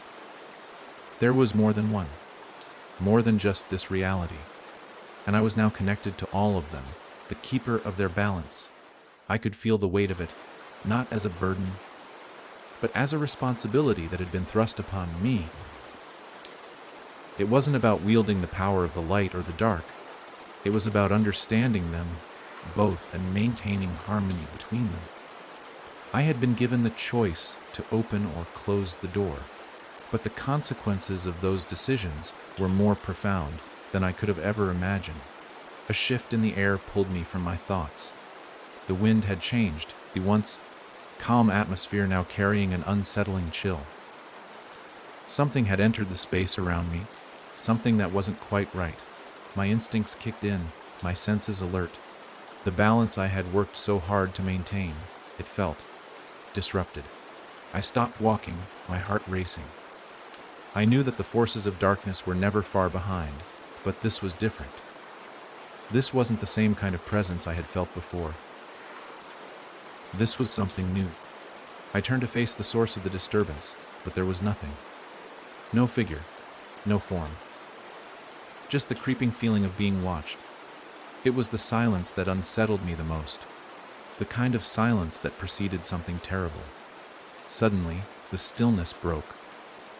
A low hum, deep and resonant, vibrated through the air. It started at the edge of my senses, like a whisper, but it grew louder, more insistent. The ground beneath me began to tremble, the very earth shifting as if something far below was awakening. I clenched my fists, ready to face whatever was coming. The balance was mine to uphold, but that didn't mean I was immune to the consequences of my decisions. The hum turned into a deep, guttural growl, and from the shadows ahead, something moved. A figure, massive and looming, emerged from the depths of the forest. Its body was a twisted amalgamation of shadows and light, shifting like liquid darkness that clung to the faint glow of the twilight. Its eyes burned with a malevolent fire, its presence overwhelming and suffocating. It was no longer a simple force of darkness. This was something new, something far more dangerous than I had anticipated. I stepped back, my mind racing. This wasn't just a manifestation of the darkness, it was a corruption. A distortion of the balance I had so carefully tended. It was an abomination born from the cracks between worlds, a creature that didn't belong. You thought you could control it. The creature spoke, its voice like 1,000 whispers, distorted and haunting. You thought you could keep the doors closed, but you were wrong. The balance was never meant to be held. It was meant to be broken. The words hit me like a blow. The power inside me surged, but it felt chaotic, wild, pulling me in all directions. This creature was no ordinary force of darkness. It was the manifestation of something new, something that threatened not just the worlds I had known, but the very idea of balance. You cannot escape it. The creature continued, its voice growing louder, more commanding. You are part of the threshold now. The door has been opened, and there is no going back. I could feel it now, deep inside me, the tremor of the balance beginning to fracture. The world around me pulsed with energy, swirling as if caught in a storm. I could feel the dark energy swirling around me, but I wasn't sure how to fight it. This was not just the Watcher's darkness. This was something new, something that didn't belong. I reached into myself, trying to find the light. I needed to center myself, to pull the balance back into place. The light was still there, but it was weaker than before, like a flickering flame in the midst of a storm. No! I shouted, the word cutting through the air like a blade. I am the keeper. You cannot disrupt the balance. The creature laughed, a sound like the screech of metal tearing through the air. The balance. You have no idea what you are dealing with. You are just a vessel, a temporary solution to an eternal problem. The darkness will always return, and so will the light. They will never be balanced, not in the way you think. I could feel the creature's power pressing in on me, suffocating me, but I refused to give in. The balance was mine to uphold. I was the one who controlled the door. No! I shouted again, this time with more conviction. The cycle may continue, But it will not consume everything! I will keep the balance. The creature snarled, its form shifting violently, but I felt something change inside me. The energy that had been pulling me apart suddenly solidified. I felt the light surge within me, stronger than before, but tempered by the shadow. The darkness and the light were both within me, and together, they formed something more powerful than either alone. With a final, resounding cry, I pushed back, my hands glowing with a fierce light. The ground beneath me shook as I summoned the energy, the balance of forces. The creature recoiled, its form flickering as though the very foundation of its existence was being torn apart. You will not break the balance, I said, my voice steady now, filled with purpose. I am the keeper, and I will not let you destroy what has been set in motion. The creature roared in defiance, but it was too late. The light and darkness swirled around me, pushing it back, tearing at the edges of its form.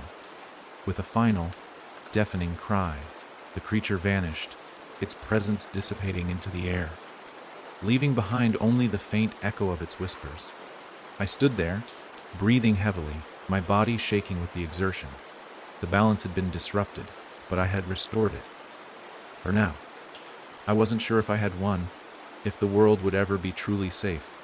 But in that moment, I knew one thing for certain: the balance was mine to protect. And I would face whatever came next. The forest around me fell silent in the wake of the creature's disappearance. The energy that had pulsed through the air, thick and suffocating, slowly began to dissipate, leaving a stillness that felt almost unnatural. The wind that had been howling just moments before had stilled. The earth beneath my feet, which had trembled under the pressure of the creature's presence, now felt solid again. I stood there for a long moment, my breath coming in shallow gasps, the remnants of the energy still crackling faintly at my fingertips. I had done it. I had fought back the creature, but the victory felt hollow. It wasn't over. I had felt the balance falter, and I knew that the darkness had only been momentarily pushed away, not destroyed.